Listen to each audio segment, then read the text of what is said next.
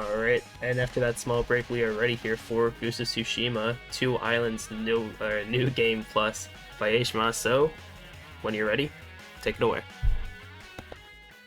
Alright. Hello everyone, I'm Aeshmah. I'm gonna be your runner for the next 4 hours or so. It's quite a long run, so buckle in everybody. And since, this is such a long run, why don't we just go ahead and get this show on the road? If somebody would be as nice as to give me the horse name, but I think it is Sora for once. And yep, you're right there with $80 put on it. The horse's name is Sora. That is phenomenal because, guys, normally I would make the joke at this point that nobody has ever picked Sora as the horse's name. So it actually makes me really happy that somebody actually put some cash toward that name. So, yeah, that's great. Anyway, as soon as I confirm the horse's name, this run will be on its way. So if the person who is on the timer can get ready, I will hit this button in 5, 4, 3, 2, 1. Run as a go! Alright. So, guys, welcome to the island of Tsushima. It's a wonderful place on Earth. Everybody should visit it at some point. It's actually a real island that you can go to. I have no idea if it really looks like the way it does in the game. I think they took some creative liberties with it, but you never know. Anyway, we've got a little problem going on in the island here because it actually is under Mongol control at the moment. The Japanese island of Tsushima has been invaded by the Mongol Empire. And, can't let that stand. That's just not the way to go because they killed all of the samurai on the island. That's also not very nice of them to do that.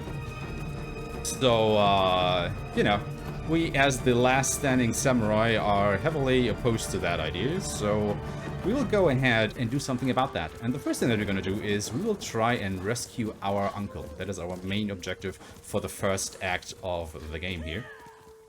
And he's being held in a castle because, he has a little bit of a Princess Peach syndrome. I mean, you just saw a Mario game being played, so you all know what that means, right? And we can't do it alone. We need some Luigis and Toads to help us along the way. And so our sub-objective for the first act is to gather some more allies that will help us save our princess, or uncle. You handle that well. So, let's go ahead and do that. Did you find any samurai to free your uncle?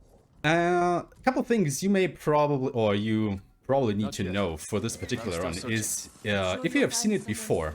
First of all, our lovely sushi roll technique has been patched out, so no more just rolling through any and all stealth section of the game. We cannot do that anymore, so we had to come up with something else. We'll get into more detail on that once we actually get to a stealth section. And the second part is this is no longer the base game of, Ghost of Tsushima. This is the director's cut that has been released in the summer of this year, which added another island to the whole run, the island of Iki. And that is basically what this category that I'm going to run for you tonight is called the Two Islands New Game Plus, because not only are we going to liberate Tsushima Island, we're also going to liberate Iki Island sometime a little bit later into the run, and that is why that adds about, roughly 50 minutes to the total of the run. Because normally if you're just playing the main quest, like every main quest on Tsushima Island takes roughly around 3 hours and let's say 15 minutes or so. But since you're also liberating Iki Island, it's closer to 4 hours and 5 minutes or so. Anyway, we are together with Yuna here, riding along to scout out a Mongol camp where Yuna, who's going to be our first ally in the run, suspects her brother Taka to be held prisoner. And in order to recruit her, we have to free her brother, obviously. So let's see if we can go ahead and do that. There has to be a way in. Let's look. We need to reach Taka. Also, you already saw me put on a armor set that you've probably never seen in any other speedrun of the game before. And that is basically because of what we have to do during the stealth sections of the game in just a little bit, just in case you're wondering. For now, I just have to look at these 3 points of interest that will tell us where we can get into this Mongol camp more or less undetected. Go ahead and do just that. Now, keep in mind, we are a samurai. These honorable Japanese warriors that we all know and have heard about in various media over the past decades and centuries and whatnot. So, as we all know, they are very honorable. You know, they like to attack head-on. They are not known for their stealth tactics or anything. And that is the way that Jin, you know, was raised. He has grown up as a samurai. But since he is basically the last samurai standing at the moment on the island of Tsushima, he has to adapt his tactics a little bit. And in comes Yuna and telling him to, you know, we gotta wage some guerrilla warfare on these Mongols. We gotta stealth, we gotta assassinate and stuff like that. And this is basically Jin's first stealth kill in the whole game, in the whole story. And it sends him into a bit of a shock. And that is why we have this flashback here when he was younger and together with his uncle. What we are supposed to do here is track down a bear by following somewhat of an S shape through all this heavy fog. But since we're speedrunners, we like to do things fast, so we just cut straight across the S-shaped path that we have to take. And that will make this section go by a little bit faster. Just have to be careful to not walk out of the prescribed quest area, otherwise I will get timed out and have to reload a checkpoint and do this whole thing again. Which, of course, would lose me quite a bit of time, but we managed to do it perfectly. I will now skip another cutscene, and then we'll be back in the real world. And this is where the Mongol commander's armor that I'm wearing now comes in, because as I briefly touched upon earlier, we cannot just roll through the enemy encampments anymore. That trick has sadly been patched out. So instead what we do is, we use the power of menuing. Because as you can see, you know, these Mongols don't particularly care that I'm just running through that whole thing. And that is one of the perks of the Mongol commander's armor. It makes you more or less, not exactly invisible to the enemies, but it decreases their detection speed by a lot. Normally, these enemies would just very quickly pick up on your presence and start attacking you, but they don't because I'm, you know, basically disguised as a Mongol commander. And that is what we do in basically each and every stealth section in the game from now on. So, you know, we basically traded the power of rolling for the power of menuing, because you just put on this armor and be good with it.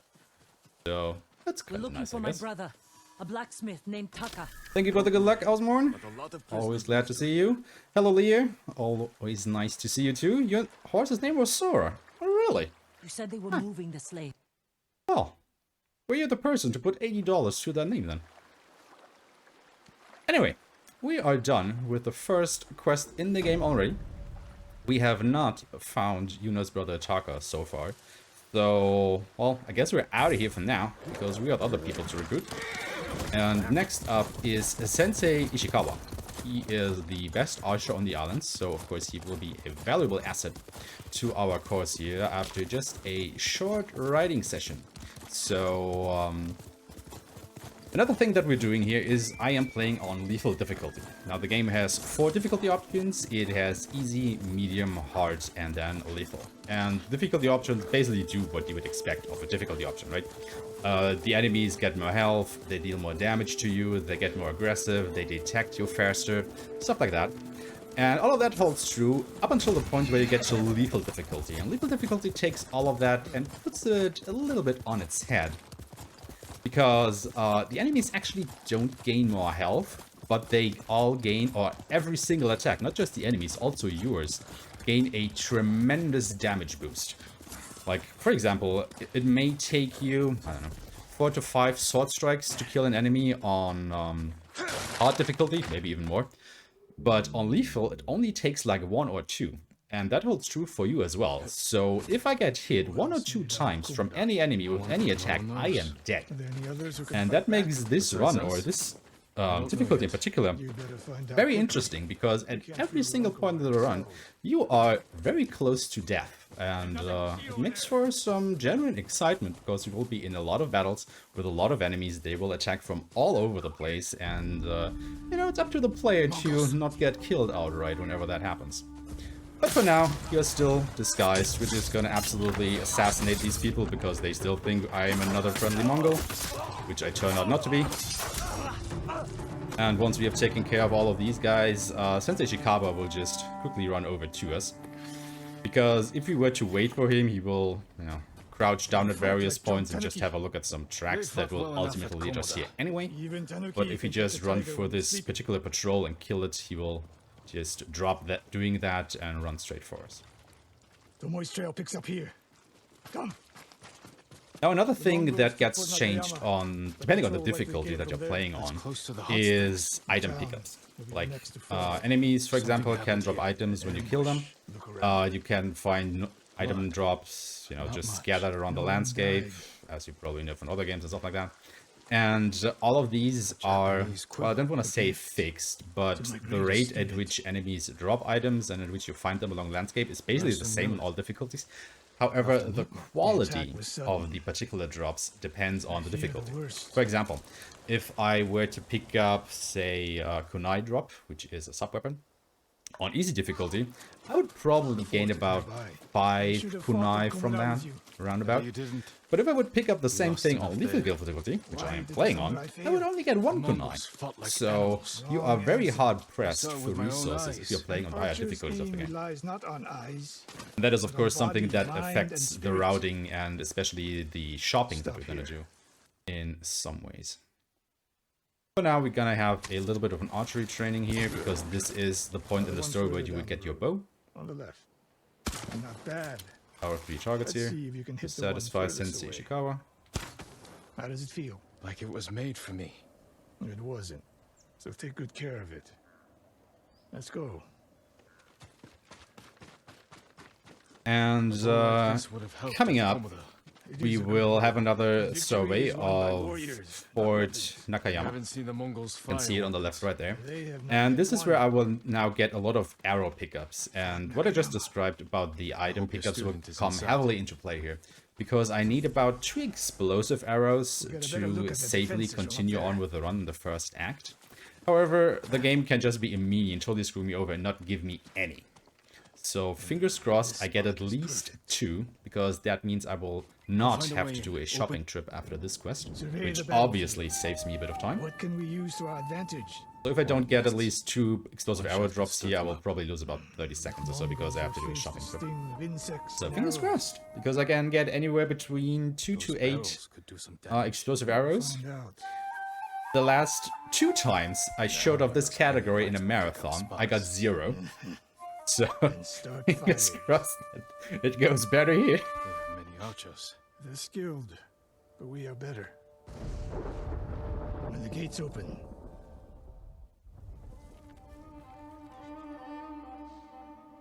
Cutscenes. They're opening the gates. Pick up all the arrows. So we got 0 fire arrows, I got 4 explosive arrows. Alright, so I don't have to do the shopping trip, which is very nice. I was a little bit concerned when I got 0 fire arrows, but I don't need any so far, so we can safely skip the shopping. Great. And now we're gonna do some fighting where we just liberate this whole fort of its occupants. Get ready. Just gonna shoot the barrel. Gonna shoot the lantern, gonna shoot the hornet's nest that kills everybody around here. Once all the archers outside are dead, another wave of archers spawns over here. Shoot the lantern that kills everybody set on fire. Kill the last archer that spawns the guys inside the fort. We will wait for this commander to come around this corner so we can actually hit him with the explosive barrel. Just kill him. Go back a little bit, hit another explosive barrel, and then we just have to take care of the archers that are still littered around here somewhere. I am missing somebody. No, I'm not. Okay. So once we've killed every enemy inside the fort, we can just quickly reload the checkpoint. That makes it so that Sensei Ishikawa spawns at this exact spot, and we do not have to wait for him to actually walk over here, which saves seconds. And then we will just have a quick trip around the fort where we will have to hit some story triggers in order to be able to continue. And while we'll do that, I will make the effort of picking up some more supplies. Supplies are basically the main currency in the game that will allow us to buy stuff. You know, we are basically at war. People don't have any need for money at this point. They are just trading in supplies, as you would do in an emergency. And that is why we want to pick up some supplies here and there. The routing during the first act of the game is pretty strict because we basically do not want to do any shopping during the first act of the game, because every shop in the first act is pretty much out of our way. It will always be a time loss to do a shopping trip in the first act. It gets more lenient in the second and third acts of the game, but because of that, we just want to rely on pickups during the first act. But, you know, it definitely helps to just start accumulating a lot of supplies during this time, so you can just buy everything that you need in the... Help me! Do you hear that? A survivor. Help! Please! So cold. There's basically some story stuff going on here. It's not all too, you know, enticing or important at this point. We will recruit Sensei Ishikawa at the end of this, so if you have anything to plug, go ahead and do so right now, because we have a little bit of a downtime. She won her freedom. She joined the Mongols. How would she do that? What happened? I pushed her too hard. Pushed her how? What are you hiding? Sensei!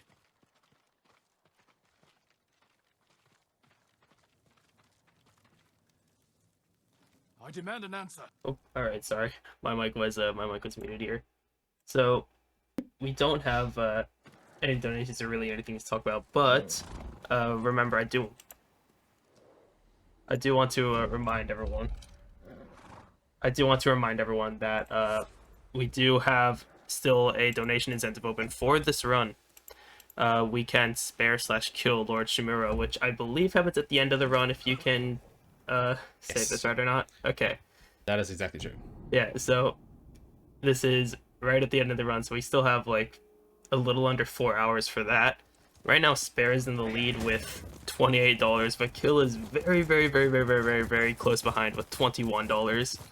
So if you do want to get that in, maybe change the outcome from Spare to Kill, or to give Spare an even bigger lead than it currently has, then donations are open for this and will be open for basically the rest of this run, which is, again, like 4 hours.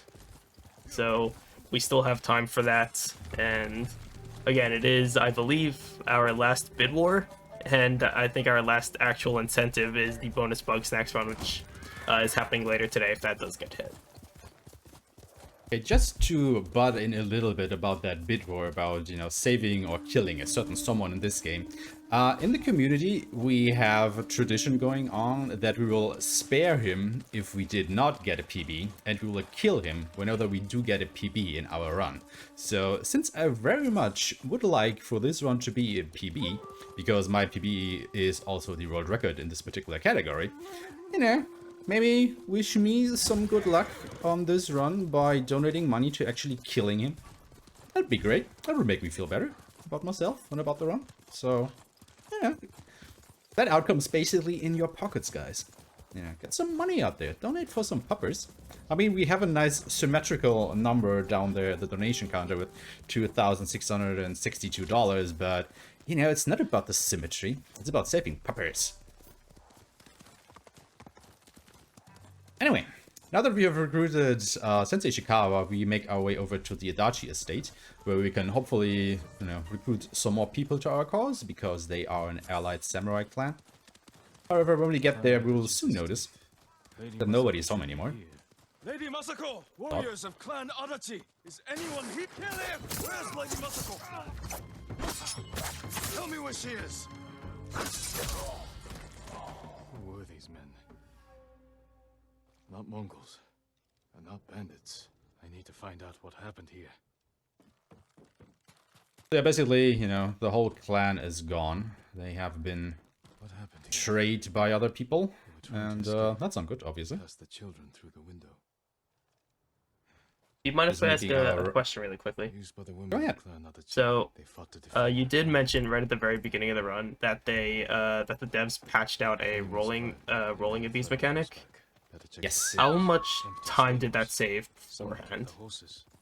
I mean, if you completely, or if you were to do all the stealth sections as they are intended by the game, that would be in the order of minutes. I mean, it's hard to actually gauge it by stealth, because I don't know. I don't think I've done these stealth sections, quote-unquote, properly for more than a year at this point. So I can't really remember how long they would actually take. But let's just say between 5 to 10 minutes. But, you know, as I also explained, we came up with another strategy, which is to just switch out our armor set for one that makes us more or less invisible against the enemies. So it basically has the same effect. You know, instead of just rolling through the enemy camps, we just switch armors and run through it. And the only thing that we lose is basically the time it takes us to menu and put the armor on, which is, you know, about 6 to 8 seconds in total, because it takes about 3 to 4 seconds, get into the menu, switch out the armor, and then do it again once you're getting through the stealth sections. So it's not really that much time that we have lost through that, especially because we have gotten a lot of other techniques to make up for that with the director's cut, which I will get on in a little bit. So I think at the end of the day, it's probably plus or minus null. I tried to save. However, do keep in mind, I am playing this game, or this category rather, on New Game Plus. So obviously, if you were to speedrun this game from a fresh save file, it's a completely different beast to what you're gonna see here. Simply because, you know, it's New Game Plus, so obviously we get to keep all of our upgrades, you get to keep all the armor sets and other stuff that we have unlocked from previous playthroughs. And that is basically why I am quote-unquote superpowered right from the get-go. If you are playing from a fresh save file, you don't have any of that, obviously. And you also cannot skip any of the cutscenes, so you have to watch each and every cutscene every time, and that just adds hours to a speedrun of this game. Like, for example, if I were to just run the main quest on Tsushima Island, it takes about 3 hours and 15 minutes to get through it. If you were to do that same run from a fresh save file, where you cannot skip the cutscenes, it takes about 7 hours. That is more than double the amount of time. So, yeah, it's a pretty long run. I mean, on the plus side, since you cannot skip the cutscenes, and there are pretty long cutscenes at the end of each act, you are getting a about, 5-minute restroom break after every act, which is like every 2.5 to 3 hours, which is nice, makes it bearable, but it's still a hecking long run. Lady Masako sent me. And to put it totally in perspective, I think nobody so far has run this particular category, the Two Islands category, on New Game and not New Game Plus, but I would estimate that to take at least 9 to 10 hours or so, comparatively. Well. I actually intend to do that next year at one point, but yeah. Let's get through this one first, and then we'll see about that. You think Sogen is behind the massacre? He visited my home just before the assassins. The little bastard was their scout. Anyway, we have learned that Lady Masako's whole family has been slaughtered by traders. You know, not Mongols, actual traders on the island. And the lady is out for a bit of revenge here. So we will try and help her with that, because we are just that nice of a person, and it will basically buy us her loyalty. So she will help us rescue Princess Peach. I mean, Loshima. In order to do that, we have to trail this monk that I just took a look at. Now, the thing is, since this guy will always take the same route to his destination, and, we've played this game for a couple hours already, we know exactly where he's gonna go. So instead of following him, I can just stay in front of him and basically egg him on to his destination. However, as you could already see on the screen here, the game does not like that if you get away from people that you are supposed to track, because there are two things that can happen. One is, if you get too far away from your target, the game will start to count you out, and once it reaches 0, it's a game over for you. You have to reload the checkpoint. And the other thing is, if my view of the target gets obstructed because he's behind a rock or a tree or something, the game will also start counting me out, and that is obviously not something that you want it to happen. So I have to stay inside a certain radius around that guy. What I want to do is, I want for him to go to around this rock right there. And he's already there. And once he's there, I will just hightail it to the next quest trigger, because the game will actually just continue on from that point. And I don't have to wait for him to actually get there. Just have to make it over there before the clock runs out. Okay, we made it, even with some time to spare. And once I'm here, the game still thinks that Sogen is actually here, you know, the monk that is still behind us, and he's talking to these guys, so I guess he's a telepath? I have no idea, you tell me. Keep your voice down. Those men slaughtered. But now we will have our first standoff. Now, standoff are basically kill streaks, so to speak. You can engage. They happen at various points in the story automatically, but you can also engage them whenever you encounter some enemies. You basically hold down a button, and before the enemy strikes you, you release it, and that instantly kills them, and gives you a lot of resolve in the lower left corner of the screen there. You don't have to do that, and it's actually a little bit slow. But on lethal, you do want your resolve, and it adds a little bit of safety, because I can use resolve for a lot of things in the run. The most important one for this particular category is probably the Iron Will, which lets me revive myself by using 3 points of resolve. Which, you know, since I can die in 1 or 2 hits, that is a nice safety cushion. So I do like to have at least 3 resolve all the time.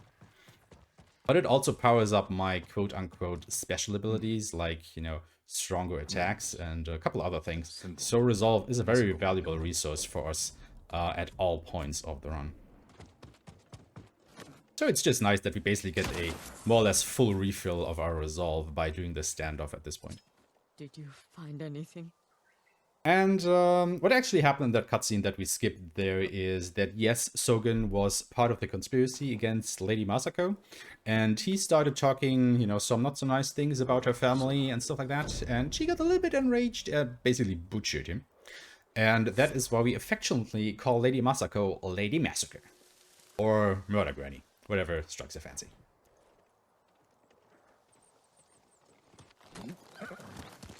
Anyway, as you can already see, I put on the Mongol commander's armor again. That is also because, first of all, there is another stealth quest coming up in a little while. But also, all your armor sets can be equipped with charms. Charms act as a sort of passive bonus on top of whichever perks your particular armor set already has. And not only did we load up the Mongol commander's armor with charms that further decrease the enemy's detection speed, it also has a charm equipped that doubles basically the ammo I pick up, like, you know, explosive, like powder bombs, explosive arrows, all kinds of other arrows and stuff like that. And since I will be picking up quite a bit of stuff on the way to the next quest, it just comes in handy to already have this armor set on, just so I get a little some more resources to play around with later on in the run. And yeah, since this is a longer trek basically through the other side of the island, if you have anything to plug or to say, you can go ahead and do so. Again, still don't really have anything to plug, but the one thing that I do want to say is that I did see someone in chat asking about whether they missed Knights of the Old Republic or not, and I do want to say no, that is the next run. After this run is Star Wars Knights of the Old Republic, after that is Grandia 3, the bonus Bug Snacks run is after that, which still has its incentive open. It's really close to being completed. Bug Snacks is a really cool game if you haven't donated towards that. And then after that is going to be Mass Effect, which is going to be rounding up and finishing up the marathon. So we are getting very close to the tail end with still plenty of time to donate. Yes, so guys, you know, we have still a couple incentives left to meet. Like, you do want to see that Bug Snacks run. I can personally vouch for that. It is a hoot to watch. So go ahead, you know, it's only like, I think like $30 or something away from completion. 35, I think. 35, 36. Yeah, I don't know, that's not a lot of money. Somebody has probably that lying around somewhere. And it gives us more marathon time. Like, holy hell, guys. Yeah. It's about to be Christmas. Everybody's probably within the spending spirit. I know I am, or was, for presents. Maybe to myself, maybe to others, who knows? I definitely know one present that I'm gonna give these Mongols.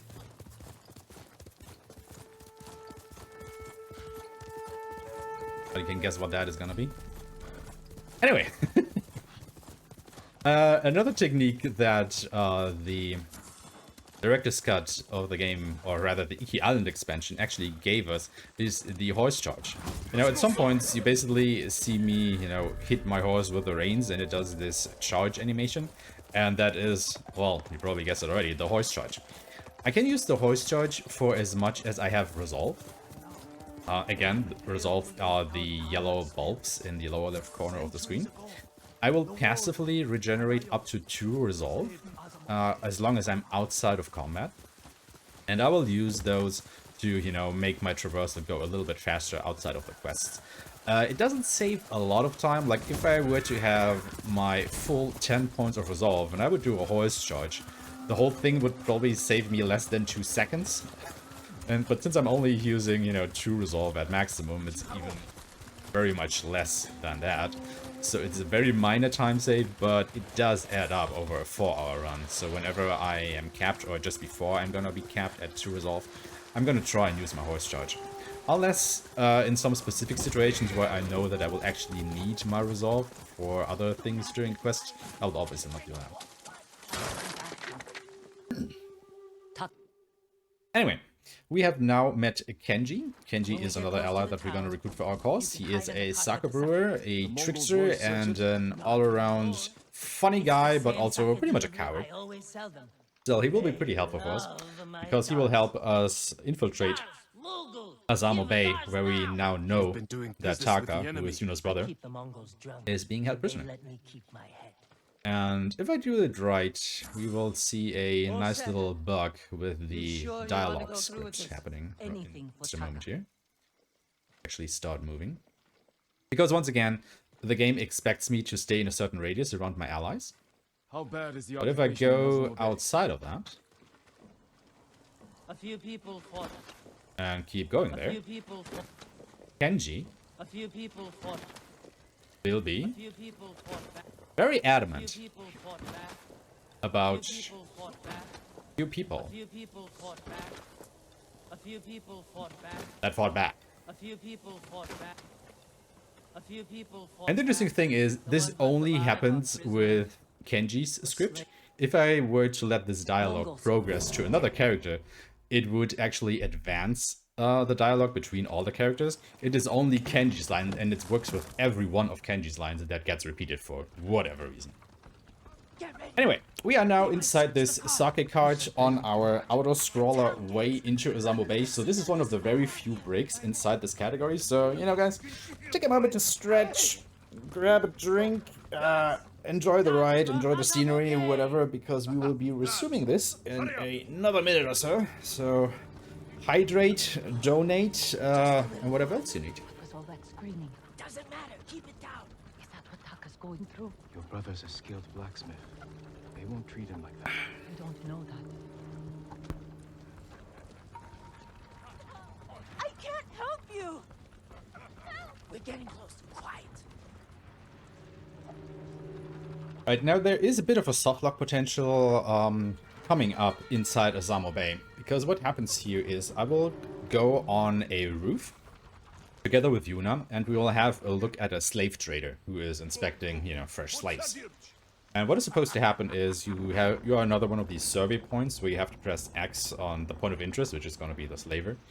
And Jin and Yuna are going to have a little talk between each other, and once that finishes, the slave trader is supposed to get up and walk inside the town. What can happen, though, is that the script bugs out, and the slaver just repeatedly keeps checking up on the slaves, and he never, or after a long while, the script kicks back in and he then starts walking inside the town. So at that point I will probably just reload the checkpoint and try again. Can lose you about 20 to 30 seconds or so, so I hope that won't happen. I mean, it's not a huge setback, but it just looks funky when it happens. So there's the slaver with the torch. Look, by the gate. He's in charge. Fingers crossed that he actually gets up and starts walking He might lead us to Taka. further into town. And he does. Hooray! We did not soft lock. Great. Now I want to quickly make my way over these rooftops to a particular point.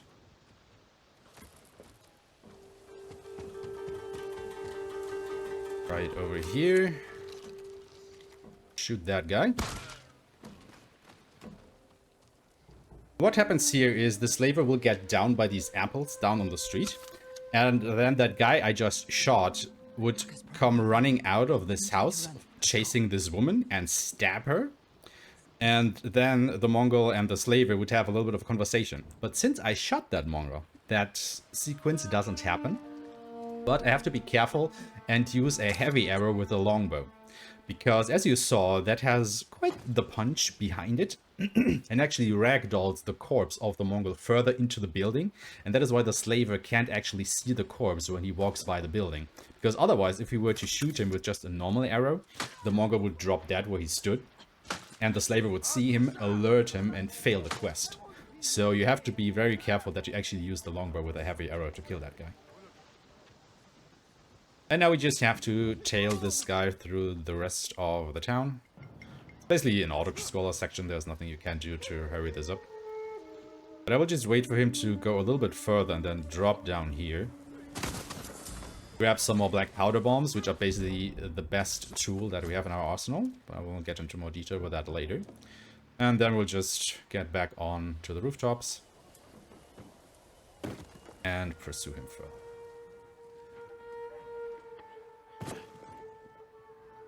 Now this is one of the points where we normally would describe how the sushi roll works, because what's going to happen is we have to go to the other side of the market, so the other side of this blazing bonfire over there. And, you know, normally we just roll through all of these Mongols, but since we can't do that anymore, we have to come up with a little bit of another strategy here. Which is to come to this rooftop right here. Wait for this conversation to finish. And then I will just drop down about here and run over to between the buildings over there. And while this is happening, I hope that the slaver doesn't actually see me. Because if he starts to spot me, he will actually stop moving. But since I very much would like for him to keep moving, because you know, I need to have him in range somewhat, this can be a little bit tricky. But normally it works out fine. And once I am on the other side of this, I have to wait for Jin to start talking. Starting it close. Okay, once this dialogue starts, you can reload the checkpoint. And what that happens is you are now on the other side of the market. You know, we're just about here. And the slaver also spawns on this side, and that just saves me the time having to wait for him to walk around the bonfire and get here. It's probably another 15 to 20 seconds or so that saves. No, please. I need to rest. It's Taka. And here's Taka. So we have finally freed that little dude. There's a gate nearby. And now, obviously, since we killed the slaver in a cutscene, we didn't see that, but we did do that. We now have to escape Asamobe again. Found the slaver. They'll kill us. We need to hide. No, keep moving. Very quickly, like. And then we will just start running for quite a while. Now the thing is, this game actually has an invisible stamina bar that only counts for, you know, Jin running. Because you can see he will start dropping his head after a while. And if you keep running past that point, at some point Jin will just be out of breath and only very slowly walk or keep walking.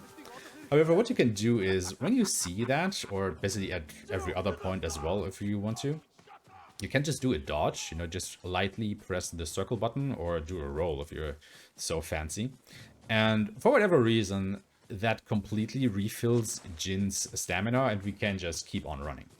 So, you know, if you have to go a long distance and you see Jin be out of breath, just do a dodge. You regain all your stamina and you can start running again. Imagine if something like that would be implemented into the Dark Souls games. You know, out of stamina, just do a roll and you're good to go again with your attack string. It would totally break those games, wouldn't it? Horses, they're coming for us. Get in the tall grass and stay down. It's Kenji. Taka!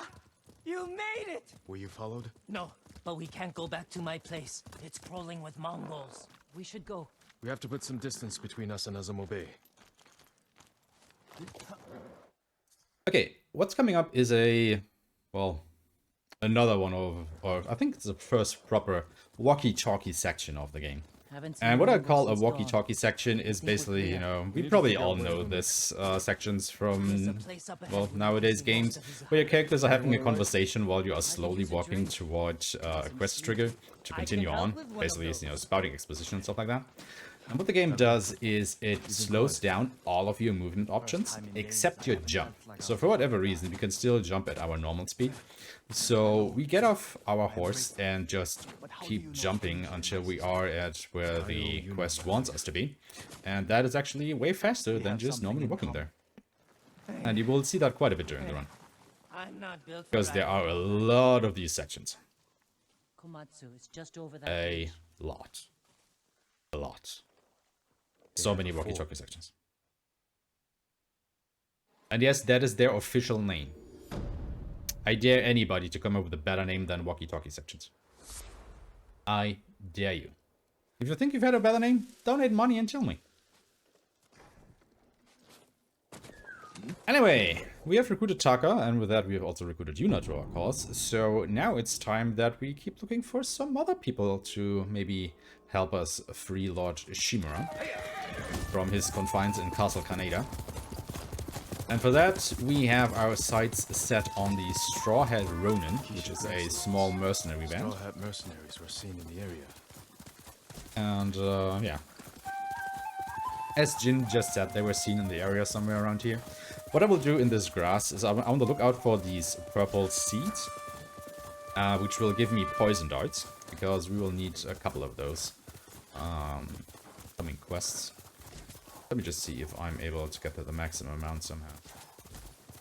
Getting a little bit out of my way here to pick these up, but they are quite valuable.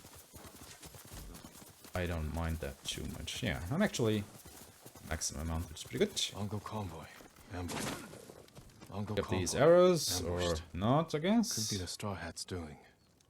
Attack started here, but there had to be more than one Mongol.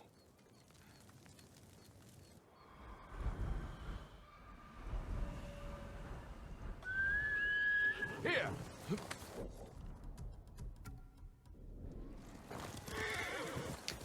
Right, so we will now meet Ryuzo. Ryuzo is a childhood friend of Jin's. Now, they haven't seen each other in a couple of years, but they're still friends. However, Ryuzo can be a little bit of a dick, because he can lose us quite a bit of time, because we will be ambushed by a couple Mongols. And I hope to God that he manages to kill that one Mongol that he is facing, while I kill about 20 more. If he managed to kill that one guy, I will be happy. If not, well, it's gonna be a time loss, because I will have to kill each and everyone instead of each and everyone except that. So we'll stand off these, kill the archer, and then use a black powder bomb to kill all the reinforcements. Your form has improved. And he actually managed to kill that guy. I am impressed. Managed to grow a beard. I have no idea what went to the menu there, but I did, so okay. The strategy, I suppose. Considered my offer? Time loss strategy. But yeah, Ryuzo managed to kill that one guy while I killed each and every other Mongol, so... 2 summers ago. And he keeps complaining that we are considered to be the better fighter. Ended. I wonder why. Straw Hats saw our duel. Anyway, Needed a new sword. one thing that I have totally neglected to talk about until now is the terrify mechanic. The other samurai lords. Because, you know, you've probably seen it during the fights, but you may not know what that is actually, what was actually happening there. There's a mechanic in the game called Terrify. And what that does is, it is a random chance for enemies to get so afraid of you that they drop their weapons and immediately leave the battlefield. And when they do that, the game counts them as being defeated. Samurai!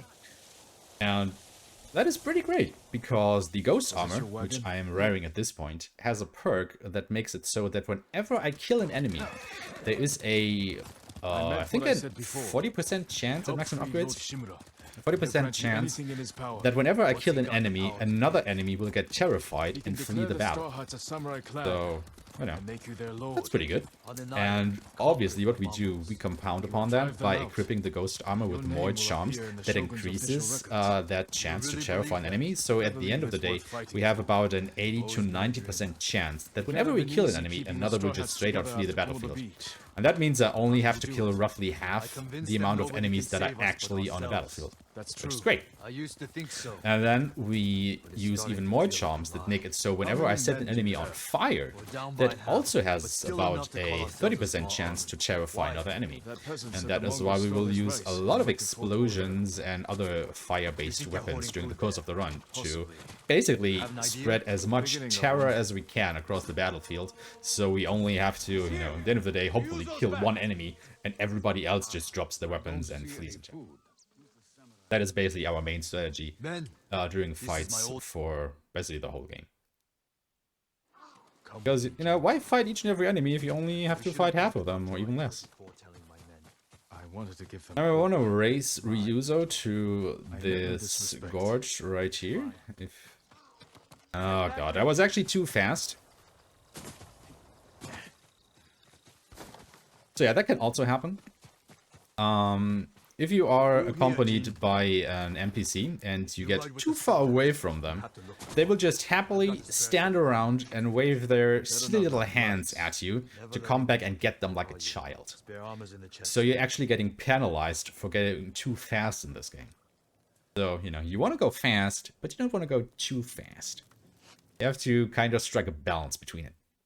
Obviously, I went too fast, I left Ryuzo behind, shame on me. And I lost a little bit of time there, but you know, it wasn't anything major. But that is just something that you have to keep in mind in these walkie-talkie sections. That's something like that. Moving out.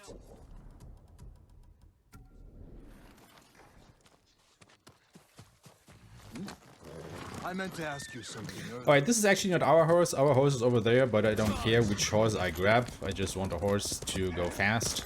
So, yeah, just grabbing that one. And we will ride over to our next quest location. As it turns out, Ryuzo, you know, our friend here, is the head of the Straw Hat Ronin because the actual leader got killed in the initial fight against the Mongols. And he... Oh, shoot. Yeah, that can happen. Well, maybe I should have actually grabbed my own horse then. Because my horse has the horse armor that makes it so I can't get shot down, or at least as easily. So I just, you know, I wanted to show off that mechanic, obviously. So you guys can see that. Where was I? Oh yeah. As it turns out, Ryuzo and his men are actually starving. You know, they can't find any food anymore because it's all controlled by the Mongols. So they tend to be a little bit hungry. And Jin, being the benevolent person that he is, wants to help them with that. And we have heard that the Mongols are hoarding food in this fort over there, so that will be our next.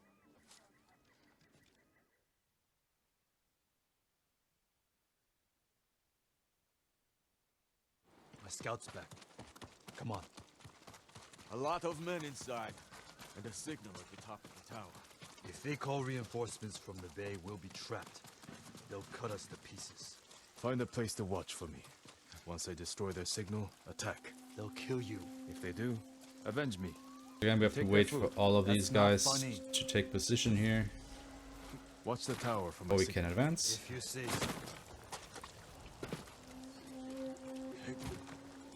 Then we'll just make our way to the top of this tower over there. Luckily, these guys basically won't notice us.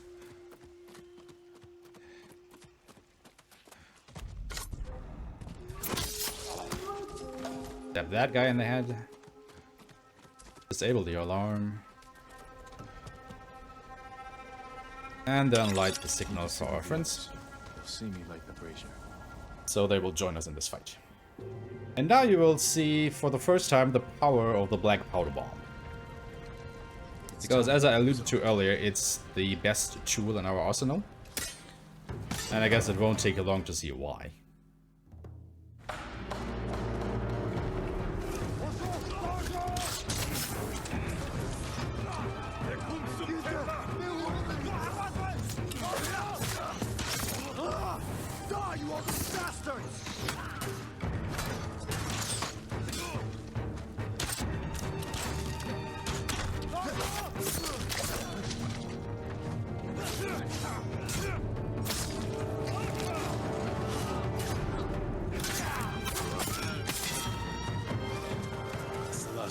Okay, that fight could have gotten a little better, but it's not too bad. What the hell are you doing, Ryuzo?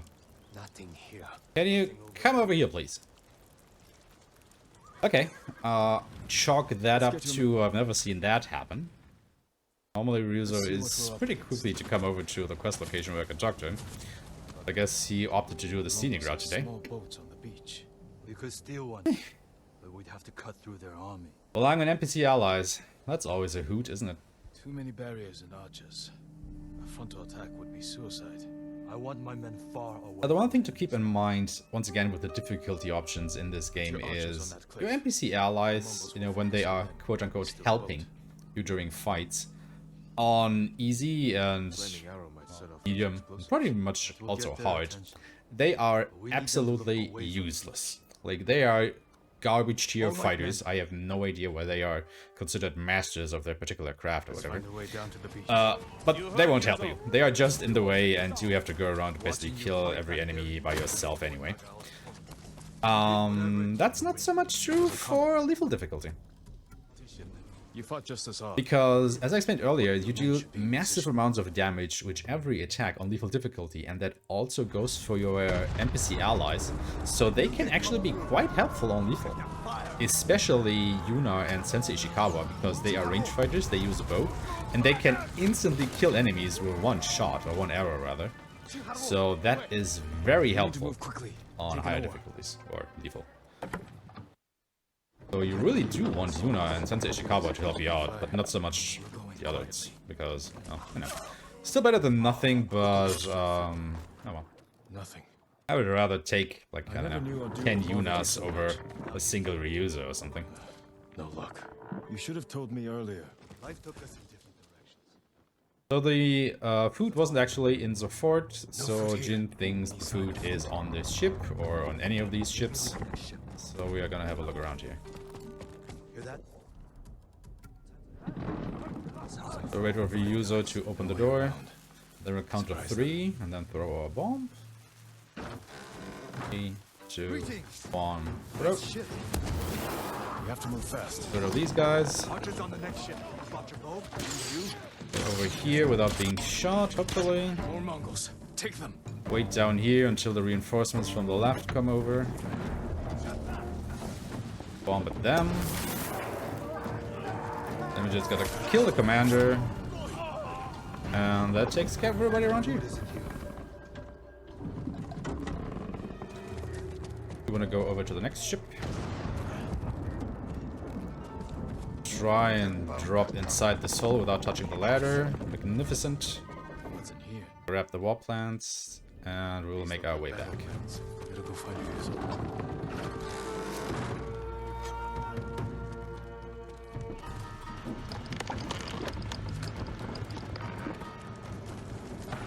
And now I will use the first poison dart.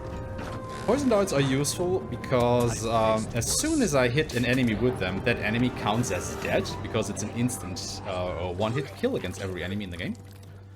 And that immediately triggers the next cutscene and lets me advance, and I do not have to fight that guy or wait for a death animation to finish, which obviously saves a couple seconds. However, there's one caveat with the blowgun and the poison darts, because normally when you use those for the first time, you get an unskippable 25-second cutscene or so. Obviously, do not want to see that, because it's just a net time loss. However, that cutscene does not occur until you actually get the blowgun in the story, you know, in the story logically. And that won't happen until near the end of Act 2. So until I get to that point in the story, I am free to use however many poison darts I want.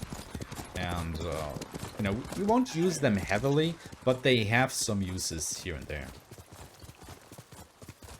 Now for now, we found some war plants on this ship that we gave to Ryuzo. They show the Mongol supply lines, so Ryuzo and his men now know where the Mongols are vulnerable and where they can raid some of their caravans to get themselves some food. So hopefully they are happy and we can continue on and liberate Komatsu Forge, which obviously is the best forge on Tsushima Island. And we need it because Ataka needs to forge us some equipment so that we can actually go ahead and infiltrate Castle Kaneda. Yuna and Taka should be.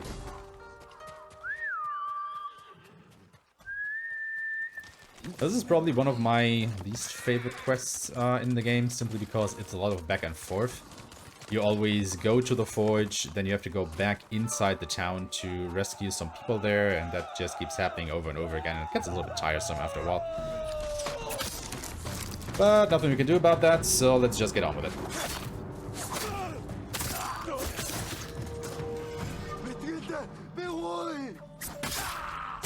Yuna, is that you? Jin!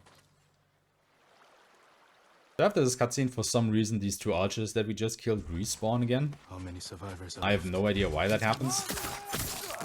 But yeah, it doesn't take a lot to just go ahead and kill them again. You killed all of them by yourself? Not a big issue. It's just strange that that happens. Get more arrows. Used ones. Stuck in buildings. And bodies. They'll have to do. I was out here leading villagers to safety. One of them got trapped over here by the Mongols. Now we just have to wait for Yuna to finish her dialogue, and then we can continue on. Mongols are gone for now. We're going to the forge. You'll be safer with us. Is the forge working? Yes, but we can't light it. The smoke will give us away. Show the Mongols where to find us. We can use it to lure them in. Force a fight at a location we control. They won't be expecting you here. And now begins our process of finding some survivors and leading them back to the forge. First up is Taka's assistant, that he needs to actually be able to manage the forge. So we will just go back the way we just came. See some new enemies around here. Go ahead and shoot a fire arrow at that guy. Takes care of him. Go inside the building. Assassinate the next dude. Go up the ladder and rescue Yukio. I did nothing. Just wait for them to climb down the ladder. This way. Stay close and follow my orders. While we drop down out of the window because it's faster. This dude. Yukio is looking for his wife, which we can find down here. They are being chased by other Mongols. Take care of these guys.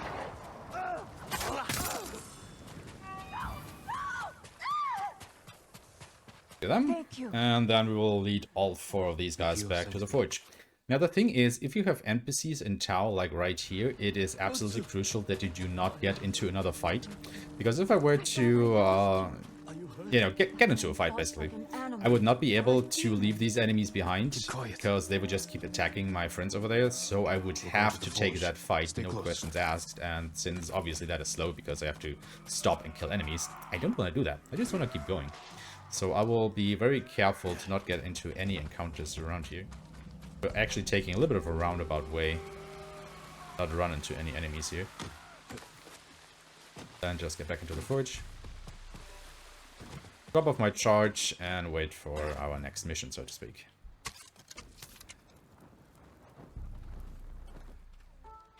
Yukio! Because we're not done yet. Thank you, my lord. While we were out, Yuna went outside herself, is looking for another family somewhere in town. And they haven't come back, so of course Jin is getting a little bit worried, so we have to go out and stop.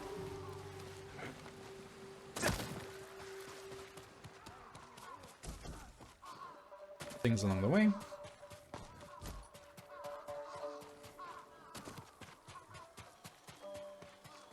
Jin, over here. There's Yuna. You do not have to talk to her. It's just a time waste to do so.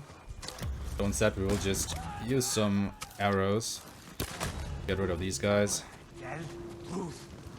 There's barge right in here. Assassinate that guy. The other guy will get terrified most of the time. And then we wait for this guy to enter the house. Assassinate him. And then rescue these guys, and now we have to go back to the forge again. Now it might look slow what I just did there, waiting for that guy to come inside the house. But the thing is, I could go through the door, but then I couldn't assassinate the guy, I would have to fight them, which is also slow. I could try and assassinate him through the door, but that animation is also very, very slow. So You know, I just wait for him to go through the door and then assassinate him. It's basically a pick your poison situation. Everything isn't a very great solution to that particular situation. So, yeah. Does he just do whatever is fine with you. Anyway, we have now rescued everyone we needed to. So, we will have a last stand situation at the forge. So, there will be a lot of enemies coming at us now. Now, it's always the same amount of enemies that will come at you in the same formations. And the first up are 5 enemies that will come rushing straight at us that we'll just throw a bomb at and be done with.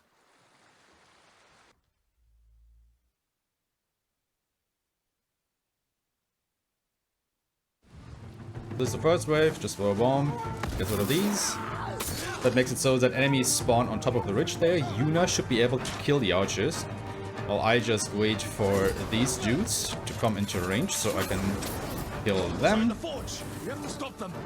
Now there will be some dogs that I can kill, which will spawn a shield enemy inside here. There should be another shield enemy coming over from this direction, which spawns another spear guy over here, which now spawns archers over here, and 2 more over there. Once these are gone, another wave will come from the ridge up there. Just throw another bomb. And after these, the commander will spawn somewhere. Where is he? Oh, he spawned all the way back there. Are you kidding me? Oh my lord. So we want to use a poison dart on him. And once these guys are dealt with, we have saved the forge.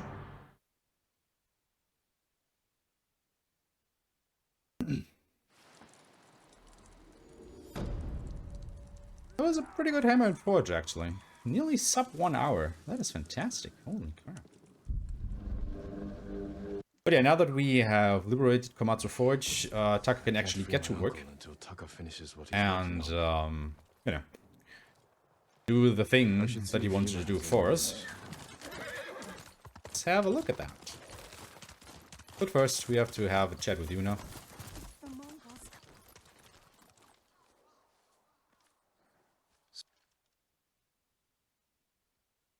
Taka's sweating over the job you gave him.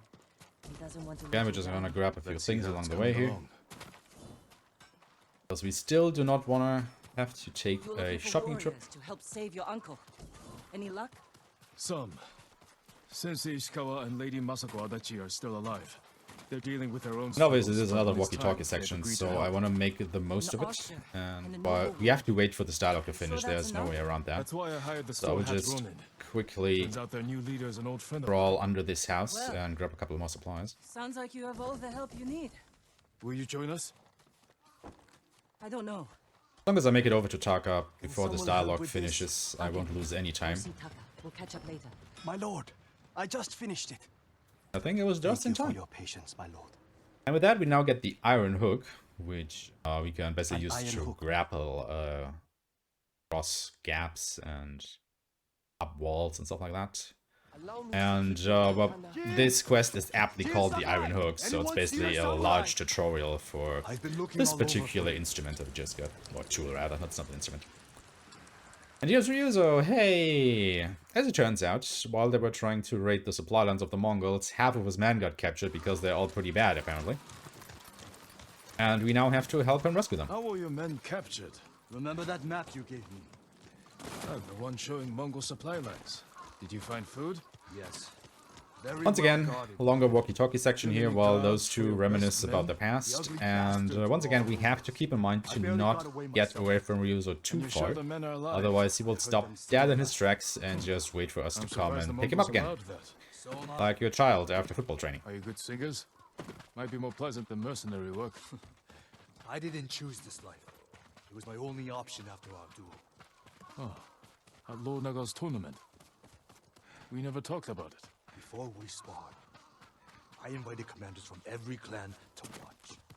You came at me like I was your mortal enemy. Almost broke my arm. I'm sorry. It was my first tournament. I got swept up in the excitement. Of course you did. So again, theoretically, you could cut across this meadow right here, but since Ryuzo will only ever ride along this path here, you would definitely leave him behind and then have to go back and get him, so don't do that. It's a beginner's mistake. Become a samurai. Once you're near that bridge, I will actually call for my horse, because you can ride the rest of the way from there. No. I needed to prove myself. I wish you told me this earlier. Maybe I should have. Someone in Komatsu called you the Ghost. Was Lord Sakai not good enough? What's wrong? Afraid I'll get more famous than you?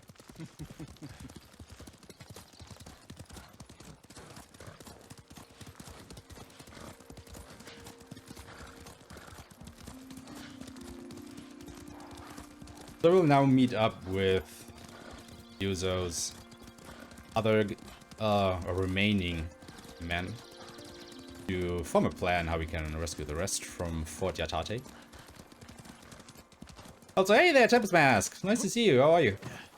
Where's Hiro and Shinzo? They left. And they're not coming back. Cowards! Yeah, Ryuzo is just losing men by the minute here. That should tell you something about his leader style. But we don't care. He's our best friend, kinda. It'll be dark soon. So, I need to ride yeah, before we trust him. We'll figure out how to free your men on the way. Just trying to get a burger for him. Can somebody maybe donate $2 to get a burger for Ryuzo, so he's not as hungry anymore? Or Snickers. Just want Ryuzo to be happy. Anyway. This up there is Fort Yatate. It's quite high up, so not as easily to breach. A frontal assault would be kind of suicide. My plan. You're the one who got us onto that Mongol ship. Once again, Ryuzo just hands the reins of the plan making over to Jin, because he doesn't have one. Mongols won't be watching the cliffs at the back of the fort. I'll climb up. So Jin does. How? Are you half monkey? I have something to help me. I'll free your men. Once they're with me, I'll set off one of the alarms. That's your signal to ride in. And crush the Mongols between us. See? I knew you'd have a plan. I'll find a way up the cliff on I will this just skip side. this cutscene. I will automatically be back on my horse. So I will just quickly ride over to here. And before I get to the point where Jin automatically dismounts, I will jump off the horse because it is slower than watching his dismount animation. And this is where we'll now start using the iron hook to swing across some gaps and do some other shenanigans. As I said, this mission is basically a long tutorial for the iron hook. Keep in mind, if you're playing this game on New Game Plus, you automatically have this thing from the get-go because you already got it on your previous playthrough. But, you know, we always have to go through the story missions for these kind of things anyway. Because the game doesn't care that we already completed it once, or twice, or thrice, or more times.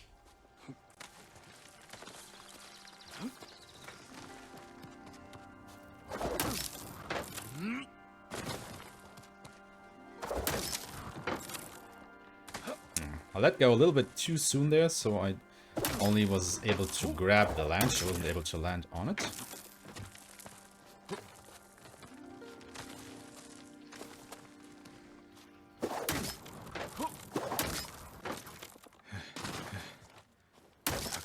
I owe you.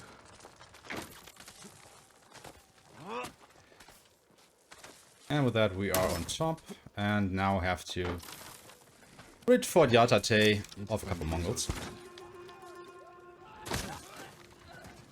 Shoot that, assassinate that guy before he can draw his weapon. Got a couple more things along the way. There's a smoke bomb, which is very good.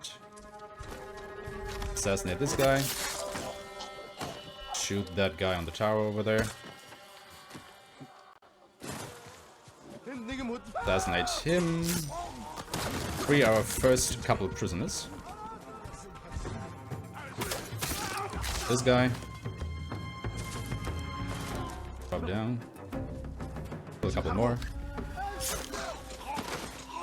And rescue the rest of the prisoners. What? How? Get ready to fight.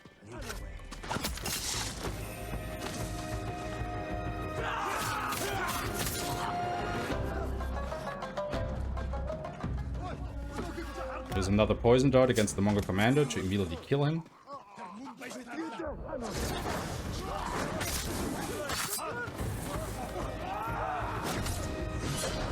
Oh, hey.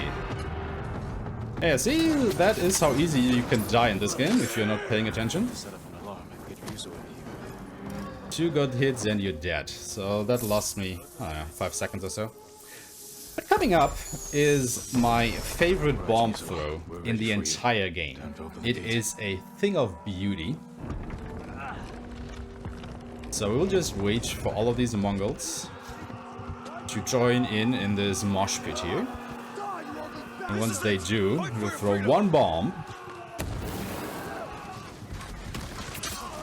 And if we are lucky, we were close enough.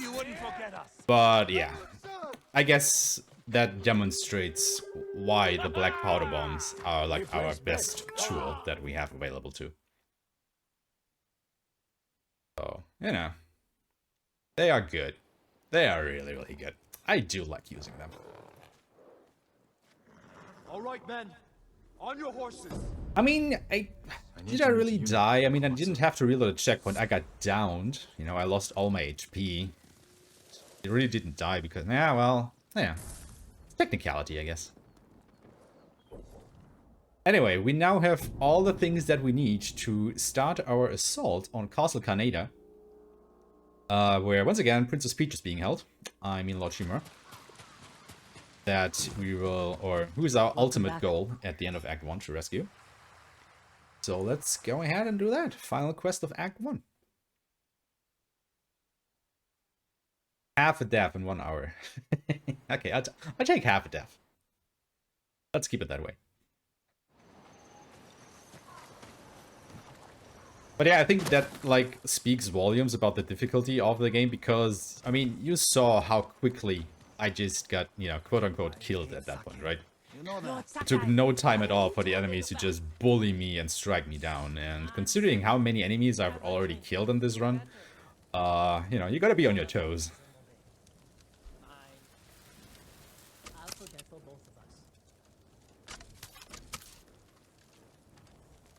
Everyone, it's time. Okay, everybody's here, but not Ryuzo and his men for some reason.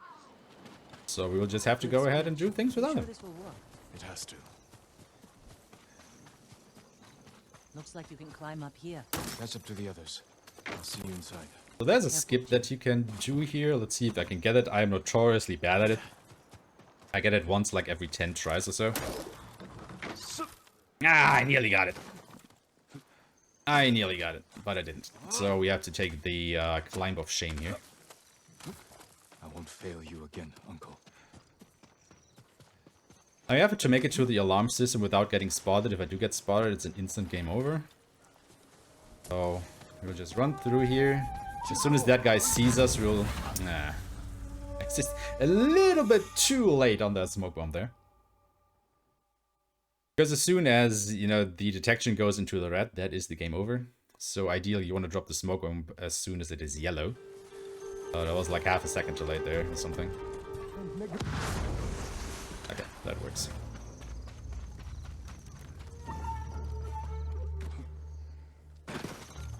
The alarm. Better take down the guards. There.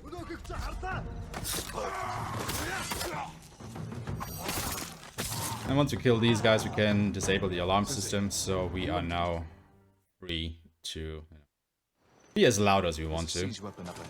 Last time they turned it on Yuna and me. This time, we'll take it. Sadly, I don't have a flame arrow, so I'll just line up this shot. Head on. Your move. Okay, got him the second time. Throw a bomb over there.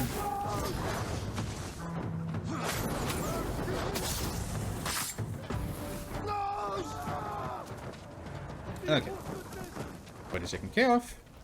Coming up is my second favorite bomb throw in the game. Can you operate the butcher? Because obviously, you know, badass heroes don't look at explosions. So we'll run up here. Gate's guarded. Follow my lead. Throw the bomb at the gate while we assassinate that guy. And everybody else just goes up in flames in the background. This will be easier if the Straw Hat friends were helping. That is efficiency. Yuzo's men were starving. They may have turned against him. So we'll now take a shortcut down this bridge. Normally you would have to go down the other way. We can just grab this grapple point and swing across.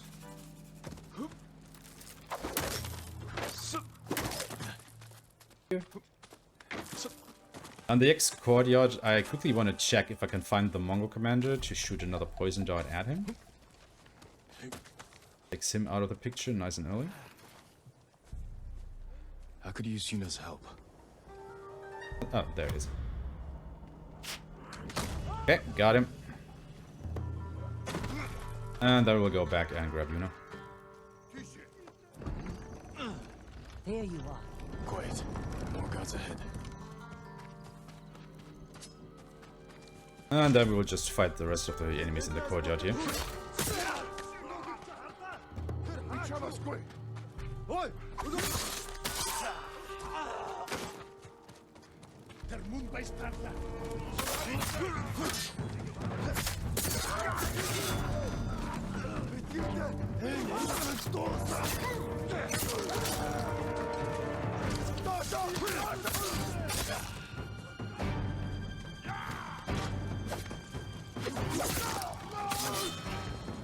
Okay. That. And now we will actually change outfits for the first time. This is the Sakai armor. Because we have a boss fight coming up. The first duel of the run. And it is against Ryuzo. Bastard betrayed us for food. How could he? Anyway, we'll just make quick work for him. Now the way this works is, as I explained earlier, we have the ghost armor equipped with charms that increase our chance to terrify, which means it actually deals very little damage. So we use another armor set, in this case the Sakai armor, that we have loaded up with charms that increase our melee damage to just deal a huge amount of damage to anybody that we actually strike with our sword. And that allows us to very quickly get through these duels.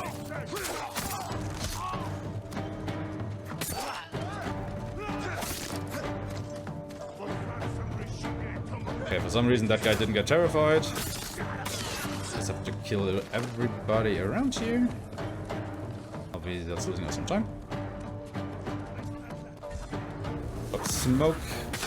Assassinate the brutes. This guy. And the way into the keep is clear. And this is where we take another standoff because we just used all of our resolve during that duel. So just for a little bit of safety, we're gonna do the standoff to regain our resolve.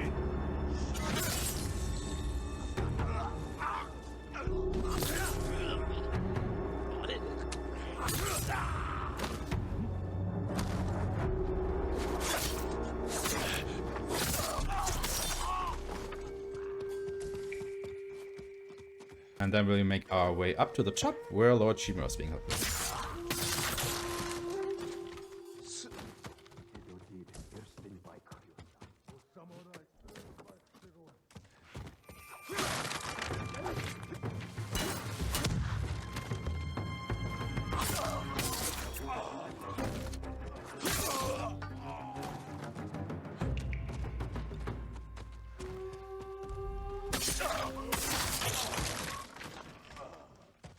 Me, you coward! Uncle! I'm coming! Jin! Hurry! And here's Oshima. Uncle. We finally freed our uncle. Hooray! So we just have 2 more skirmishes to get through, and we will have finished Act 1. Invaders from the northern courtyard. Lord Sakai, we pulled them. I'm with you, my lord.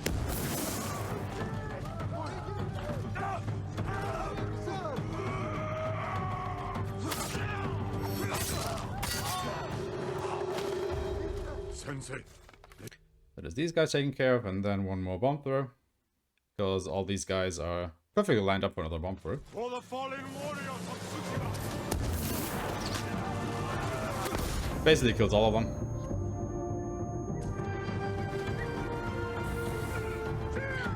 How are you still alive? What the hell happened there? Well fought. I mean, so much for our NPC allies being helpful, right? I killed every single Mongol except one. And all the other 5 guys were not able to kill the last Mongol before he killed Yuna. Ah, come on, guys. Like, really, is it so hard to be just... Anyway. Alright, we finished Act 1 of the game. So, on to Act 2. And this is where a little bit in the route will deviate from what we do for the... what you've basically seen in other speedruns so far, where we just did all the quests on Tsushima Island, because during Act 2 we will actually go ahead and visit Iki Island, you know, the extra content that was introduced with the director's cut of the game. So if you are in the mind of seeing some new content, stick around, because in about 10 minutes or so we will go to Iki.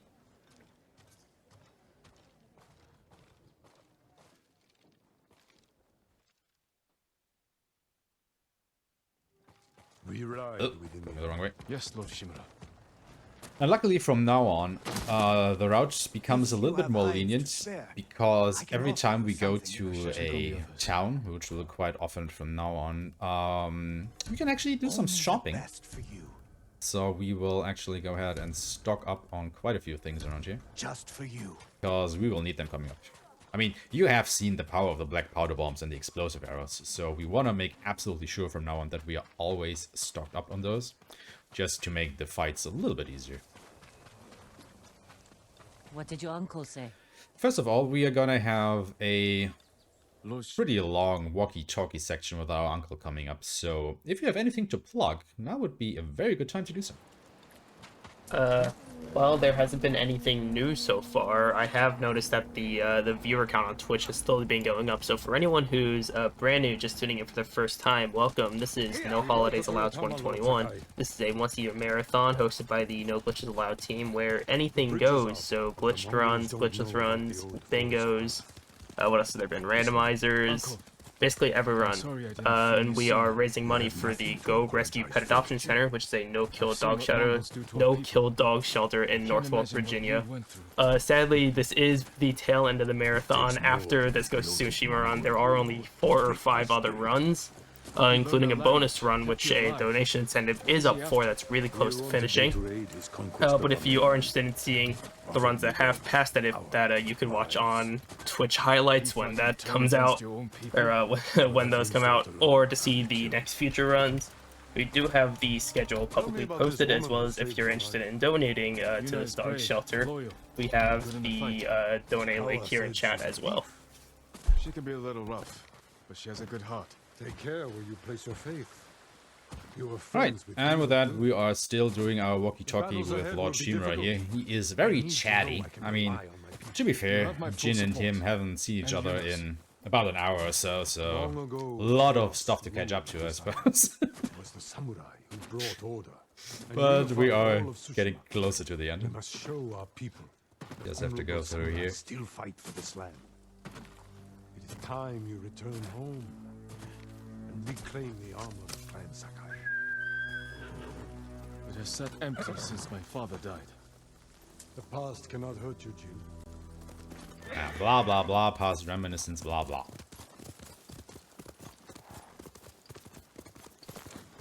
So in a short while, we will come up to a Mongol patrol that we will start attacking. And this next fight can go wrong in so many ways, it is incredible. And that is all due to the fact that we, or rather Lord Shimura, will get off his horse to attack the guys, the enemies. And once we are done, well, killing all of these guys, he will have to get back on his horse so he can continue on. And depending where he gets off his horse, it can just take forever to either find it or get on again. Then he also has to get to a particular point before he starts riding in the correct direction again. So you can just lose a lot of time for absolutely no discernible reason here.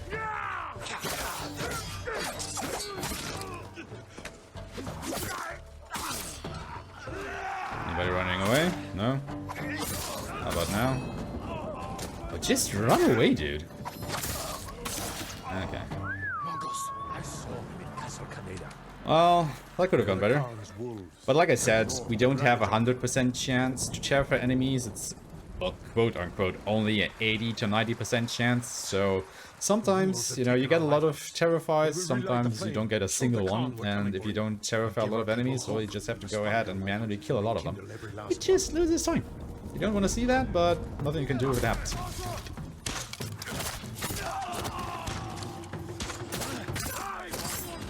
More coming out of the gates.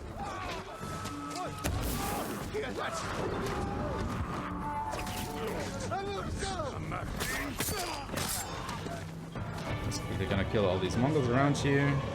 Run over here. Shoot an explosive arrow at these barrels.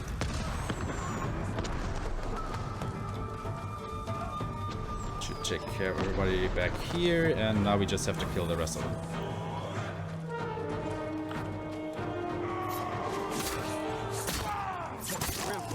They deserved worse. Now there will come some reinforcements from outside the fort, and sometimes they can get stuck at the bottom of the slope. I have no idea why, they just won't come up. And that can be a little bit bad, because I have to do ranged... yeah. See, they will just stop down there. I have no idea why they do that.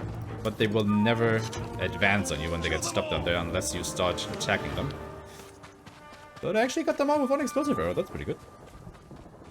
Normally it takes a couple to kill everybody down there. But I guess they were just all centered so tightly around all the other explosive arrows that were loaded onto that cart that the explosion hit all of them for once. And just killed them.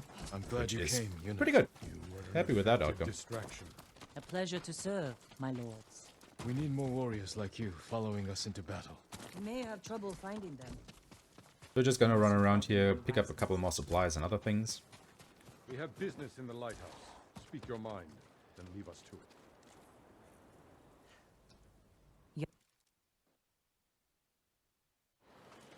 And then we're gonna climb this lighthouse and light it up. Surprise, surprise. And after that, we will meet this game's best boy. He is unequivocally the best character. It's time we don't think anybody will ever say otherwise. And if they do, they are wrong. That's just a fact.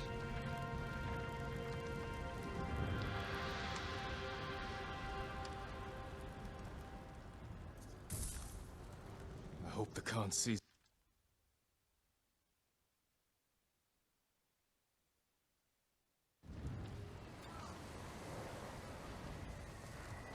My lord, we freed a Mongol prisoner here. Because now we will get introduced to Norio, a warrior monk. I'll find him.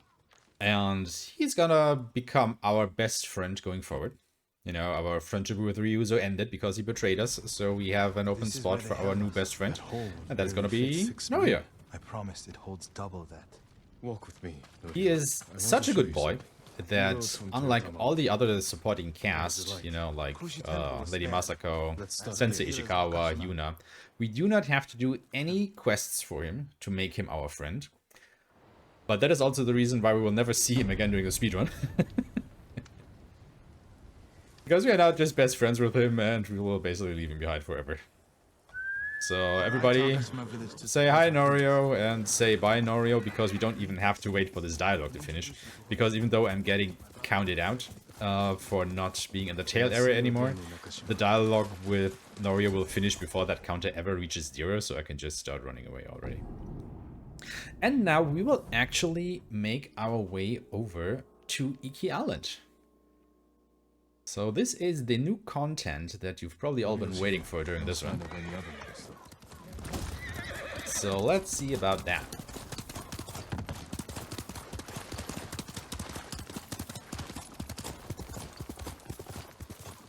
Now we can't immediately go over to Iki Island. We first have to do a sort of introductory battle, I want to say, where we get introduced to one of the new enemy types that we will face on Iki Island. Because Iki Island is under occupation by the Eagle tribe, which is a tribe of Mongols that you haven't seen during the main game. Mongol yurt. And they are quite the strange. I don't recognize the tribe. Mongol tribe. They have some particularly nasty things up their sleeve. Kind of restraint on her. She bit her tongue off. Bled to death. What did these people endure? Just gonna look at all these things. For some kind of Mongol ceremony. And then we'll get attacked. Samurai! The eagle! Now we will get introduced to the shaman enemies. And the shamans can chant, which basically puts all the other Mongols into some sort of bloodlust. And the bloodlust makes it so that they can take more damage, they deal more damage, all of their attacks become unblockable, and they cannot get terrified. So they just all around become a very big pain in your behind. Which is also why whenever we see a shaman, they become a high priority target for us.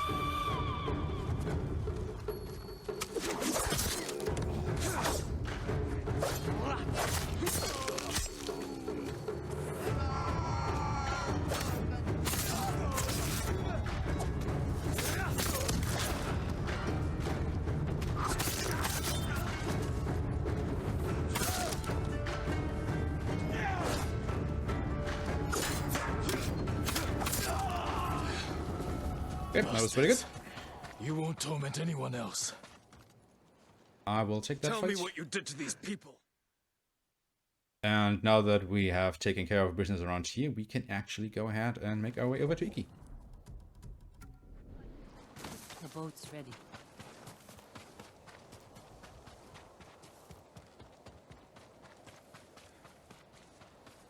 So obviously, since it's another island, we will sail there by boat. Are you sure about this, Lord? And, well, you know how it goes with boats and main protagonists when they go somewhere, right? Well, let's just say the trip doesn't exactly go as planned, but it gives us a nice, unskippable 1-minute cutscene. So, again, people, go ahead and stretch. You know, it's been about an hour since our last break. Take a sip of water.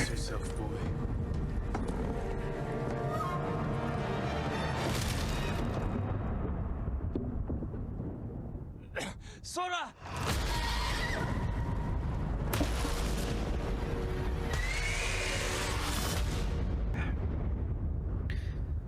And with that lovely scene, we are now on Iki Island. Great! Right? Yeah, that is how you want to go to an island.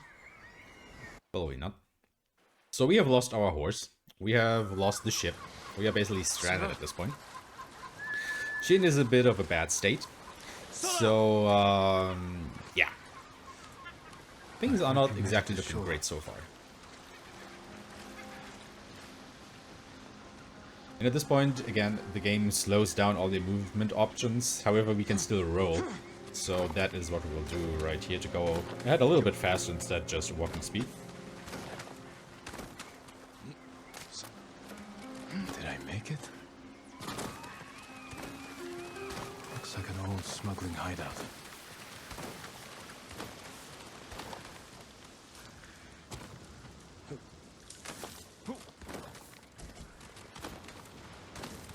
And once we have made it out of this cave,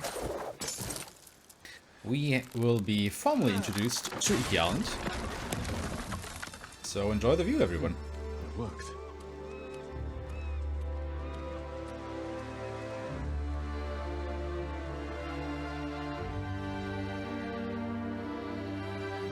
Again, this is an unskippable scene. You have to watch this. You cannot jump off the cliff there. So you're basically movement blocked. Isn't far.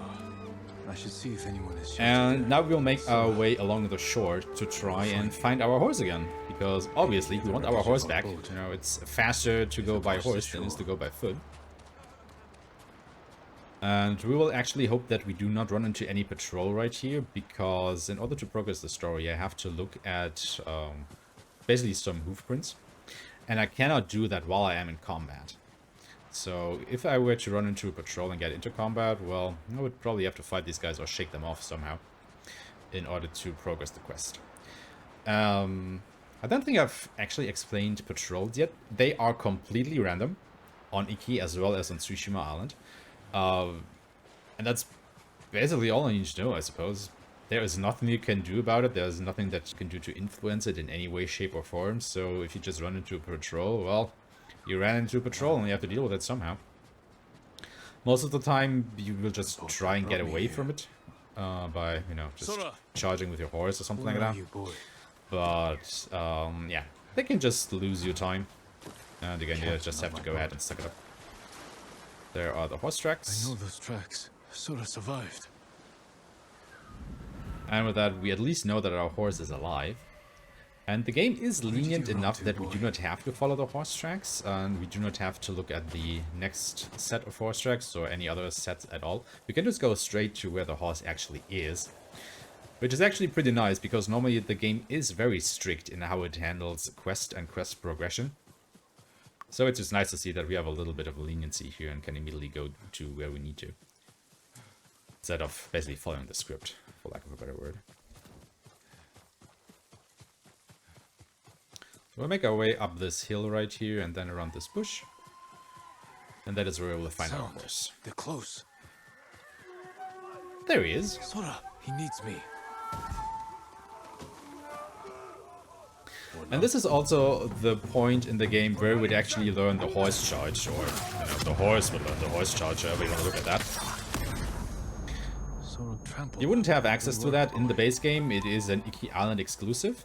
And I think I covered the horse charge already, but just in case you missed that, we can spend our resolve, which again are the yellow bulbs in the lower left corner, to make our horse charge, which not only makes it go faster, but can also, charge through enemies and basically kill them, which is pretty useful, as we will see in just a moment here. They come out charging at us, so we charge as well. And all these guys are now dead. More Mongols. Get ready. Good to have you back, boy. Now it's a little bit hard to actually aim as a charge, because the horse does auto-aim in the direction of the enemies a little bit. That's the last of them. Oh, that was actually really good. Wow, that was clean. Ooh. Never seen it go this good. Twice you saved my life. That dude is talking about the horse act, by the way. You're welcome. And yeah, this is where you would normally learn the horse charge, like right at the beginning of Iki Island. So how we are gonna progress now is, normally there is a fortress, or Fort Sakai. And if you remember, Jin is of Clan Sakai, and that is because Jin's father actually invaded Iki Island a couple years back and put it under shogun law.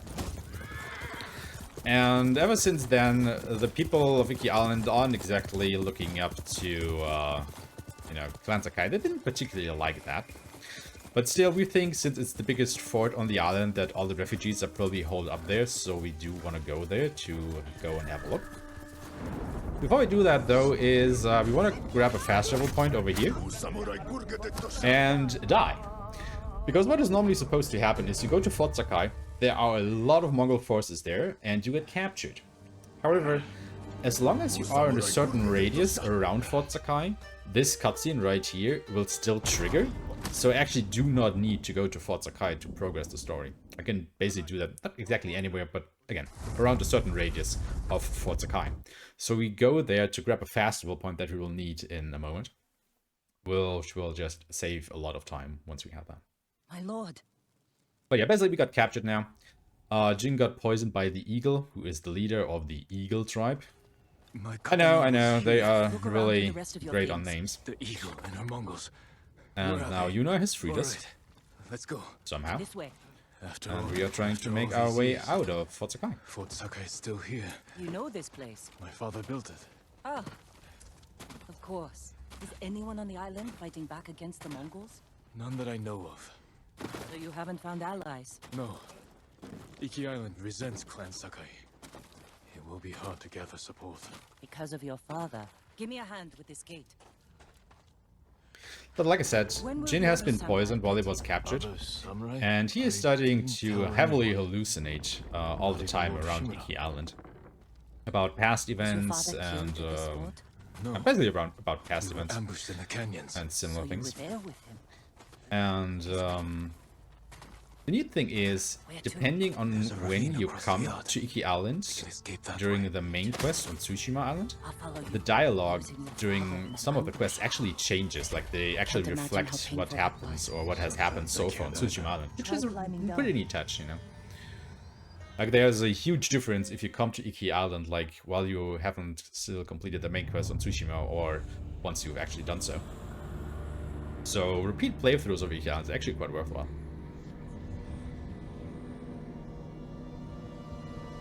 But for now, we have more hallucinations going on. This is more or less an auto-scroller, we just have to run to the end. Basically nothing happening on the way there, so... I guess if you have anything else to plug, that would be a good time.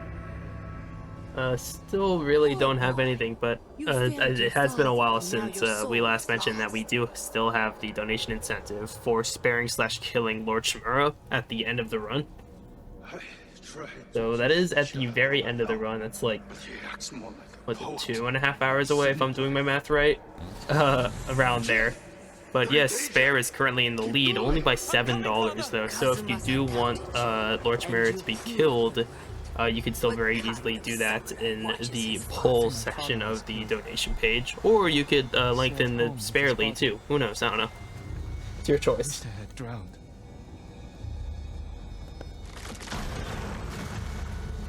Soft. Clumsy. And, you know, just as a reminder, we have a bit of a consensus between speedrunners in the community that if we get a PB, we do like to kill Lord Shimura, because, you know, we killed the frames. And if we don't get a PB, we like to spare him. And I would very much like to kill him in this instance, because that means I would get a new PB, which means I got a new world record. So, you know, let's kill him, guys. Let's do this. You let your father die. No. May your death benefit all beings. So after this nice little trip down memory lane, so to speak, we get rescued by Tenzo, who is one of the raiders on Iki Island. It is mainly basically inhabited by raiders. And Jin notices that, well, he alone is basically no match for the whole Eagle tribe, so he needs allies. So once again, what we're gonna do here is we have to try and win the trust of the people on Iki Island to help us liberate it from the Mongol invasion. I can't let the Eagle tribe destroy this island. Anybody seeing a theme here yet? But before we continue on with the main quest, Your father's death for years. we will come over here and grab yet another festival point. Because what the game really likes to do on Iki Island with you is you go to the west end, you go to the east end, you go back to the west end, and back to the east end, and so on and so forth all over the place. So it's just nice to grab some festival points at strategic points during the run, just to cut down on the travel time and make everything go by a little bit faster. So we'll grab this haiku, and now we will fast travel back to the sanctuary that we got before we got overwhelmed by the Mongols and put into captivity. And we will make our way all the way to the western end of Iki Island, where we'll meet Tenzo again to hopefully try and find some more allies for our cause here.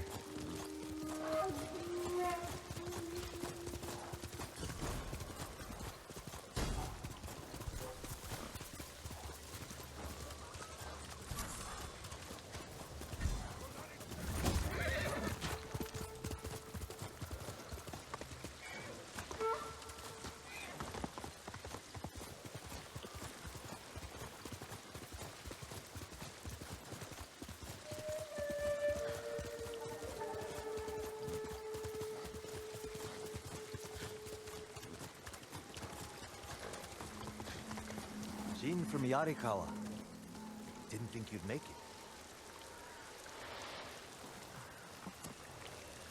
it. What happened here? Keep in mind, as I just explained earlier, Clan Sakai isn't exactly loved around Iki Island. And that is why Jin decided to not go by his real name, well, Jin Sakai, but instead go by Jin from Yarikawa. Now it's keeping us safe from the Mongols. And we are having a little bit more of a walkie-talkie section here with Tenzo. So we'll just go over to around this rock right here and then call our horse, because we can ride riding properly at this point.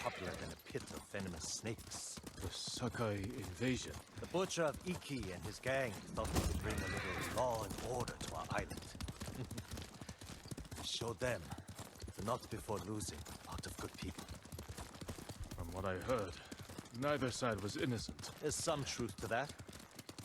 I've never seen a pretty war. And then we get into another skirmish with some more Mongols. Mongols, they found the entrance. So we'll make sure to grab some more Way of the Flame around here.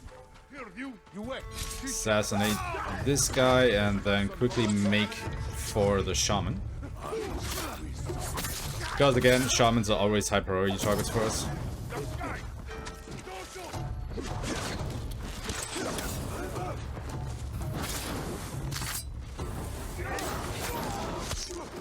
And that should be everybody. Good. You're not too sick to fight. Tenzo, what are you doing? What are you doing over there? Again, we have to wait for Tenzo to come over here to continue the quest, so I have no idea what he's been doing over there. I have never seen him go that far out of the way. We're not getting in this way. Time loss! Time loss! How dare he? How many samurai has this man murdered? Remember your father's attendant? His throat. But yeah, Jin will just keep on having hallucinations all the while we are on Iki Island because of the effects of the poison. Jin, you alright? Yes. So get used to that. Sometimes I hear the eagle's voice. Like she can read your mind or something? No. I hear my own thoughts. Things I didn't know I was thinking. In her voice. I hope it wears off. I see why the samurai never found this hideaway of yours. It's the only stronghold on Iki. So we have to wait for this dialogue to finish and also for Tenzo to follow us down here before we can continue. So that is why we are making our way slowly down here, because Tenzo's AI pathing can have some problems around the way here. Gotta be a little bit careful to not lose him. Make friends with a great blacksmith on Tsushima. Visit Tsushima. Not worth it.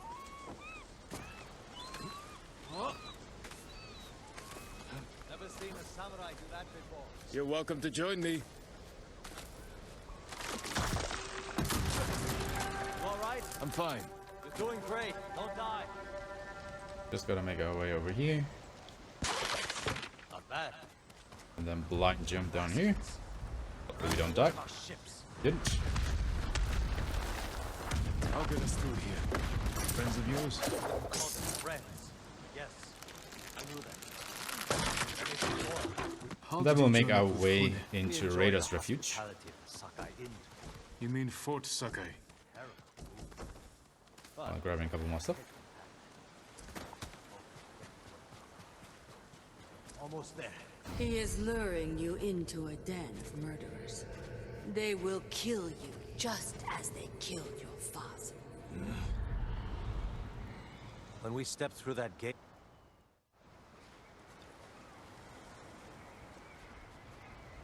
And Raider's Refuge will basically become our, well, headquarters, so to speak, for the whole of Iki Island.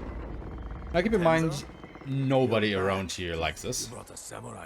So we have to earn their trust first, somehow. Watching you, samurai. Let's get you to Fune.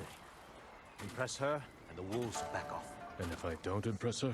I've seen her tie men up and leave them to drown at high tide. Even hung one traitor from the mast of her ship for the gulls to eat. But I don't know what she'll do to a samurai. And those people. More victims of the eagle's poison. We'll just wait here for a dialogue to finish that is happening behind us. But I want to look into this direction because once this dialogue finishes, the camera does some wonky movement, and I kind of want to see where I'm going. There's Fune watching us. So you basically lose control of the camera because it wants to show you something up there. But as long as you know where to go anyway, it doesn't matter as much. And once we are done here, the next main quest that we have to do is all the way at the east end of the island, and that is where we grab the other fast travel option before we, you know, fast travel back to the sanctuary.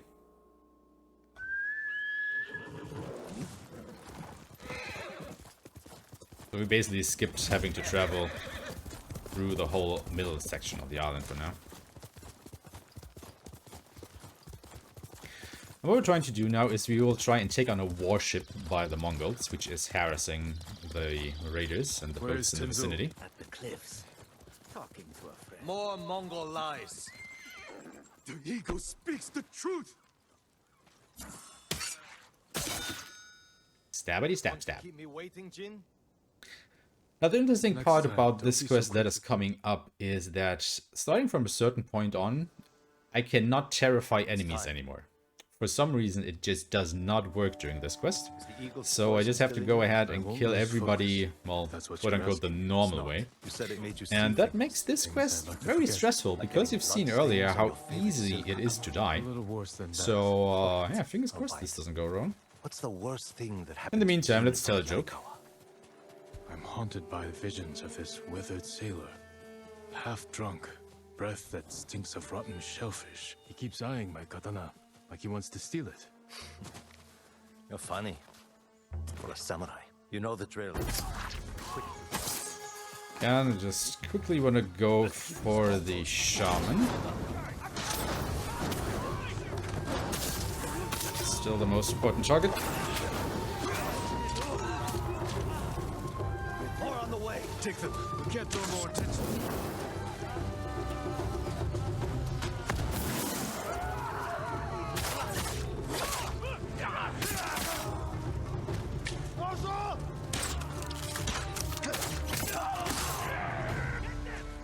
Should be everybody around here. The Okay. shore is ours. Ready the boats.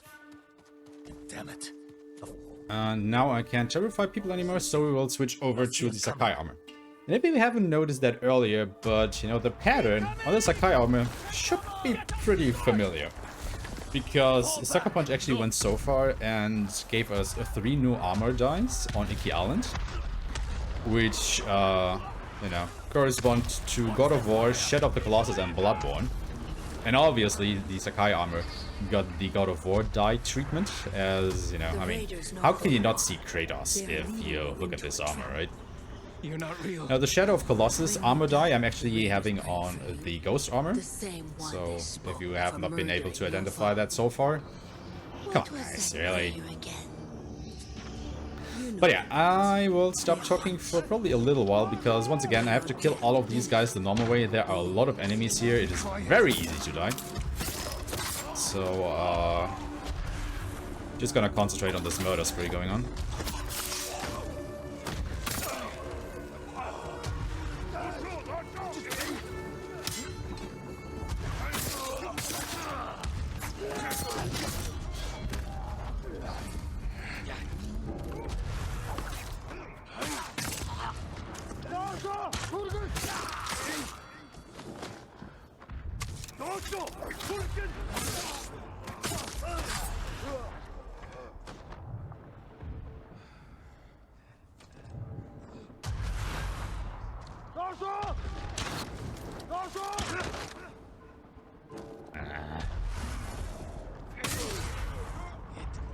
You're helping people who spit on your father's name. That was the first part. We are not done yet.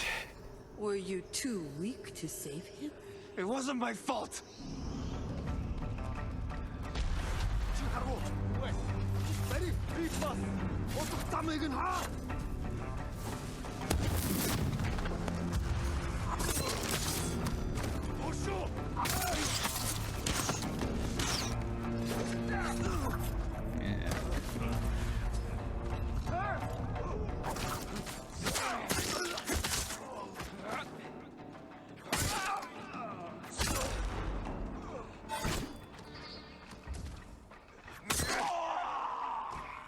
Still not done.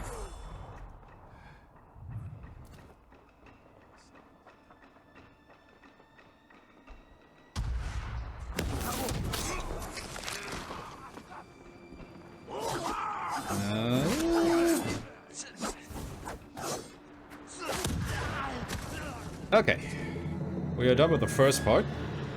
Now that we have killed all the guys around here, we will go on the ship. Because this was actually a supply ship that is on its way out towards the warship out on sea. So we now have to do basically the same thing again, where we have to kill each and every guy on that ship. We can't terrify any of them. We have to take them on the normal way. So fingers crossed this goes good. Send these bastards to the bottom of the sea.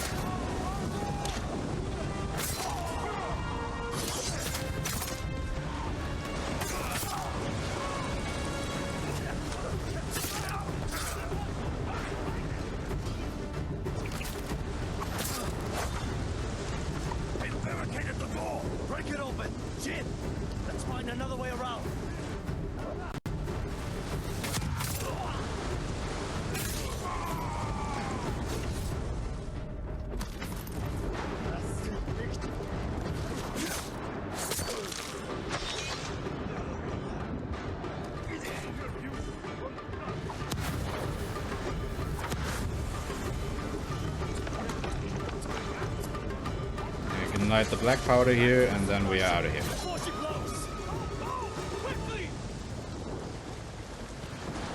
Okay. Whew. It wasn't very clean. I mean, I got downed a couple times, but at least we didn't have to reload the checkpoints, so I am absolutely okay with that. I swear to God, though, the game ate some of my inputs there, because at some point it just didn't let me switch my stance or let me use some ghost weapons. So, tricksy game. Anyway, we got through that part, so that's great. That is probably one of the most stressful parts in the run by far. Just because there are a lot of enemies going on there. They all can take, you know, a couple hits here and there, and there's just so many of them that you can get overwhelmed really quickly, especially if you just want to go ahead and do it fast. So getting through that is definitely a load off my back. Well And done, since we were successful in our endeavors, the people around here actually trust us a little bit more. So they now task us with assaulting Fort Sakai and rescuing even more of their people. So we will go ahead and do exactly that by once again fast traveling back to the sanctuary, which we unlocked earlier. And then we will make our way into Fort Sakai. Hopefully things will go a little bit better this time around.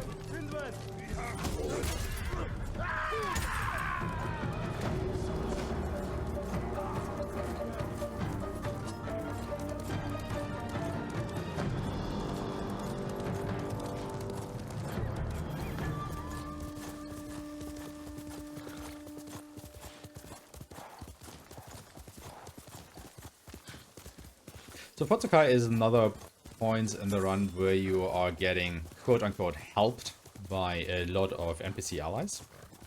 And, yeah, well, sometimes they actually do help you. Most of the times, not so much. So I have to be a little bit careful, you know, if they are actually able to kill the enemies that they are fighting or not. Because if they aren't, I will have to go back a couple times, because we once again have to kill all the enemies to progress. So you have to be mindful where enemies are and who is engaging who in order to go fast.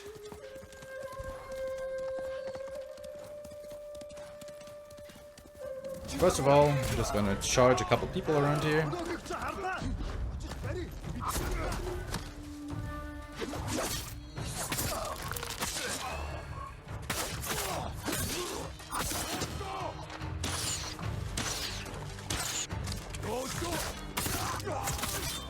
They are dealt with. We can rescue these guys. Happening?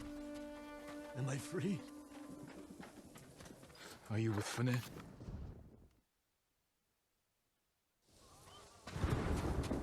And then we'll have another hallucination, because of course we do. You couldn't save your father. What makes you think you can save his fortune? No, don't listen. Once again, there are a lot of enemies here, so first of all, we want to set our sword on fire, hit the first enemy to get them off our backs for a while, and then charge straight for the shamans. Free the prisoners. And let's have a look at the battlefield, see how things are going. Looks like they could use a little bit of help.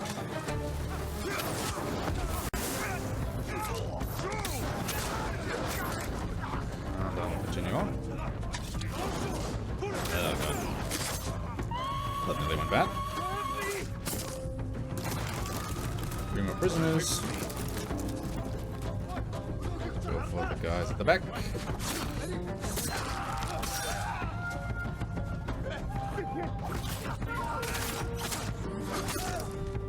3 even more prisoners.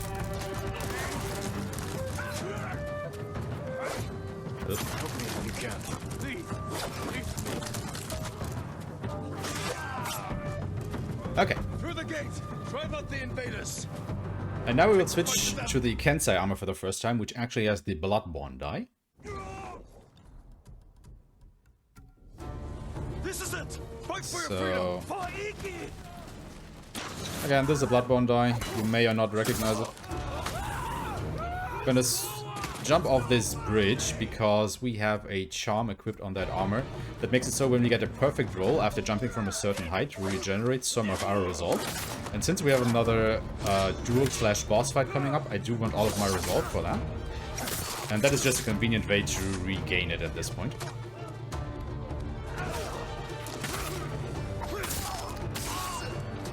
Keep going.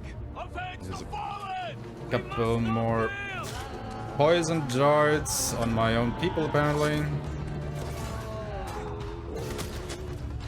Okay, there we go. Yeah, that's the other thing about NPC allies. They can just totally block your shots, which is never a good time.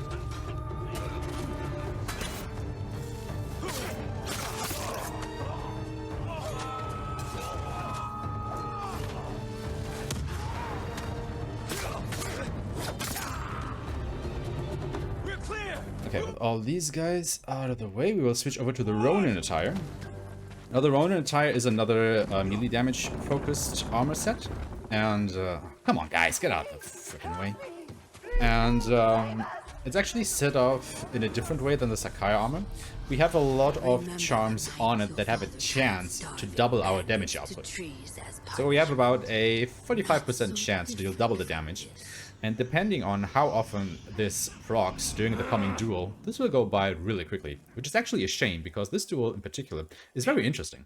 Because Kunbish, the guy we're about to fight, is one of the only enemies, or basically the only enemy that we duel, that has 3 distinct battle stances. Like, he can have a sword and shield, he can have 2 swords, or he can have this helmet.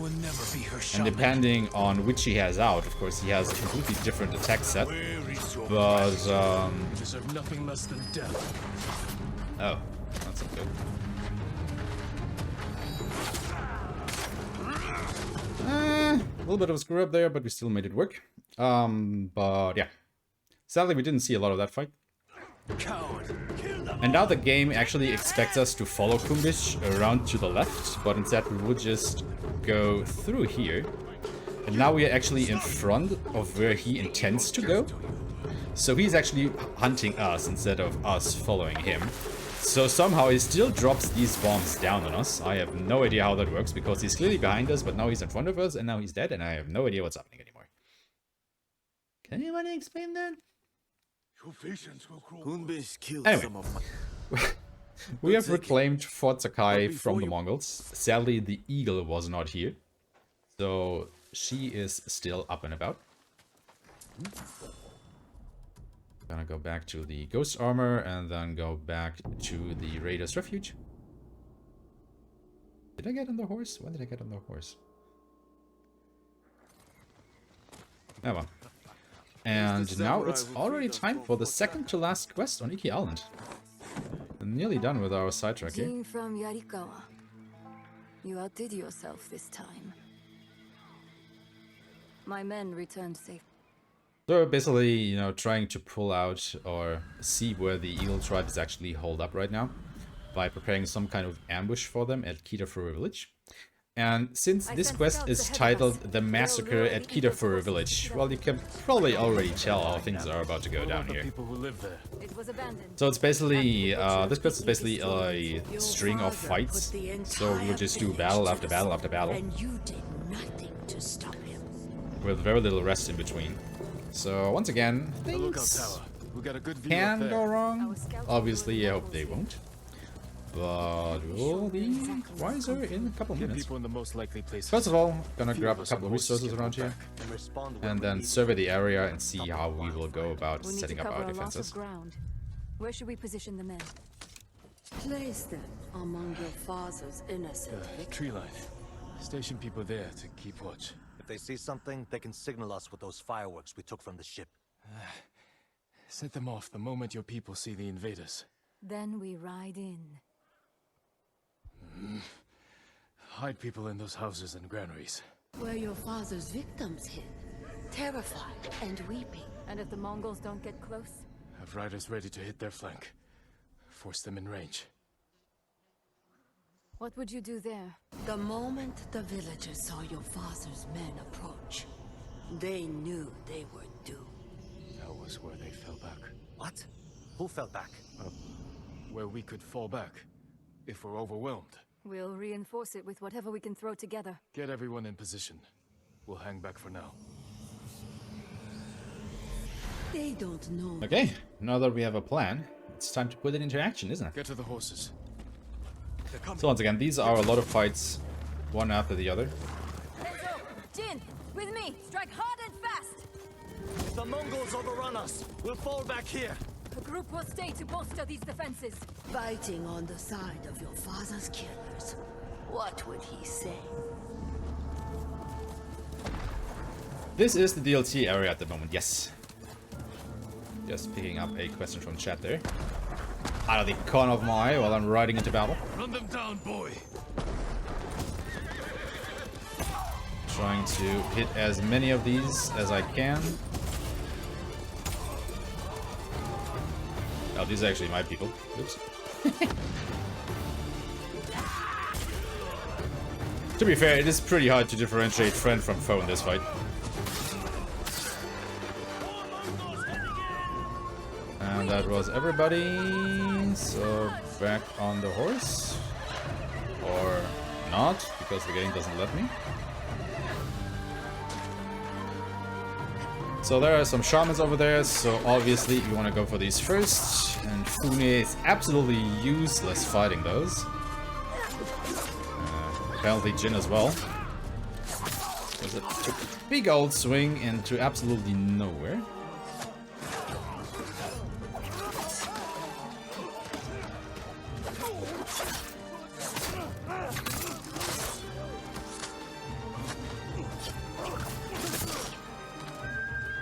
That's all of them. Okay. Easy pickings. Right, Jin? First two fights done.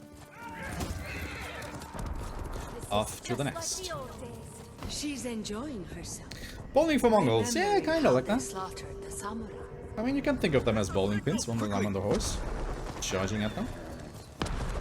Let's ready a welcome for the Mongols. There's a few drums of black powder on those carts. You've been busy. Alright. So Mongols are coming from there, so we'll shoot the explosive barrels. And on these. And there will be some shamans coming over here. Jin, what are you doing? Once we've taken care of those, more Mongols will spawn. So let's quickly take care of them.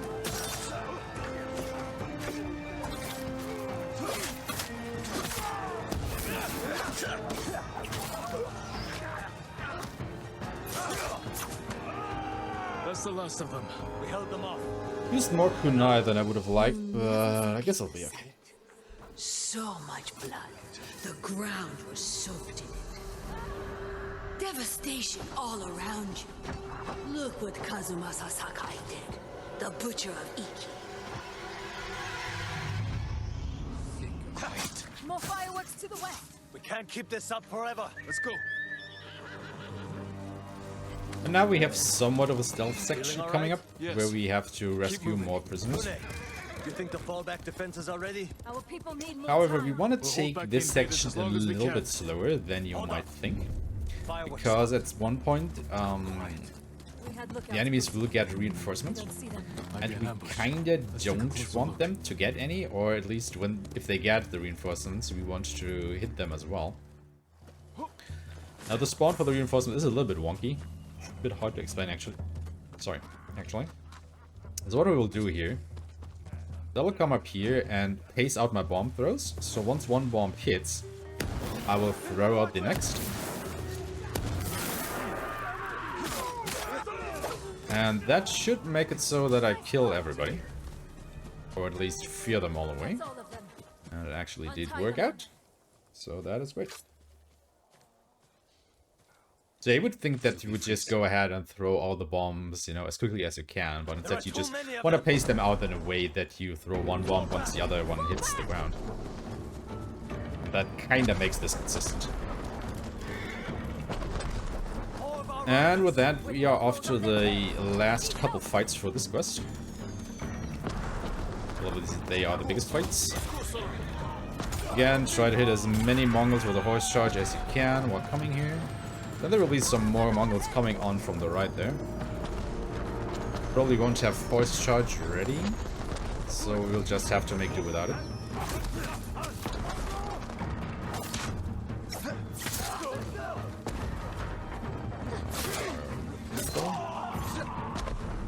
That guy stay, he did. Back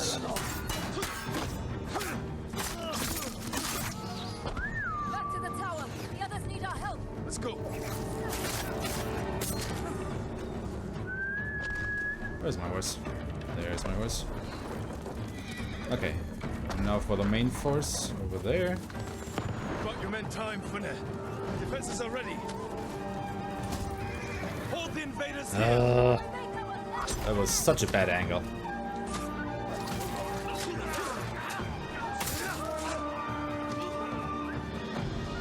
Okay. Who's still left? What are you guys doing up there?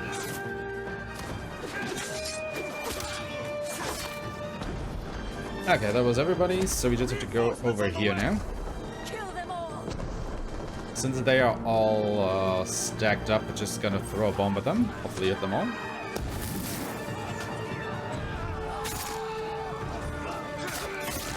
And now we have more or less one. We just have to kill one more Mongol, and that will break all of their spirit. And now all of these guys should flee in terror before us. Ooh. And we have one.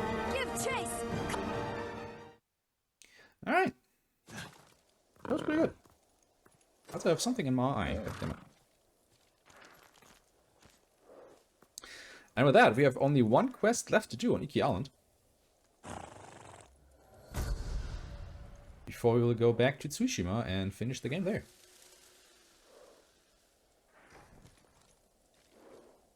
So it is time for the Blessing of Death. Pretty dramatic title, if you ask me. But yeah, as it turns out, the eagle was not part of the force that attacked us there, so we are still searching for her. And, you know, still have to take care of the rest of the Mongol forces around here somehow. So, Jin, Tenzo, and Fune are coming up with a plan to lure her and her forces into Senso Gorge, where we may lay in an ambush and try to basically rain fire and brimstone down on the Mongol forces from each and every direction. Sounds like a good plan, doesn't it? Yeah, it's a good plan. Will definitely work. Anyway, first of all, wasn't sure you'd show up. Wasn't sure you would either. having a bit of a talk here. Fune. And then we'll meet up with Tenzo again, and we'll have a look out for the eagle.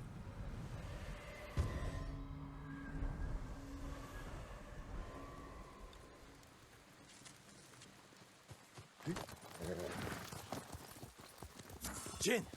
Scouts spotted the eagle's force. Is Fune in position? The canyons are crawling with raiders. We just have to lure the Mongols to them.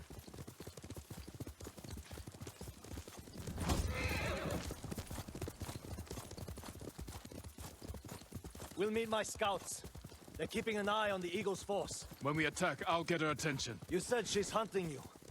What does she want with a poisoned samurai? She wants to make me one of her shamans. What? One of her followers at Fort Sakai said she wants to recruit me. But she forced her poison on you. The sacred medicine is poisonous to most, but her shamans use it as a rite of passage. Are you still seeing visions? Right on cue. Yes, and they're getting worse. I warned you this would only end in madness and death. So once Tenzo starts his dismounting the horse animation, we want to just jump. Over here. And then we'll just leave these guys to their devices while we continue on to the survey point where we'll have a look out for the eagle. Conveniently, that point pops up as soon as you actually get there. Just like that. The eagle's helmet. Shouldn't be hard to spot. That's her. And then we found the eagle. Where? Now I want to be on the lookout for the shaman while this She sees us. is zoomed in, but I didn't see him, but I think he's back there on the right somewhere. Yep. All the way back there. So the visions are getting stronger, and Jin will be locked into these encounters with the eagle herself. Now all the enemies are still in the game, we just can't see them at the moment, so I want to take a mental note of where they spawned before I get transported here, so now I can just immediately go ahead and get rid of this shaman, and then rejoin the fight over there.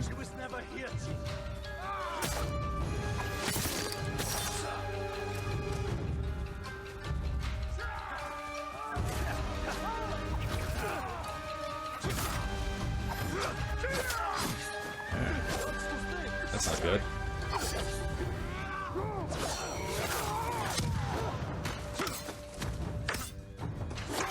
Change your stance. Okay. That was a bit of a fun knuckle there. Jin, what happened? Problem being that I have nearly no kunai anymore, which might be a bit of a problem coming up. But, well. Central Gorge. The eagle is there. I'll have to make do somehow. We have to get back to Pune. I underestimated Yeah, I don't ever see the kunai anymore. Sure you didn't want to become her shaman? Offer us up to your new master? Problem, actually. I'm no traitor. When I was imprisoned, poisoned, I thought the eagle was someone else. I told her about my father, how you ambushed us at Senjo Gorge. So she knew your father died there. Then she learned you joined our fight. Heard we were planning something big. She's one step ahead. We can still win this, Tezo. Yeah, anyway, as you can see, things are not looking so great for us. So, we'll have to do a little bit of a cleanup operation here.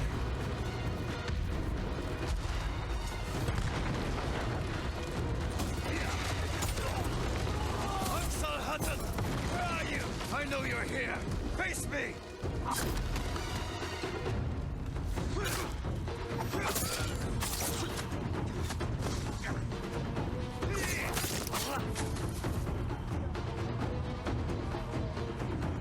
Once again, we can hear the shaman. Let's see if we can find him too.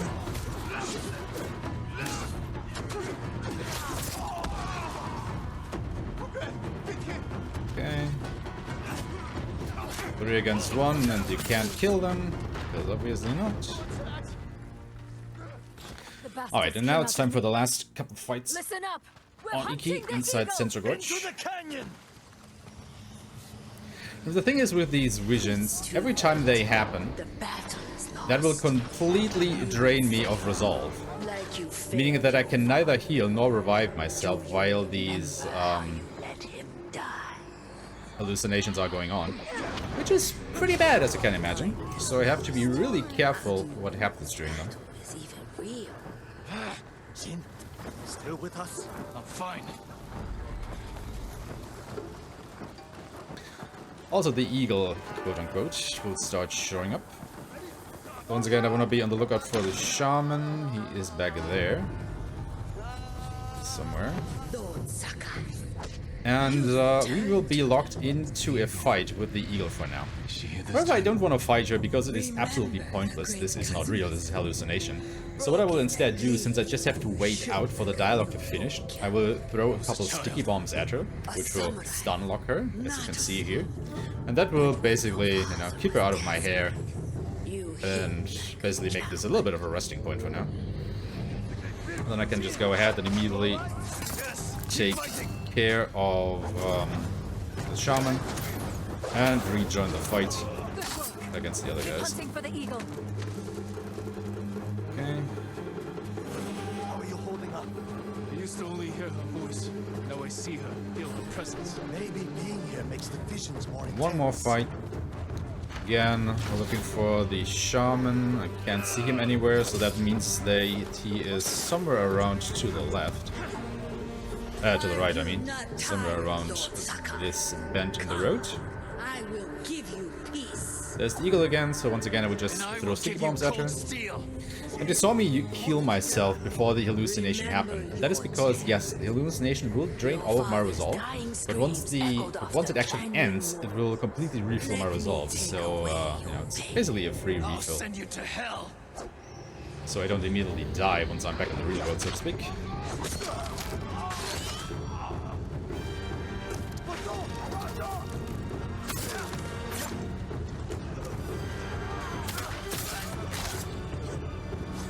help?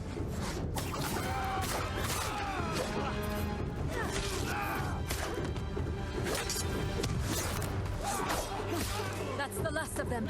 The eagle has to be close. Alright. You know where I am, don't you? And that is all the enemies taken care of. So the only thing remaining is the duel against the eagle.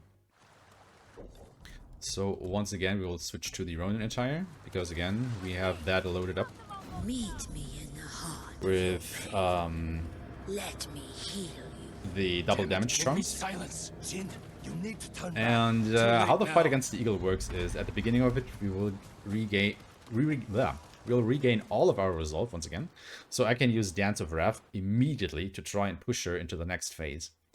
I will be in a hallucination, and to get out of the hallucination, I have to hit her with a normal attack. So not a special attack, it has to be a normal hit. So I have to parry her somehow. Or she can just kill me, but I can still get up. No, I can't. Well, that was an unfortunate change of events. So that is probably my first real death on the run. Alright, I'll take it. 2 hours in. It's not so bad. So let's try that again. You cannot defeat me. Oh, that was pathetic damage there. You will. Now, So that hit didn't count yet. Okay. And now we are in this short crash. That means the hallucination is over. I will skip a cutscene. And once I'm out of the cutscene, I will have full resolve again. So I can just use another 2 Dance of Wrath to finish the fight already.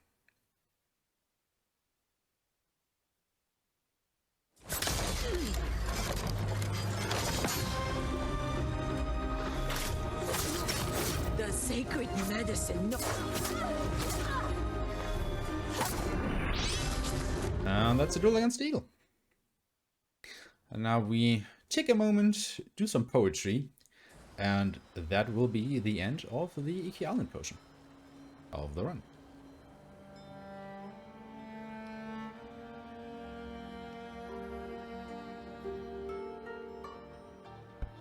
With that, do you mind if I read out a quick donation? Sure, go ahead. Alright, we have a $1 donation from George that says, this is going to be difficult for me to say, I'm really bad at this. The audacity of me donating R30's Audacity joke about the audacity of Audacity crashing to be read on stream. Definitely a mouthful. That goes towards the Bugsnax 80% run and for killing Lord Shimura, so now the difference between those is actually only $6 now. So it went from $7 to $6. We get that donation 6 more times, then we will be killing Lord Shimura. Well, you've heard it, guys. Just to remember, every time we get a donation, or every time we get a PB during these runs, you know, we like to kill Lord Shimura. And every time we don't get a PB, we like to spare him. And I would very much like to kill him, so yeah, keep donating. But anyway, that was the Iki Island portion of the run. If you want to speedrun this game, you know, there are a couple of different categories that you can do so. The category that I'm showing off today, right here, right now, is obviously one of the longest categories because it includes, you know, the main game plus the DLC. You can, of course, choose to only run the main game, and that will take you about, you know, 3 hours and 15 minutes if you're very good. Probably a little bit longer if you're practicing it, which is still a long run, but, you know, you can get it done. Or you can opt to just run the Iki Island portion of the game, which I just have done, and that only takes about 50 minutes or so. It's a nice and short category that you can try. It basically is, you know, hot packed with action and every other thing that the game has to offer, so it's a really nice category to run. So if you're interested in that, you know, maybe that is something for you that you might want to start running. And if that is also not for your taste, you can also just do a, well, quote-unquote half run of the game, because you also have just an Act 1 category, where you just, you know, do the first act of the game. It takes about 1.5 hours to get through, so a little bit longer than the Iki Island portion, but still shorter than the complete game. So where the hell am I riding here? And there's a couple different categories for various situations and time constraints that you may be under, but it's a little bit of everything for everybody.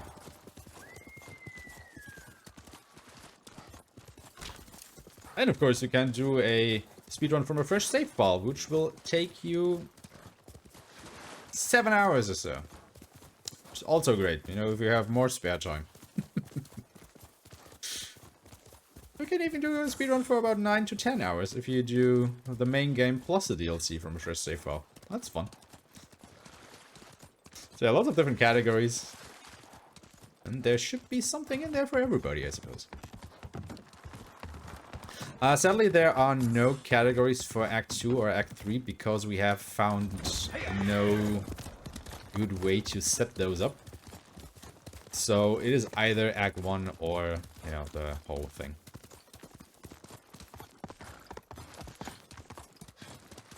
Problem being, the game is only out on PlayStation, so it's not like with a PC game run where you can set up a save file for everybody to use and start the run from. So you can't do that on PlayStation, and it's a bit of a hassle to police, you know, people using the same save file, quote-unquote, as every other runner. And we haven't found a good way to make that happen, sadly. But yeah, we are back in the main game now, back on Tsushima Island in Act 2. Now, keep in mind, at the end of Act 1, we rescued Lord Shimura, which is the lord of the whole of Tsushima Island, and he's also Jin's uncle. I see the Mongols. And our main objective for Act 2 is now to reclaim his castle, because it is obviously the biggest castle on Tsushima Island. And it's basically the headquarters of the Mongols. And we want it back, obviously. In order to do that, we need to achieve 3 goals before we can assault Castle Shimura. The first of all is we have to get a message out to the Shogun, you know, to mainland Japan, because nobody there is aware that we've even been invaded by the Mongols, because those have erected a sea blockade around the island, so no ships are coming in or leaving. So the mainland samurai are completely unaware of the war that is going on here. So we want to get a message out by recruiting Goro, this smuggler right here, right now. And he will help us make that happen.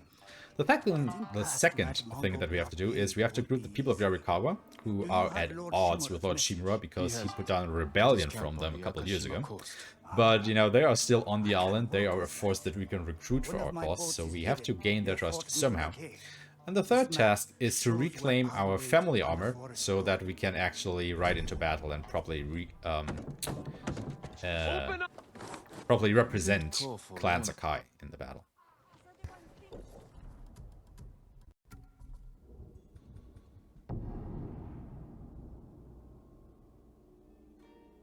So first of all, we will try to get the message out to the Shogun. It doesn't matter in which order you do these 3 things, but obviously you want to take, you know, time into account, because this is a speedrun after all. So we want to ride around the map as little as possible, obviously.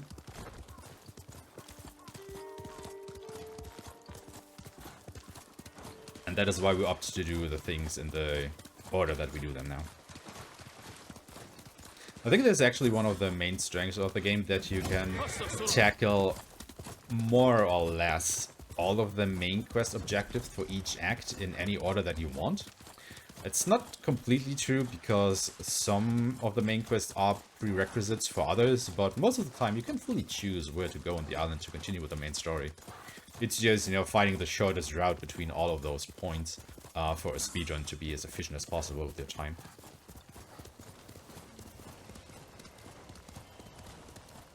So this is Lord Shimura's camp.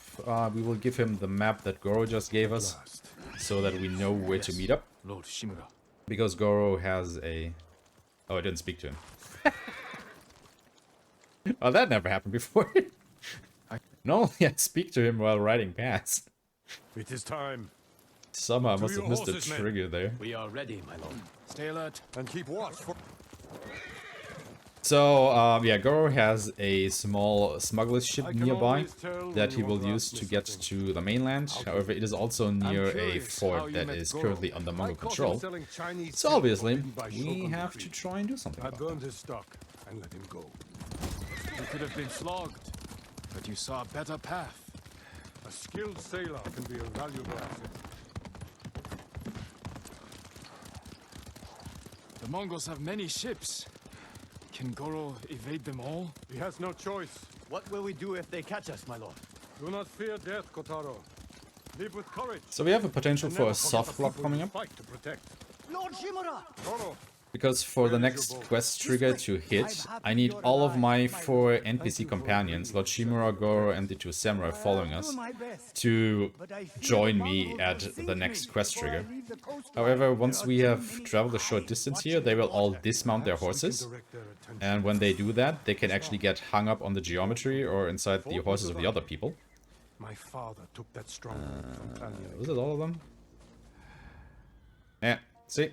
That guy right there, he is soft locked, basically. Did I offend you? So now we have to restart the checkpoint. Because he dismounted at an not so great location. He got stuck between his horse and some shrubbery.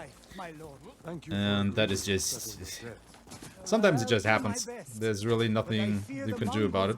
Just have to cross your fingers it doesn't happen. There are too many eyes watching the water. Perhaps we can direct their attention. So let's try this again. We walk from here. Fort Mitodake. Okay, everybody is coming. Took that stronghold from Clan. So we can continue on. Now the Mongols have it. You know, it's not a huge time loss. It's like 20 seconds or so, but yeah. On world record attempts, that is just but our attack will catch them off guard. heartbreaking to see, because we have another soft lock potential coming up. Because we will now assault Fort Mitodake, and at the end of our assault, there are 2 guards that will try to close the gates of Fort Mitodake. However, they can get terrified by me killing the other guys, and if they do, their AI gets stuck in a loop, and they will just continuously try to close the gates and never do so. So that is fun.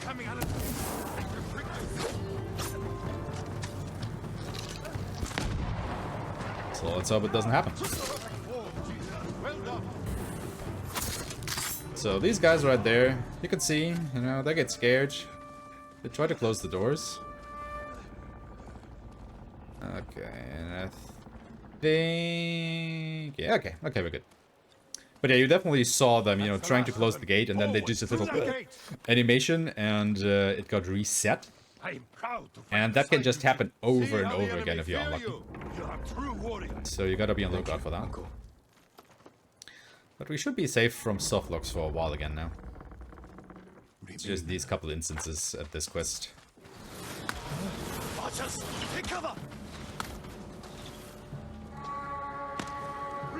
Also, if you yourself try to open the gate there, when Lord Shimura isn't near you, you can also softlock. Because you get stuck in the I'm trying to open this gate animation, but Lord Shimura will never help you, so... gotta wait for him to actually join you at the gate, and then you're good to press the button. Just a couple things that you should keep in mind. Alright, the goal here is to just run to the end of the fort. You can ignore each and every enemy around you. Absolutely no reason to fight anybody. So we will do just that. They have a watcher! That is our new goal! Fight to the tower, Jin! Cut them down! Zatagi!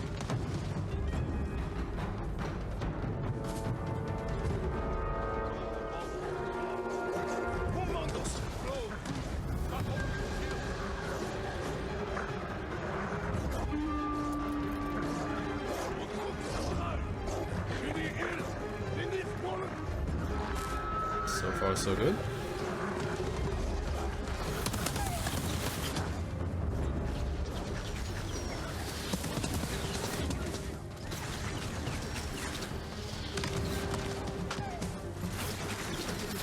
Finish it!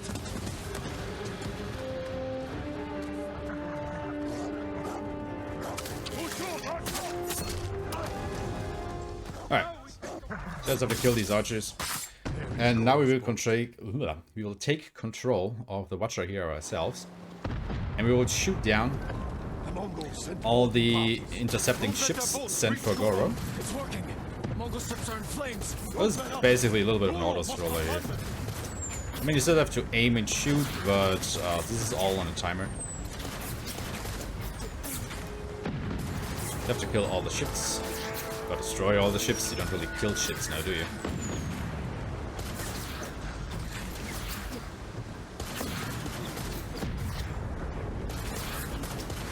Just lay absolute waste to everything around him.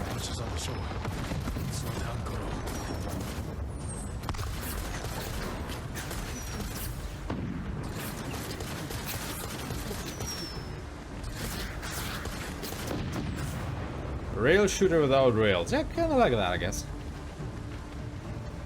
Also, all the enemy spawns are set in place, so you know every time where they will come from.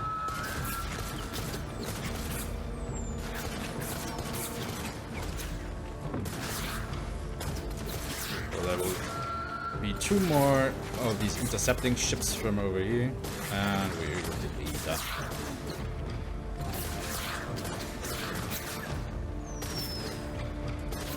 Ships on the way.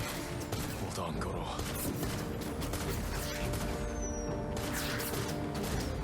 You made it, Goro. Alright, I got them all. So we're done. A sail shooter? Maybe.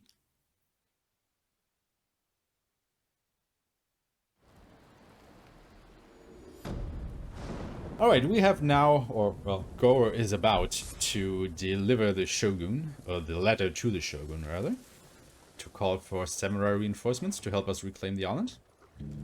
So next item on the list is to go to Yarikawa Prefecture and enlist the help of the people there.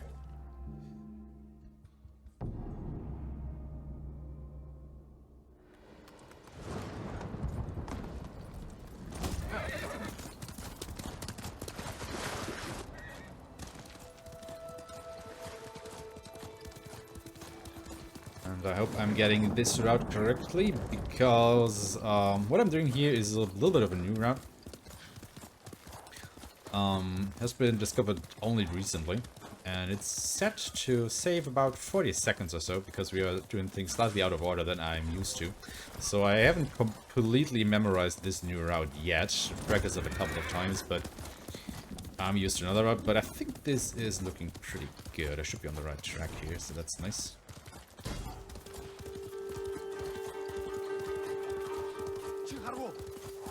Let's go right through this encampment here. Hopefully don't get dismounted, but it's looking good. And we are nearly in Yarikawa.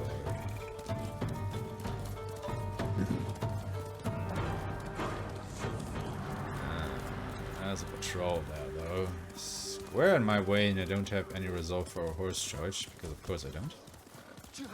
Let's hope they don't see me. Or at least not attack me, at least of course they do. Ooh, they are bad shots there. Dodged a bullet there. Or rather a couple arrows, I want to say. They're not shooting bullets. We don't have guns. Black powder, but no guns. We can't walk through the middle of a siege. We'll find a way. So once again, the people of Yarikawa don't trust us, but luckily for us, both Yuna and Taka are originally from Yarikawa, so they have a couple of connections there. So let's see if we can make leverage out of that. Yeah, this shooter thing is a little bit complicated, isn't it? It's strange being back after so many years. Everywhere I look brings back memories. Then try not to look so hard. Were you here when the Yarikawa rebellion broke out? No, we left years earlier, when we were children. Did your parents move you? Something like that. That doesn't sound Okay, we just have to wait for this patrol to pass. Let them pass. Then we'll continue on our way. And what will happen next is, once again, we will be at a survey point where we have to look at a Mongol camp to see if it has any weaknesses to get through. And we can actually skip some dialogue there. I don't want to see this. Because not only do we not have to look at each and every point of interest, Sooner or if we later, can everyone has to quickly return hit the first point of interest, confront their past. it will make it so that we skip the dialogue that would happen if I would trigger that. However, It's a little bit finicky to get, because when I skip this cutscene, normally inside the cutscene, Jin would walk to a point and then the server would automatically start. However, because I skipped the cutscene, the game has to move Jin to the point where he can crouch down. And sometimes it can be a little bit finicky, and it takes Jin, or the AR pathing gets screwed up a little bit, and it takes him a while to actually crouch down. This time it worked perfectly, and I skipped the dialogue that would happen at the first point of interest, if I look at it. So that's probably about, I don't know, time save of 5 to 10 seconds or so. That's just a nice freebie if you can get it. But once again, it's not exactly in your control, you just have to let the AI do its thing. And it can sometimes screw up. And you cry. But I didn't have to cry because it worked this time. And now we will just use the secret passageway into Yorikawa. And then have a chat with people.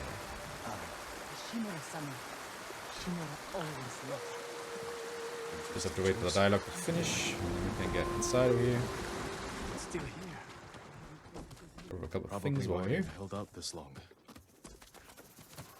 Now in this next point, our movement speed is once again slowed down because of a walkie-talkie section, but we are also not allowed to jump. Run and tell the steward. So what we do instead is we swing our sword and use the forward momentum to go faster, but then we cancel it by doing a block. And that is why we do this little sword dance here, and it actually propels us forward faster than we were normally allowed to do. And once we are outside the gate, we can start running again, but we can still not jump, so we can't go up this ladder.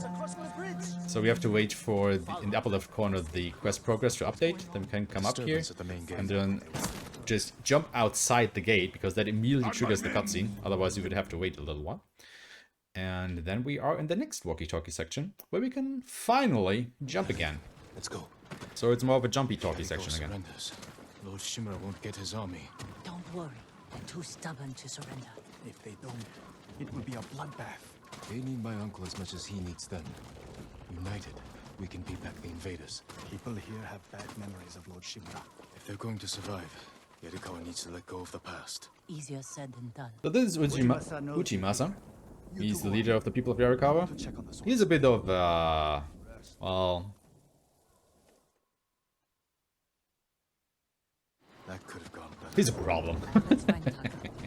He doesn't exactly trust us. He can be convinced. He just says the Mongol will leave them be. Which obviously isn't true, but you know, he believes that. So I say let him. But what we do learn is that the people of Yarikawa are missing their best archers. They have gone outside the fort here, but they haven't returned.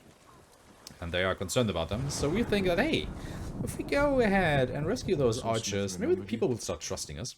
So that will be our next objective.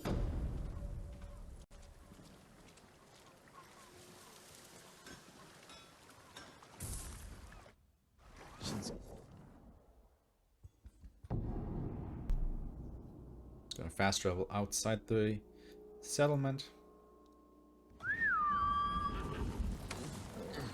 And then we will continue to the next quest.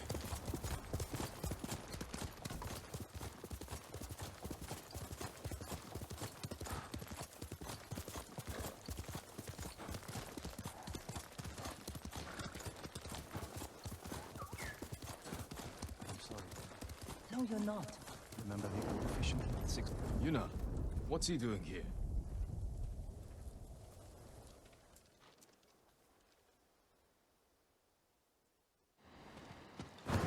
So first of all, we have to pick up the trails of the archers. Arrow wounds. So always if you start looking at some Pulled corpses. out to reuse them. Sign of a skilled archer. That's just the sensible thing to do when you're looking for archers, I suppose. 4 men. Can you tell where they went? Let's find out. We used to come here to catch crickets. At least once a week. Then we'd weave tiny bamboo cages for them. Do you remember why we came here to catch crickets? No? To get you away from our mother. When she was angry and looking for someone to blame, crickets kept you busy. The track's leading us over to this building right here. The tracks lead to this house. Didn't the samurai live here? We'll fight a bear. 3 sword strikes and he's dead. And then we just search the house. You have to be more careful. Gozan mats. They've been sleeping here. At least the bear didn't get them. Arrowheads, bowstrings, hide to make adhesive. The archers must have been here. Jin, Taka, I found. They stole the We're just Mongol's gonna look at explosive all the things. I like these archers. Pick up a couple supplies along the way too. tracks here. And this will lead us to the archers. But the funny thing is, in a moment Jin will say that these archers are crouch walking to a certain spot and we should do the same. You don't have to do that. You can just walk straight to where you need to go. Nobody cares about it. So this is Scorpion. A samurai! Alive! Get over here! I think you can guess why. And once again, we can do a little bit of a dialogue skip here by holding down and mashing X to immediately look at the first point of interest there. That skips that dialogue, and then we just look at the second, and we are done. And coming up is the most chaotic fight in the game by a long shot. This is, once again, we will fight a lot of Mongols that will come at us in waves. No mercy! The problem with that is they can come from quite a few different directions. And since you are being helped by a lot of allies during this fight, it is very hard to know how many enemies you have already killed and how many are still remaining. So you just run around the battlefield searching for enemies to kill.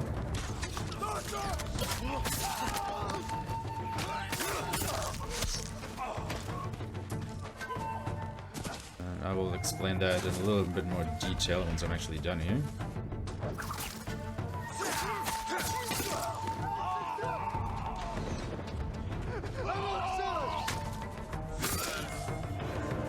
Okay, that was actually one. Okay. It was okay. So the thing is with these enemy spawns, enemies will never spawn in the direction that you're looking. You know, they will always spawn outside of your camera, so to speak. That can either be, you know, to your sides or behind you or behind a building. And obviously a new enemy wave will spawn once you have either completely eradicated the previous one or at least decimated it to a certain value. Like, you know, if there are only 1 or 2 enemies remaining, the next wave might spawn, something like that. The problem is, since in this particular fight you are being helped by so many NPC allies that can kill quite a few enemies by themselves, you have no idea about the enemy count unless you know, swing your camera around and check.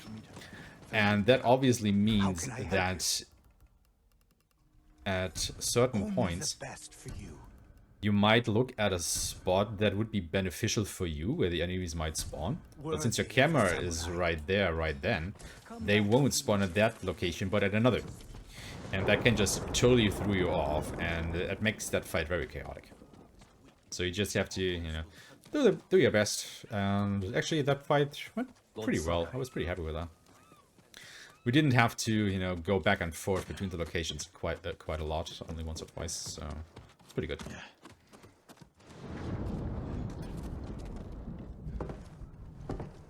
So coming up is the grand finale for the Yarikawa questline. This is it. Jin! Yuna! The Mongols! Let's go! How close? They're at the main gate. If they get through... I think this is the favorite quest of quite a few players of this game, because it's very well done, it's very cinematic, very emotional,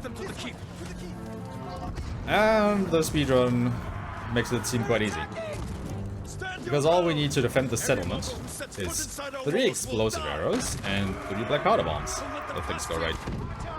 So we'll shoot 3 explosive arrows at the gate right here, or rather at the people coming through the gates.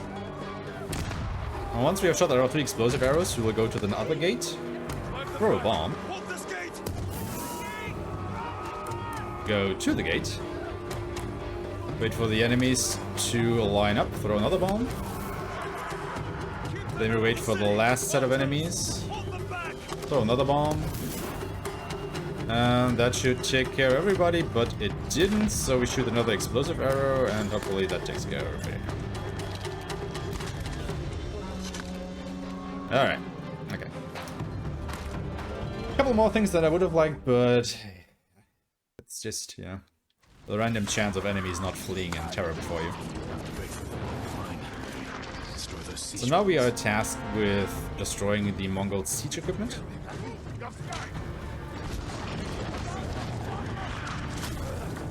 Oh. So we'll go up this cliff. And normally you cannot dismantle that siege equipment while you are in a fight. However, if you drop a smoke bomb, that will get you out of the fight, and then you can just dismantle it. So we do that 2 times. Even though we are surrounded by enemies, and nobody will be ever the wiser.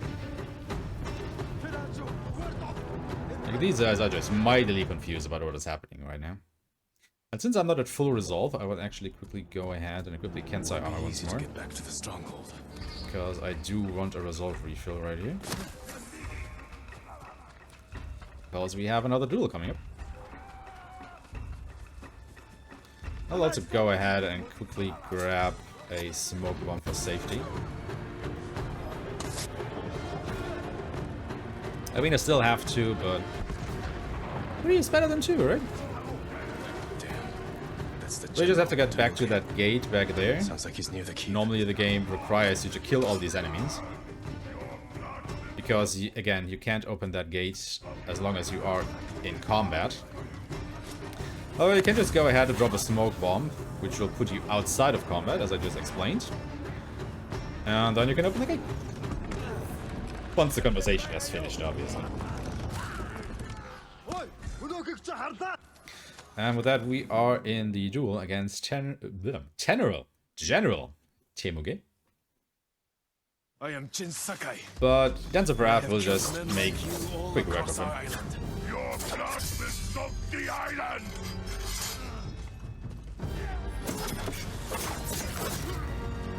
You have killed men in many countries, Temuge. And here, you die. And that is the duel.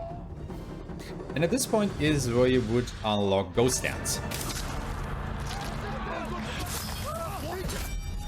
A Ghost Dance is this right here, where the screen turns black and white, and you get to kill 3 enemies with 1 strike each.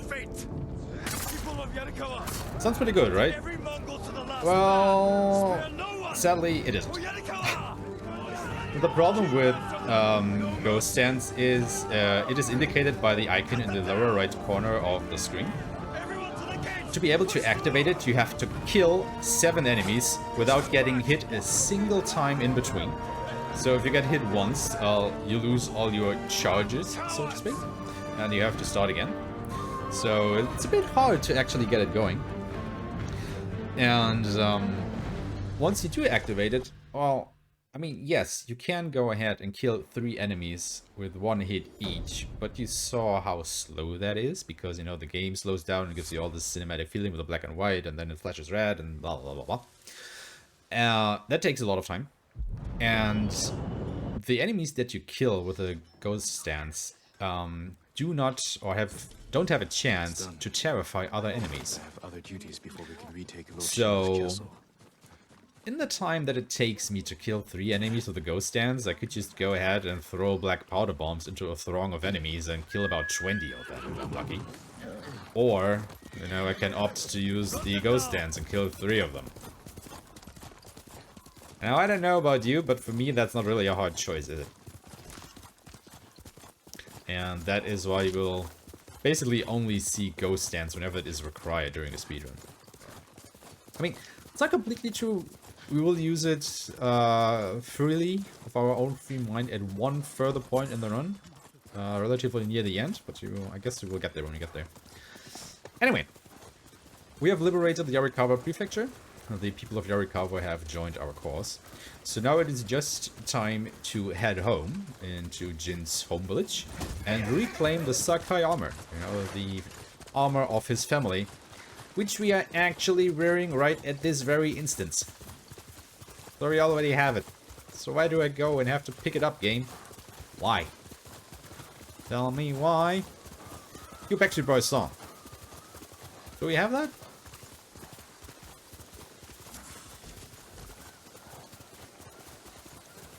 Guess not. Damn it.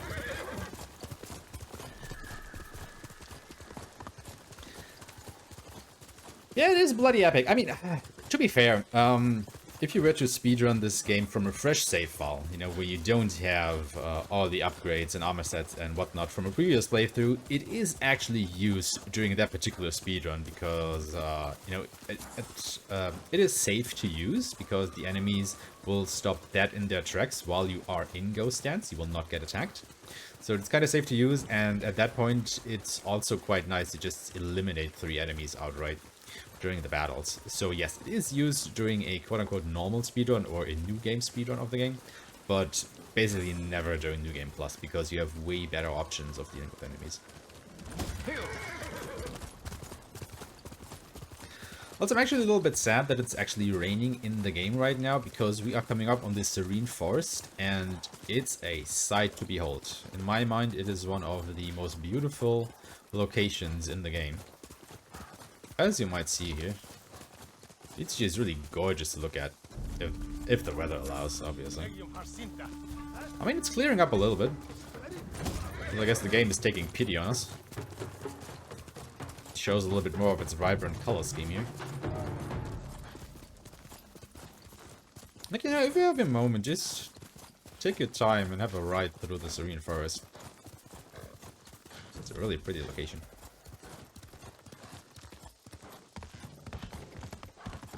Speaking of which, if you play this game for the first time, I dare you to never take a single picture during your first playthrough. I dare you to do that. If you manage to do that, well, hats off to you, because I sure as hell didn't. I think my first playthrough probably took about 5 hours longer or so than it had to, because I was just taking pictures all the time. But yeah, we've made it over to Omi Village. And this is where we will get the Sakai armor and also where we get introduced to Yuriko. Now Yuriko is something of the housekeeper of Clan Sakai. She's keeping things in order while, you know, Jin is away, waging his war. And, well, you know, all these walkie-talkie sections where I generally just jump along to make the NPCs hurry up a little bit. That doesn't work for Yuriko. You know, she's an old lady. She will move at her pace and at her pace only. Your youthful hurry be damned. So, yeah, this will take a short pop.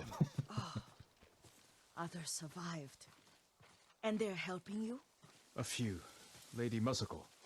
Good. She's been fighting alongside the boys since she was knee-high.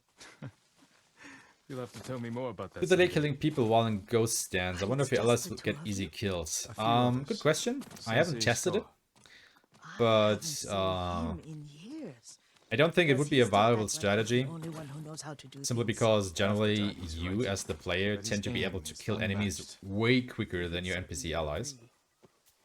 And I think that after a while, the enemies will get out of their stupor and actually start attacking you again.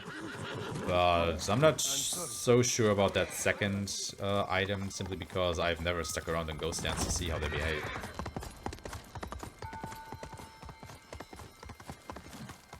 Yeah, missed time to jump there. If you get too close to the cemetery, Jin will automatically dismount his horse. I generally tend to jump because it's quicker. I just waited for the jump a little bit too long, and that is why I got the dismount animation, but yeah, not a major time loss. So yeah, we do another speed poetry here, so gives us another chance to stretch. I mourn my father.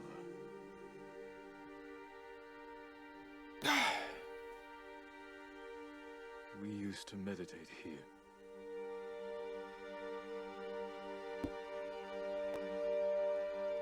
Now I am alone.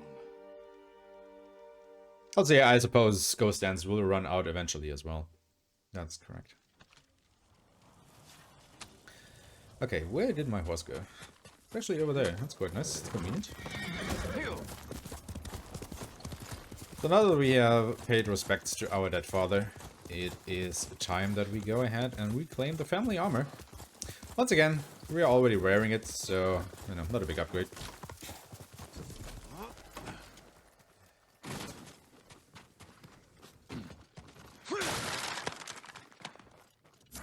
Now, one of the perks of the Sakai armor is that you get longer standoff streaks. You can get, or you can kill up to 5 enemies at once with it at maximum upgrades.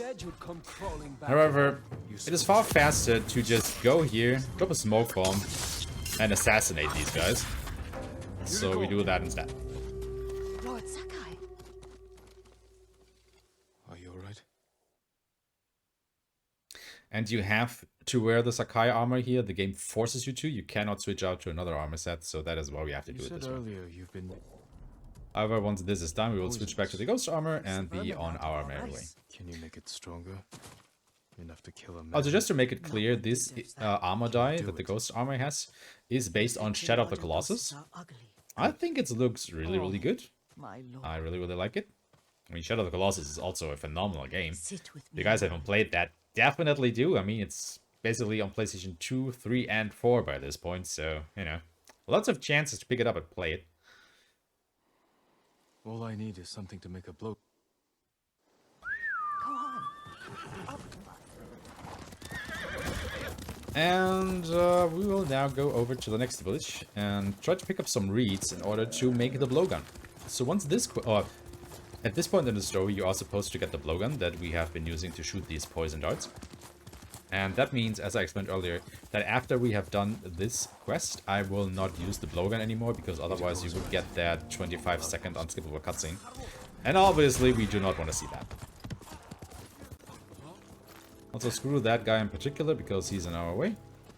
Pick up the reeds, and we will leave and go back to Yuriko again. Here's very quick in and out. And then we will look and laugh at this Mongol running away for his life. Yes, we are terrible people like that.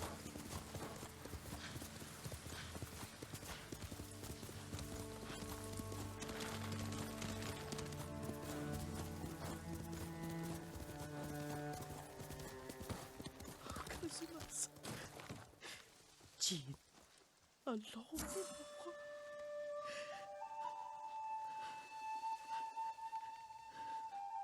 If you haven't picked up on it, but this game's story is like really, really good. It has gotten a lot of praise ever since it was released.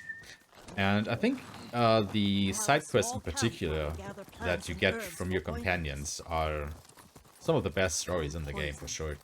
Especially Yuriko's one. Like, I don't think I've ever talked to anybody who has done her quest who wasn't moved by it in some way, because you know, a lot of people at one point in their life will come into a similar situation or have already been, and it's been portrayed just so touchingly, I want to say, in the game. It's just phenomenal. It really, really gets to you. I mean, sadly, obviously, we won't show that off during the speedrun, because it is optional. But, yeah, it's great. In a very sad way.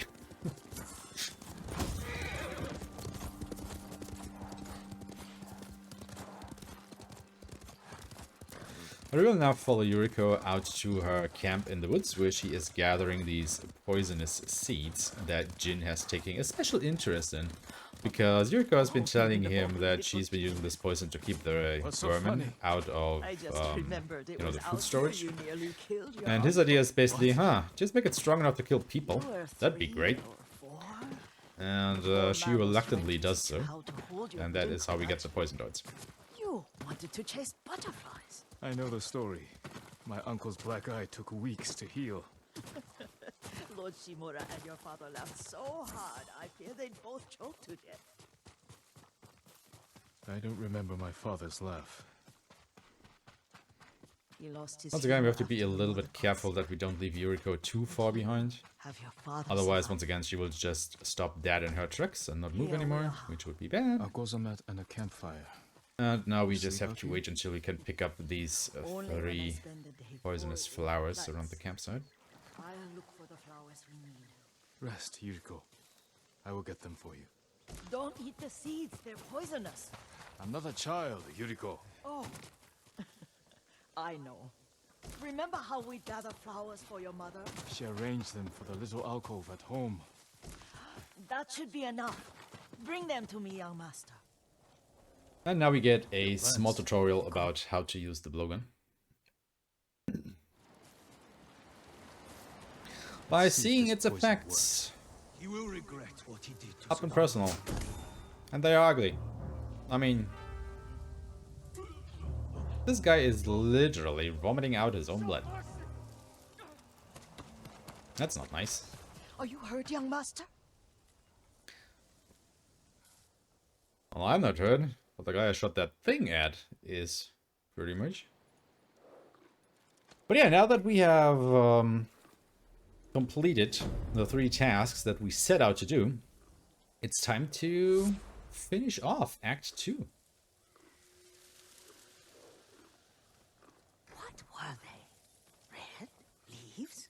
No, it had. And for that, we will fast travel to Lord Shimura's camp that we conveniently picked up on our way up to Omi village from our right from Yarikawa. And I have to talk to Lord Shimura. Let's go, Sora. And as it turns out, while we were out and about, Lord Shimura has heard that Ryuzo and his Straw Hats is laying in ambush in a nearby fort, and he asks Jin if, if he maybe wants to take care of business there, because we and Ryuzo have some, well, unfinished business to take care of. Of course, Jin agrees. So now we are set on our way to kill our former friend. Lovely stuff. I'm coming for you, Ryuzo.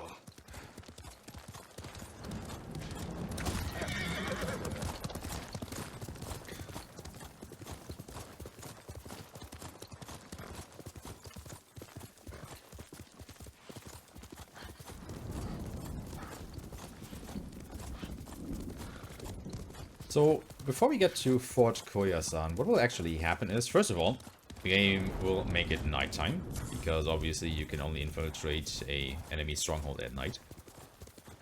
And then, all of a sudden, one of our allies will show up and wants to help us. However, since he's not a good fighter, he will only serve as a distraction to lure out a lot of the enemies out of the fort, so that, we don't have to face the whole force at once, but only the stragglers. However, we are speedrunners. We are not exactly the patient kind of person whatsoever. Mongols. As if Straw Hats. So what we will do instead is, as soon as Taka starts riding and shouting at the Mongols to open the gate, which will happen in just a second here, we will immediately drop down and run inside the fortress. Even though everybody is still inside, we don't care. Because normally you would have to kill, the last couple of people inside here, because you can only open the gates once you are out of combat. However, once again, you can't just drop a smoke bomb right here, right now, to drop us out of combat, and then open the gate anyway. And because technically all of the Mongols are still inside this fort, the game gets confused a little bit. And for the next couple minutes, while we are still fighting inside this fort, we will get screamed at by all these remaining Mongols, so enjoy this audio glitch coming up.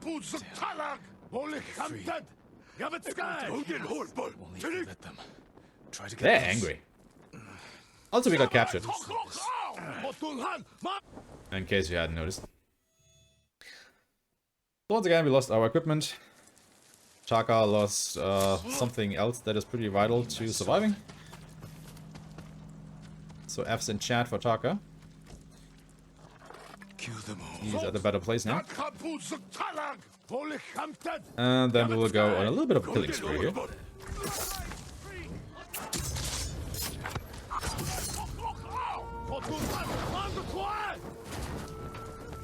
Yeah.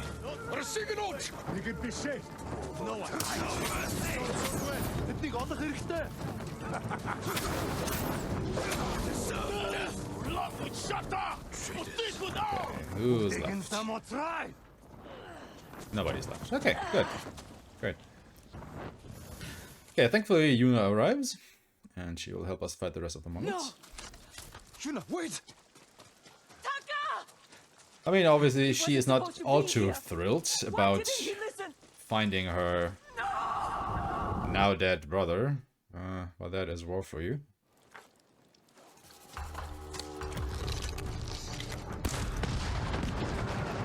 I just light that barrel. Kill these guys. Get bitten by the dog, apparently. Wait for these guys to come. Throw a bomb.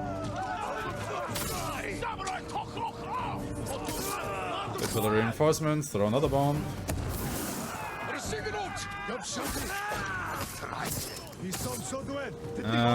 That should be everybody.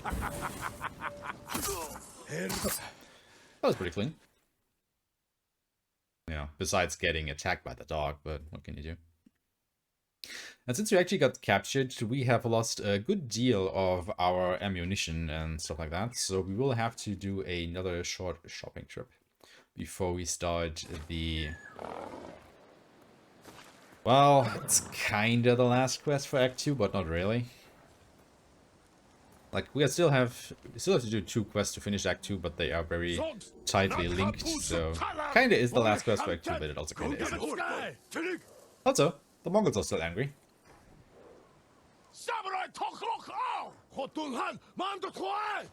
Okay, so can't hear.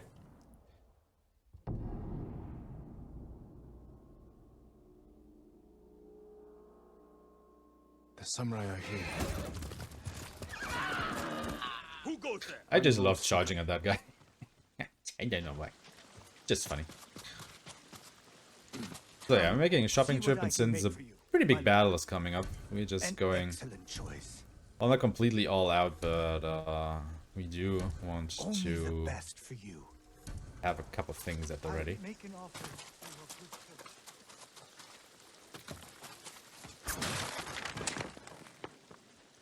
So yeah, we're making our last preparations before we can attack Castle Shimura. Take care, you know. I need to make And that will be a huge turning point in the story of the game. Lots of things are gonna happen there.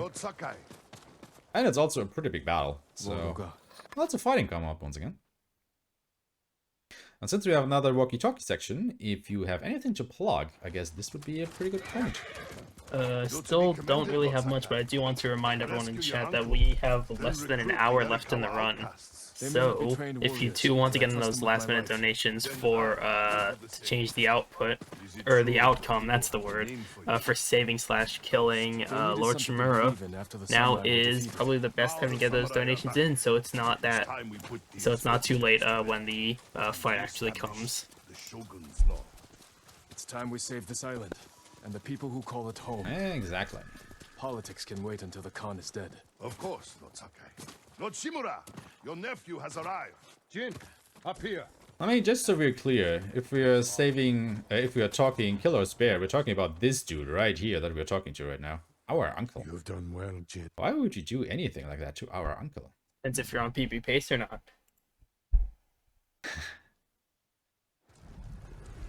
Let's see about that. But before we do that, we got some killing to do. Kill them all!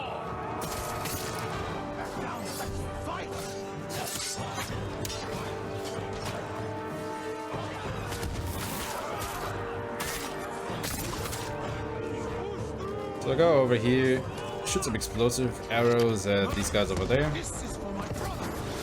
Light our sword on fire. And then we'll come over here.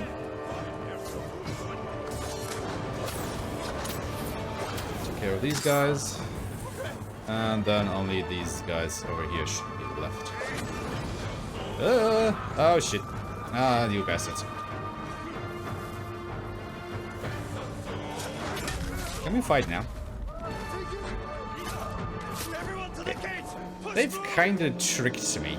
Because once again, we had a little bit of a problem with the AI going on there. Because they were still in their gate opening duty, so I couldn't really attack them. Sneaky bastards. Forward! Show the Mongols we will not be denied! Move to higher ground! Clear the way ahead! So once again, enemies and gates in this game are a bit of a problem for a couple of reasons. as you might already be able to tell. Strike them down, Lord Sakai. Keep swinging, Noriko. Also, once again, enemies and gates. Oh, they actually opened the gate already. That's pretty nice. Why are you killing me, though, guys? That's not nice. Warriors, straight through that gate. Okay. This isn't going so well at the moment, sadly. Starting to be really low on resolve, which could potentially lead to a problem a little bit later on. Well, I guess we'll see about that. Kill them all. Oh, hello there. So we actually don't have to kill anybody in this courtyard. We can just run straight to the end. Just bypass each and every enemy around here. Woo! Oh, hey! Thanks for the boost, buddy. Well, normally they just shoot you down while you're grappling there. But this time they actually decided to give me a boost, which is pretty nice. I mean, it still lost a little bit of time because Jin took a moment to get up again. I'm coming with you. I'll take it.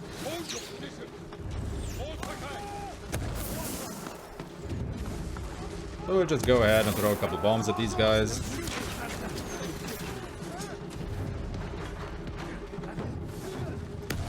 And then go up this tower. The weapon is ours. Push forward. Grab the watcher. Aim at the Mongols. Clear a path. Then kill a couple Mongols. There are still some over there. And then these guys.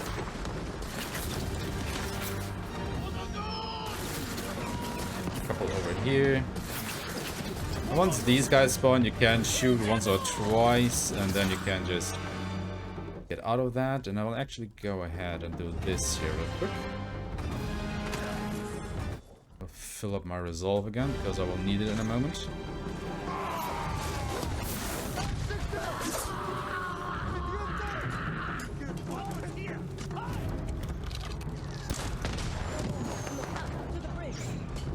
I see them.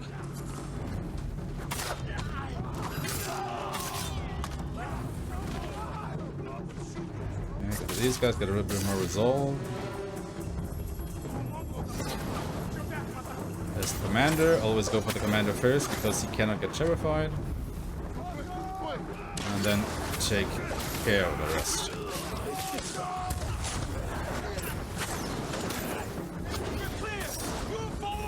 Once these are down, we'll go up to this gate.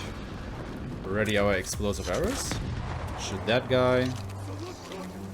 Shoot these guys or miss. That also works. Got a bit of a spawn glitch going on because there are supposed to be some reinforcements here, but they are not yet. So they should show up in just a moment. Or not. Hello? Where is everybody?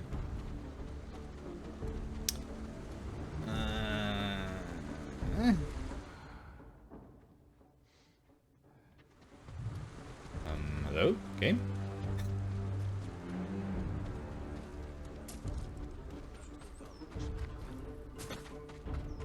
Okay. I guess I will just go ahead and restart the checkpoint then. We're clear. Move forward. So let's do that again. Push through. We must reach the bridge. So shoot that guy square in the face. Shoot these guys. These guys are finally here, so shoot them. Shoot them, and we should be more or less done to go up here and continue with the story. So yeah, that glitch, I guess, that we just had is kind of new. I've seen it yesterday for the very first time during another marathon run. So I am not so sure yet what is happening there or what isn't happening there. Hate to see it. Probably lost this maybe a minute or so. The Mongols are on. Because I just kept looking around. Because yesterday they actually spawned after a short while, but today they just didn't at all. Probably another AI problem or something. I have no idea. Anyway. The only bridge connecting this part of the castle and the last part got blown up.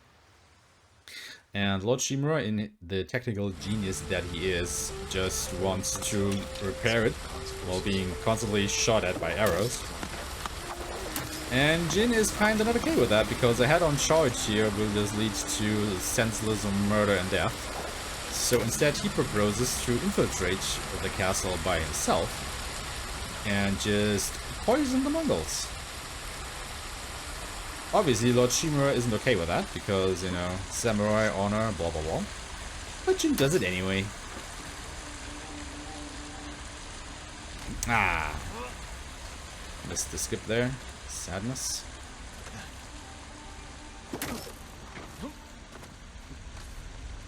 So we'll just go up here. Better take out the guards quietly, and I can scout from the top floor. Make our way through this tower. We have to kill every enemy inside here, otherwise the game will not continue.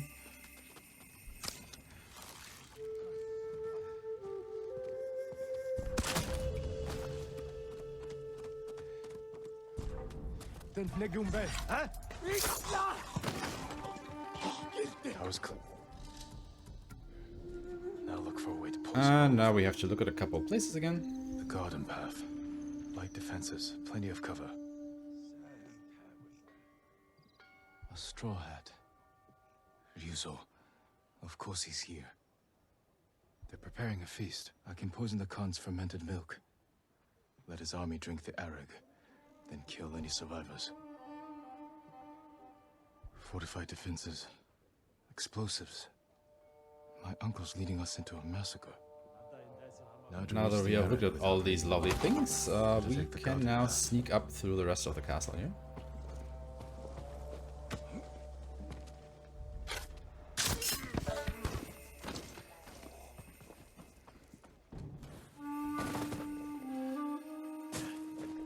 So once again we have the Mongol commander's armor equipped, so we can just run through the next section. And our goal here is to poison the arag of the Mongols that they like to drink during their feast. That's where they store them. However, we cannot poison that while somebody is looking, so we just have to drop a smoke bomb to once again get us out of combat, so to speak. And then we can poison it. It's quite convenient, you know, that you can drop these absolutely inconspicuous smoke bombs to work on the drink. And nobody notices it, but... well, I guess that is anime AI for you. Anyway, last boss fight of Act 2 is about to happen. So once again, we will switch gear to the Roanoke Attire.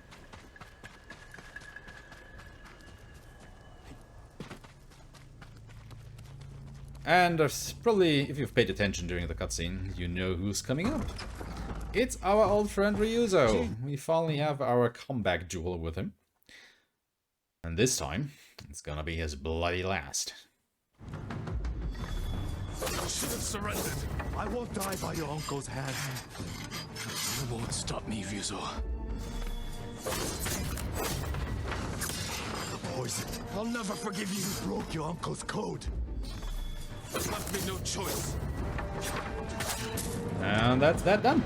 And that is the end of Act 2. We are now in the final act of the game, and there's about 40 minutes left of this game for you guys. So a lot of stuff happens during the cutscenes that I'm skipping here. So basically, you know, since we poisoned all the Mongols, yay! You know, we did it without losing any lives on our side. But all the samurais are not exactly okay with that. So Jin gets basically thrown into prison and awaiting the shogun's decision concerning him. Which just came in, and it's basically to kill the ghost. Which makes Lord Shimura pretty sad. Then you deserve it, We also renounce that we do not want to be his son, because he actually wanted to adopt us at this point. So, you know, great things all around. We basically lost the trust of each and everybody, except our closest friends. But we still have, you know, a last goal to fulfill, which is obviously to kill the Khan and break the Mongol invasion on Tsushima Island, because that is still going on. But in order to do that, we obviously first have to get out of Castle Shimura.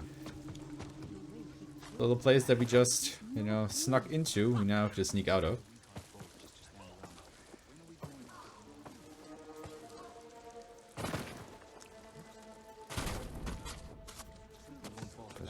over here. Through the building, around the tent, and through the gap. Thanks to the ghost, it could go on for months. Sora. Lord Sakai escaped! Not everywhere! Find him! We help search. So obviously we want our horse in order to escape here. Anyone seen him? He may have run north. You two, on your horses. The rest of you, man the gate. Easy. Horsey! On the horse! And I just skipped probably the saddest cutscene in the game. Lucky for you guys. Because the horse is dead. Our trusty steed just died. You know, the one you guys paid money for to name. So, sorry. Couldn't do anything there. What's the cutscene? The cutscene did it. Everything. Kenji said you Yeah. sacred tree. We are now in the last area of the game. No weapons. Up in the far northern reaches of Tsushima Island. And another thing to note is that actually a couple of weeks passed ever since the end of Act 2. So, you know, it's basically winter now. Better find Yuna soon. Then again, it's only winter in the northern reaches of the island, so make of that what you will, I suppose. And since we can't sushi roll anymore, and we don't have any equipment at the moment because we just escaped captivity, we actually have to properly sneak our way through these Mongol encampments because we don't even have any weapons at the moment. So I gotta wait for that Mongol to get a little bit further away, and then I will jump onto that trunk and make my way over to the tree. Okay, that worked. Quickly examine the corpses inside here. Yuna's not here. And then make my way away again. Also, all these flames around this big tree trunk are not for show. If you actually touch them, you die, so don't do that. Smells like wolfsbane. What we learned firsthand here is that while we were in captivity, the Mongols actually learned to replicate our poison. And we get shot by it. And even though we are literally vomiting our own blood right now, it doesn't stop us from just rolling around.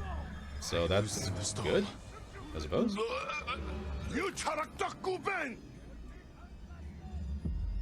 But yeah, by the power of plot armor, luckily for us, I suppose, Jin survives being poisoned. Somehow. We probably just fucked it off or so. Is that you? And we can probably continue with our quest of driving the Mongols off the island. Shoutouts to plot armor, exactly. So also, luckily for us, Yuna had all of our equipment, so we are up and ready again. Now to find Yuna. But, you know, we are basically ally-less, we are homeless, we are baseless. We basically don't have anything anymore. So, obviously, the first thing that we need is to find another stronghold to plan our next few moves. Jogaku's pagoda. And that is why we will go towards Jogaku's pagoda. And in striking distance of the Khan's stronghold. There's only one problem. The Mongols have. We can fix that. Let's get the horses. What happened to your mount? When I escaped, the castle guards fired on us. They killed Sora. I'm sorry. These will have to do for now. Get on the horse.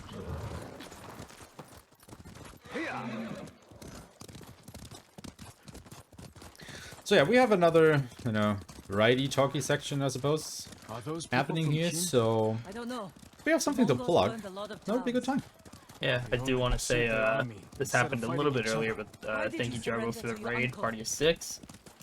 For those hopping in for the first time, just kind of have the stream in the background. This is No Holidays Allowed 2021, a yearly marathon, hosted by the No Glitches Allowed team, and an anything all goes marathon. So we have glitched runs, glitchless runs, races, bingos, randomizers, all sorts of other stuff. And we are raising money for the Go Rescue Pet Adoption Center in Norfolk, Virginia. This is the tail end of the marathon. Again, So there are only 3 or 4 runs after this. We have Star Wars Knights of the Old Republic, Grandia 3, a bonus Bugsnax run, which again we are really close to hitting. There's only $35 left to needed for that, and Bugsnax is a really cool run, so I'd highly recommend donating for that, as well as Mass Effect to finish out the marathon. And again, I've said it once, I've said it probably too many times, but we do have the bid war to kill / spare Lord Shimura here, and that is going to be finishing up very soon. So if you guys didn't get that in and you want to change the outcome, currently Spare's in the lead by 6 minutes. So if you do want to change that, now is probably somewhere close to your last chance. We're close to Jogaku Temple. There's a fishing Yeah, exactly. You know, guys, I want to kill that guy because it means I'm getting a PB / world record. So, you know, get your money in for killing him. Come on, we're on a pretty good pace, actually. Good cover. Might happen. For us and the Maybe. Mongols. The safest approach to the temple might be over open. But yeah, in order to get to Jogaku's temple, we first have to go through this little fishing village right here, right now. So let's get ready to murder some more people, I suppose. I mean, we've been doing that for about 3.5 hours now. Won't stop us from doing it a couple more times. Let's gonna quickly chain assassinate these 3 guys.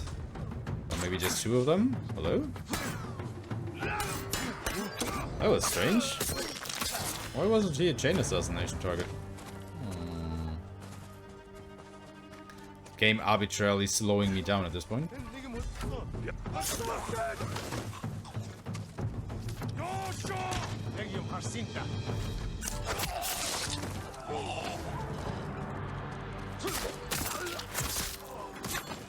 Okay, takes care of these guys. Oh, hey! He was still there. That was actually pretty funny that I was still able to assassinate that guy because I was standing right next to him. I guess he was as much in shock to see me as I was in shock to still see him. They left explosives on the ice. We can use that against them. Also, welcome everybody to our weekly rendition of Mongols on Ice, because we have some conveniently placed red barrels on this frozen lake, and we all know what red barrels are for, right? So what we're gonna do is, we're gonna lure all these Mongols on the frozen lake. That will get their They will attention. conveniently crowd around these red barrels. And I guess you can imagine the rest.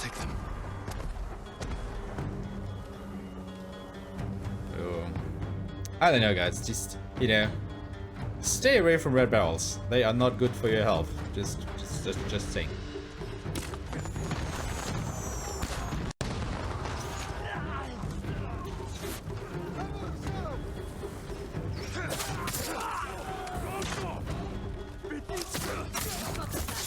And that takes care of all of these guys. All we have left to do is get into the temple itself, because there are still more hostages around there. Plan our attack carefully. So normally you're supposed to go up and around to the right there, where the quest marker is. However, we don't care about that. We just barge right in through the front door. Just gonna quickly kill these guys. Gonna drop a smoke bomb for safety, then throw a bomb.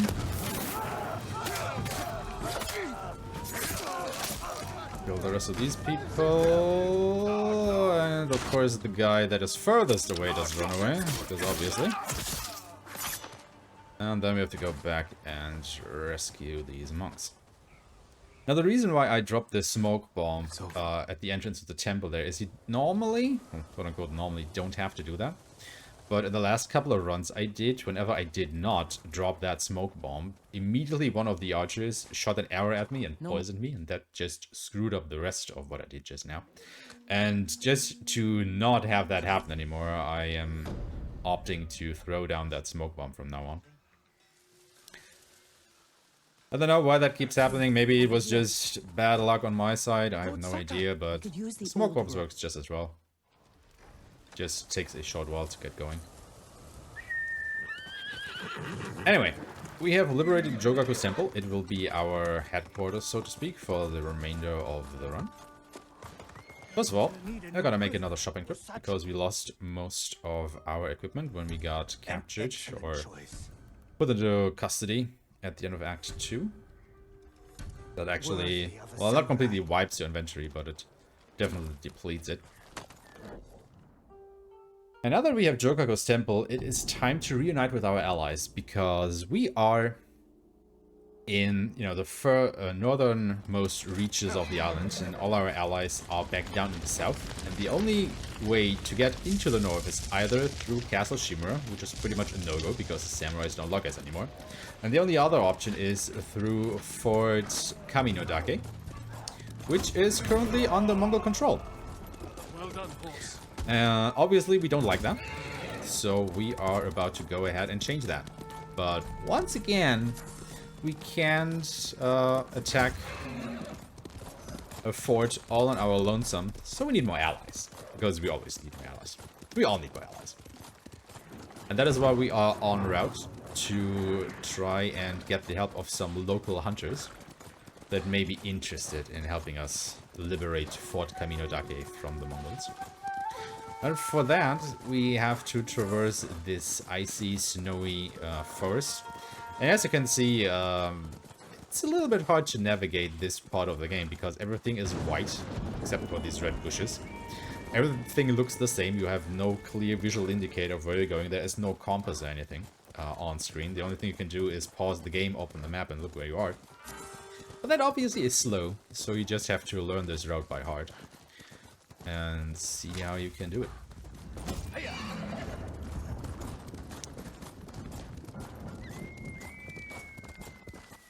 Now, conveniently enough for us, these hunters are perched up in Takeshi's castle, so we will go there. And by God, if you guys don't know the show Takeshi's Castle, what are you even doing with your life? You know, go on YouTube or whatever, check that out. Also, I lied, it's not Takeshi's Castle, it's actually Takeshi's Camp, but come on! You know, most of the letters align, right? Takeshi's Castle, Takeshi's Camp. You get the joke? Ha ha ha. Alright then, continuing on. This is Takeshi. Are you Takeshi? This won't be like hunting wild boar. Come over here and you'll see.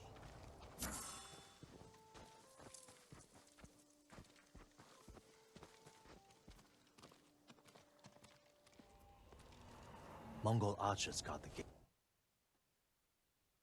Right, so what is the quickest way down a mountain? Well, jumping, obviously. So these jumps can be a little bit tricky. Because if I don't get the roll at the end of the third jump there, I will actually die. And the way this works in-game is that you actually, first of all, have to unlock the skill that lets you roll down. Or roll out of a fall. And once you get that skill, you have to press circle or the roll button at a precise point when you're hitting the ground. And the higher your fall is, or the longer your fall is, the smaller the window is in which you can press circle to roll and not die. And since that was a pretty high jump, it's a pretty small window that you have to actually hit the circle button if you do not want to die. So that is definitely a handy skill to have and something that you should practice if you intend to run this game. Because going down this mountain, the normal path just takes ages.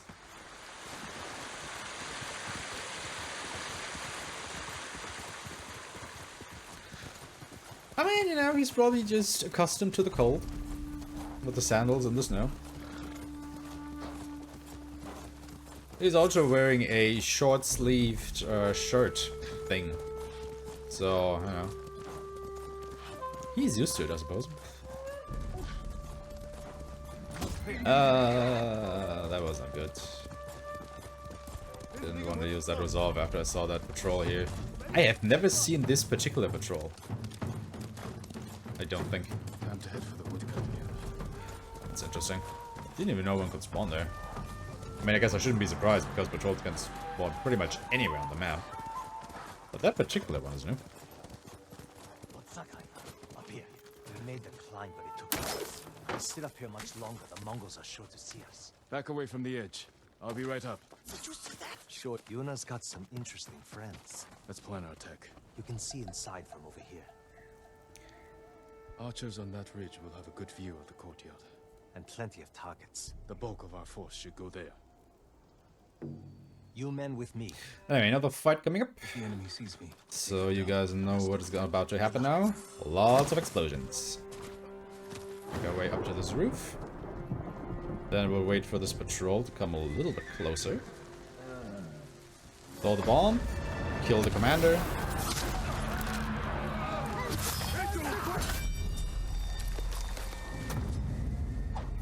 And then take care of the rest here. Throw another bomb at the reinforcements coming up.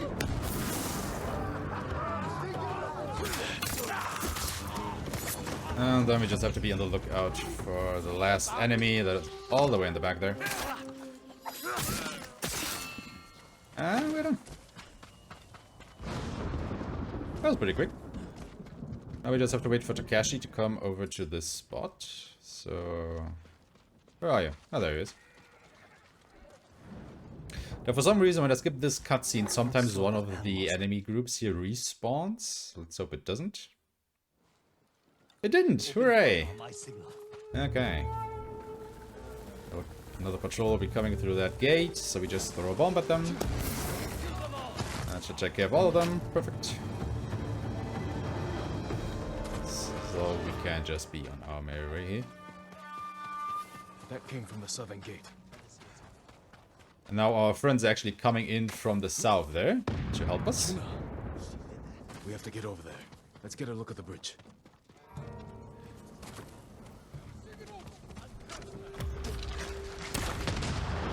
Nah. Missed the shot. Okay, more Mongols, more explosions.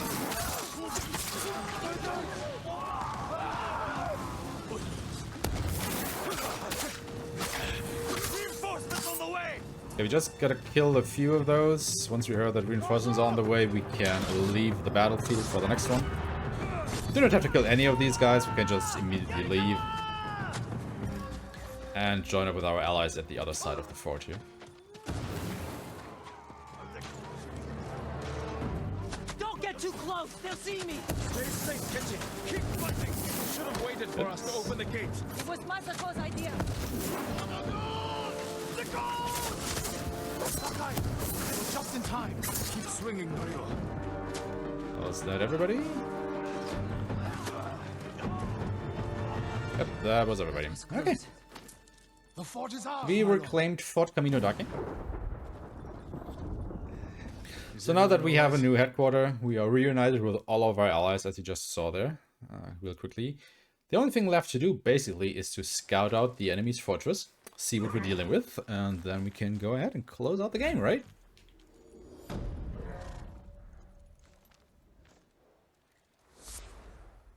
We are making big strides toward the end of the game here. Act 3 is really short compared to all the other acts in the game.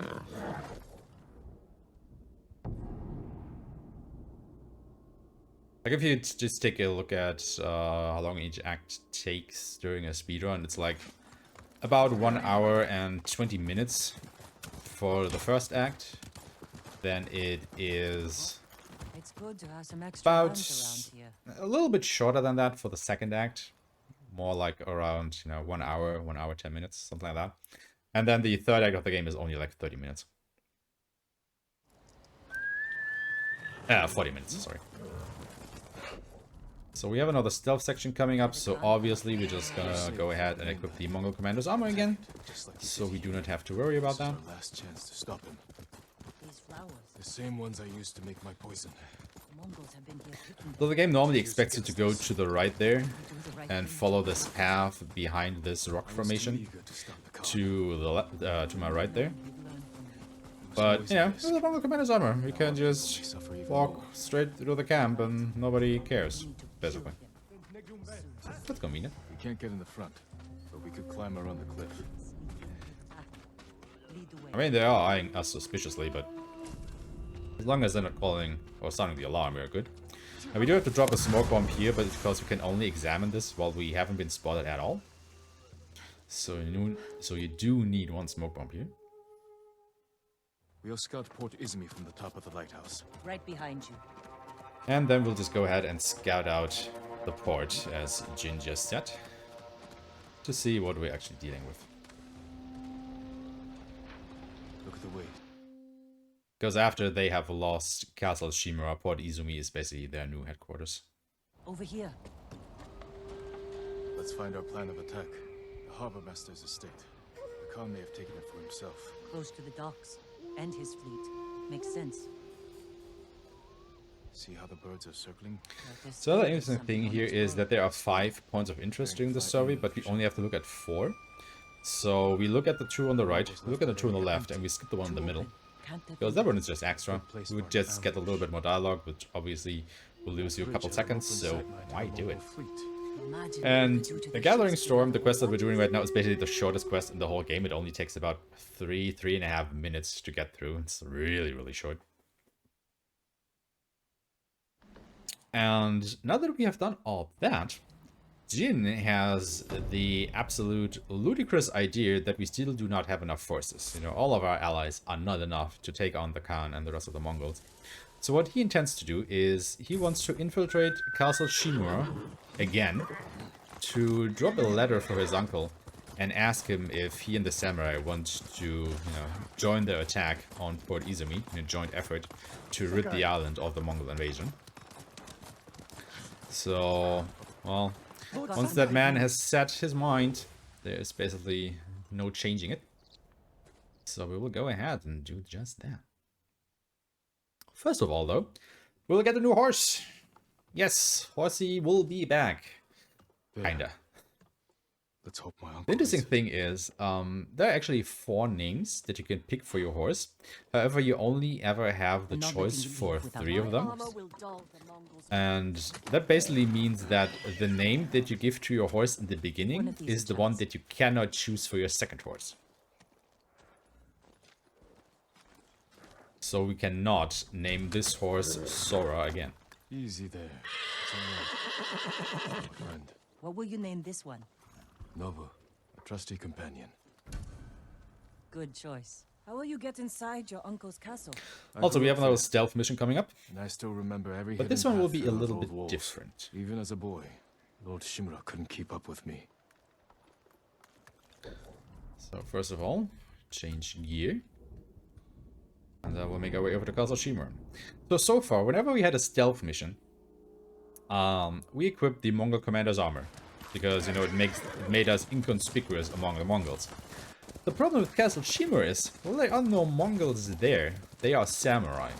So, the whole dressing up as your enemy thing wouldn't exactly work there, because they are not Mongols, A Mongol commander among samurai, not a good thing. So what we do instead is we do the next best thing. We equip the Fondoshi, which is also a kind of stealth armor in the game. And we have that loaded up with detection speed decreasing charms as well. So we will actually, be 3/4 naked Jin for a short while we sneak through Castle Shimura. Now, theoretically, it would probably be better if we could use the ghost armor for this. However, the problem with the ghost armor is that every armor set can only have 1 charm loadout saved to it. And since we're using the ghost armor for so many parts in the game where we need to terrify enemies, it's basically a combat armor, we can't load that up. I mean, we could load that up with stealth charms as well, but it would take us time to do that. So we would rather just, equip 1 armor set that is already loaded up with charms and be done with it. And that is why we opted to do that with the Fondoshi. So yeah, if all you guys wanted to see a 3/4 naked guy stealth around a medieval samurai castle, I guess this is your chance. The monster they think I am. Hello there, fellow samurai people. How's it going? I am the naked ghost in the wind.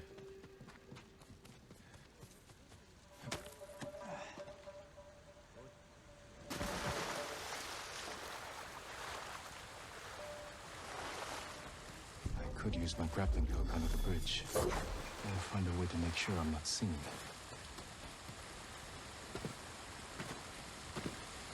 And basically, this is the exact same way that we took into the castle at the end of Act 2. So if you've been around for that, you will know how this goes. It's the exact same movements.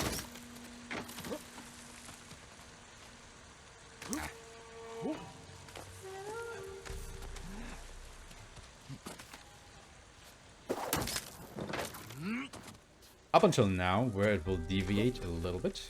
Because instead of going through the tower, we'll actually jump on this rock. And climb on the roof there. And then make our way around like this. That was a little bit of awkward jumping there.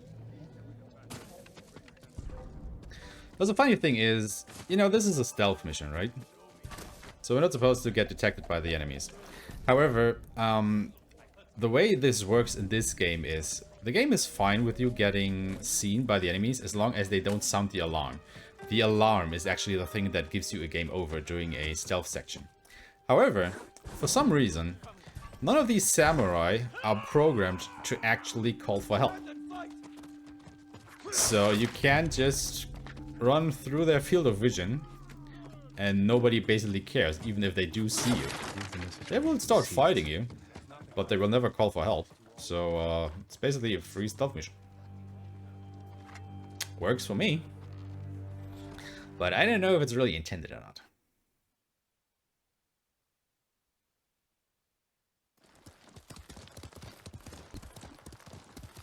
Anyway, with that out of the way, we now have done all the preparation that we need to assault Port Izumi, where the Khan is holed up. So what I'm saying here is, guys, we are ready to finish the run. So let's go back to Jogaku Temple and start the Eternal Blue Sky. Sakai.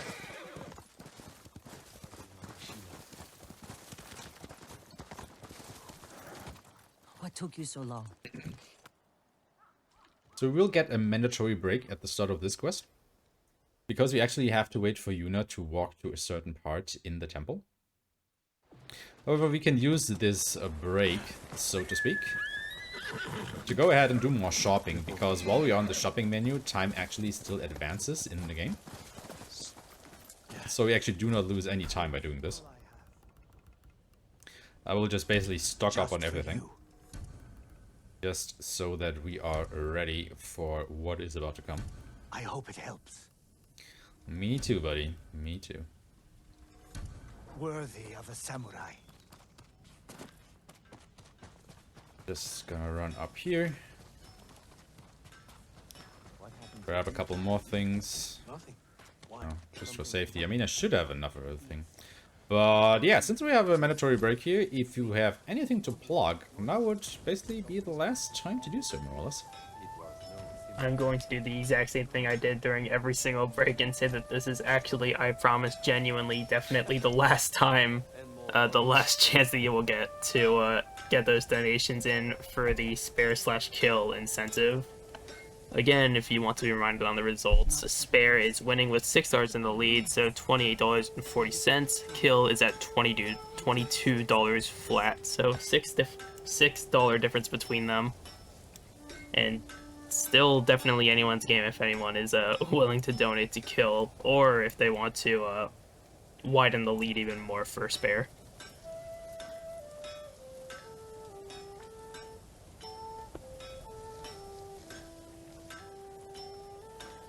Come on, guys, we want to kill him. We want to get a PB, right? Everybody wants a PB.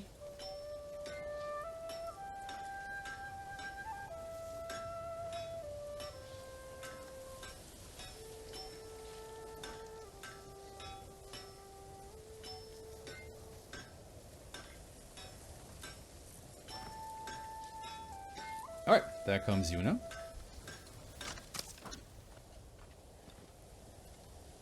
So let's get this show on the road then. So we will skip a couple cutscenes here. And then we will begin our assault on Port Izumi. This is it. Jin, there's no...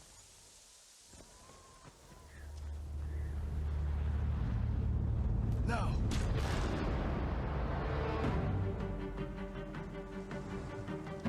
Mongols are coming. We'll cut down anyone who gets through. So what we want to do here is we want to go to the right of this gate and look straight ahead. And what that does is it makes all the reinforcements that are coming spawn from our left, where there is this explosive barrel. So we wait for them to crowd around that, and then just set it ablaze. And go to town on everybody who survived.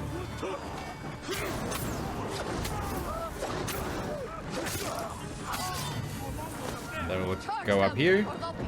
There will be more Mongols crowded around an explosive barrel, so light that one up. And then even more Mongols around an explosive barrel, because they just keep on doing that. And then we'll just go around and kill the rest of them. Where's the commander? Hello? There he is. Sneaky bastard. Okay. That's all these guys taken care of.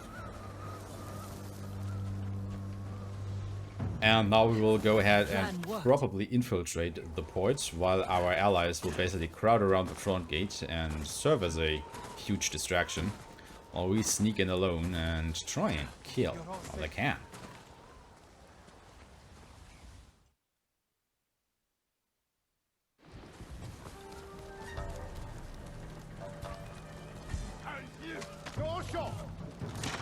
Need to get to a rooftop. Look over the camp.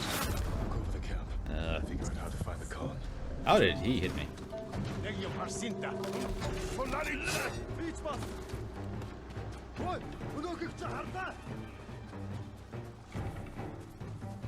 That watchtower is perfect. Okay, watch the tree in front of me.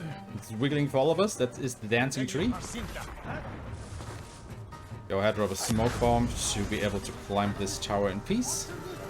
We'll get a cutscene here that basically tells us that Lord Shima is actually joining our forces. So all of our allies and the samurai are now fighting the Mongols. There's a proper battle happening somewhere over there. But we don't care. We only have eyes for Khotun Khan. We just gotta make our way through all of these enemies. Hopefully unscathed, because I do want to keep all of my resolve for the upcoming duel, obviously. Just gonna make my way around all these guys. And once again, we will switch to the Roanoke Attire. And there he is, the big bad.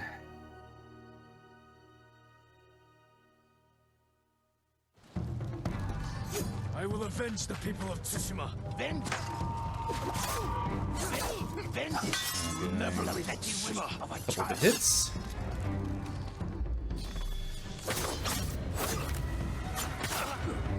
You're weak.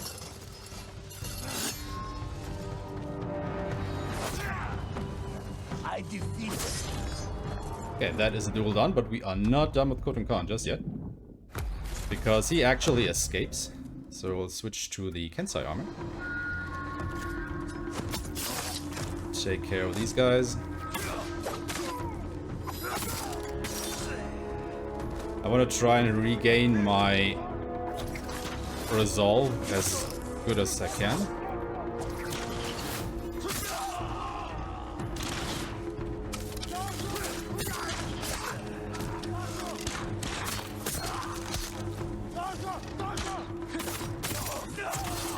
And now we are in the last fight against Khotun Khan. This is basically him and a lot of Mongols against us. So it's basically something of a free-for-all. So we want to go over here. Drop these barrels up top on all of these guys, just like that. Then we go around here, where Khotun is. Hit him with a sticky bomb, attack him. Hit him with another bomb, attack him some more. That will push him into phase 2.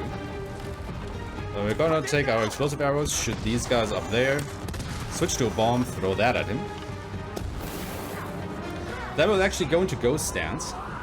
And I have 4 strikes in ghost stance opposed to the normal 3, because I have a charm that gives me an extra one. Then we'll break his weapon. And I still have one more strike and ghost stance. So we'll use that against him. Then we switch over to Kunai, throw Kunai, hit him 2 times, throw Kunai, hit him 2 more times, and that is the fight.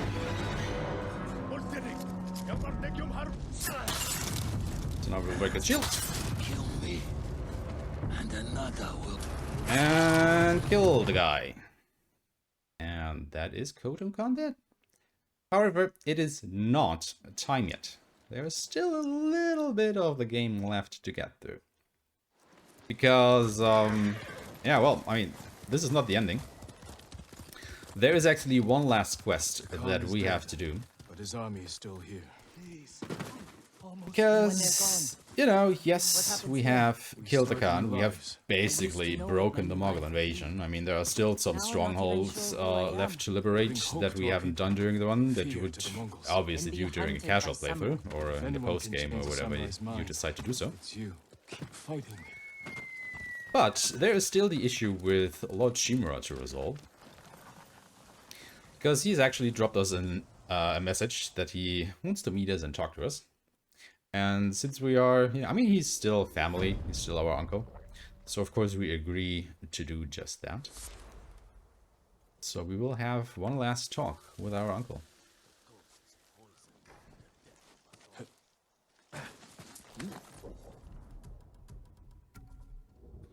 So for that, we'll go back to our hometown, Oni Village. And go to the lake. And wait for him to arrive.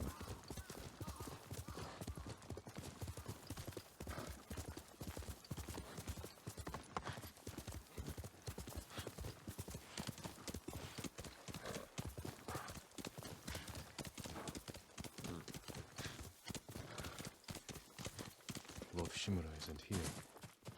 I'll wait for him on the dock.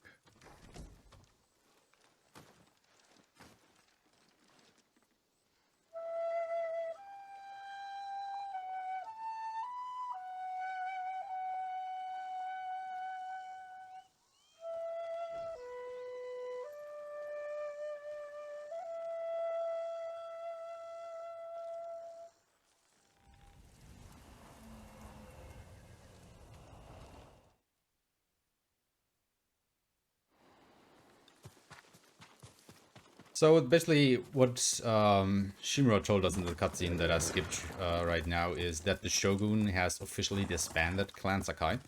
So Jin is not a samurai anymore, and all of his belongings and holdings and whatever else will now be transferred over to another samurai family. So Jin is basically homeless. Good. They won't give up until they've But before that happens, Shimura and Jin decide to pay one last visit to Jin's family cemetery and pay their respects to the fallen. Still remarry, start a new family. Yes, I suppose I can. Looks like he could use a push.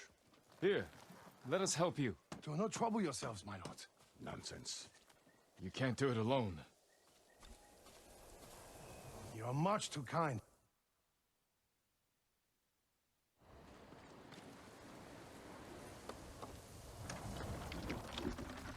So guys, if you want to snipe the kill or spare incentive, now's the time to do so.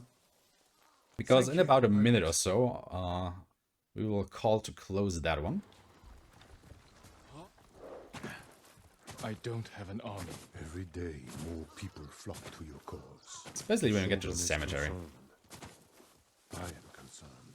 So basically what Shimura is telling Jin here is that, you know, he and the Shogun are concerned that the people will not accept the samurai anymore because Jin taught them to rebel against their superiors. And the Shogun wants the ghost's head for his transgressions against the samurai code. And he sent Shimura to take that head, which is bad because we very much do like our head, you know, it's kind of vital to survival. So, yeah, we will fight our uncle in a minute.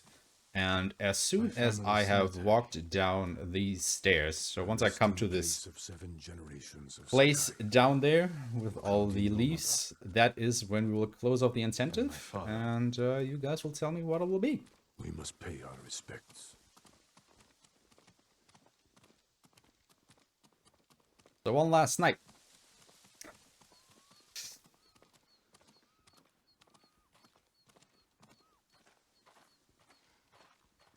All right. What's it gonna be? All right, we're gonna be What is the final sparing verdict? Lord Shmura. We are sparing him. All right then. So we will have one last poetry session to go through, and then we will have our final duel in the game against our uncle, against family, which we will be sparing at the end of the run. So let's see how this goes. Eyes that saw my pain.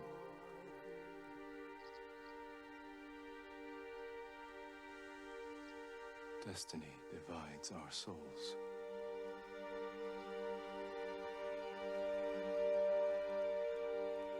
This is where we part.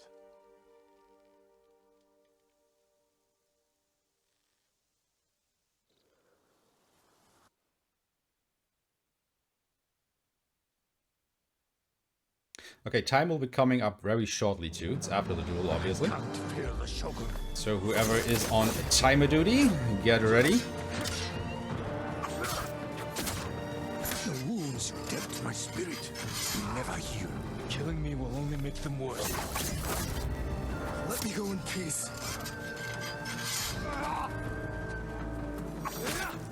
I can't feel.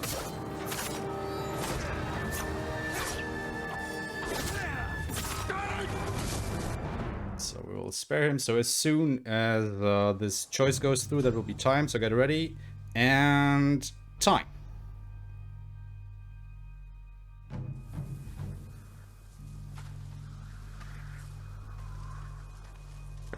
And if you were wondering there, I believe the final time there was 4:05:10 or somewhere around there. I have no honor. Yeah, it looked like it was a 4:05:10, pretty much exactly. Okay, so 4:05:10 means that this is actually a PB/world record by 12 seconds. We should have killed him, everybody! But anyway, let's watch the ending here. Because you guys donated for it.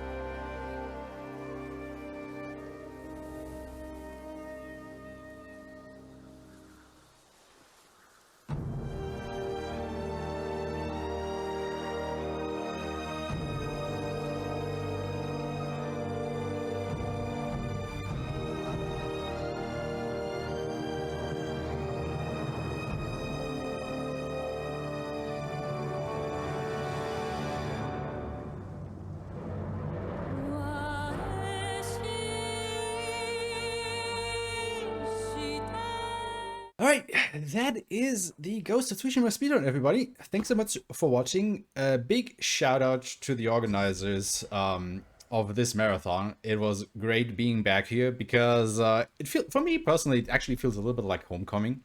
Because No Holidays Allowed 2020 last year was actually the very first marathon that accepted one of my runs. It was also Ghost of Tsushima.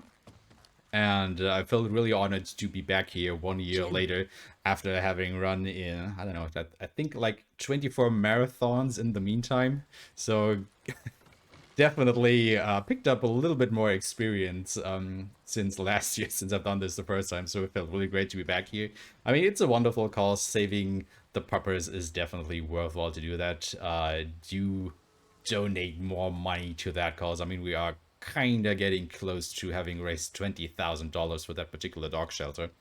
Have fun with the rest of the marathon. There are some great runs coming up. You know, we got Star Wars The Old Republic.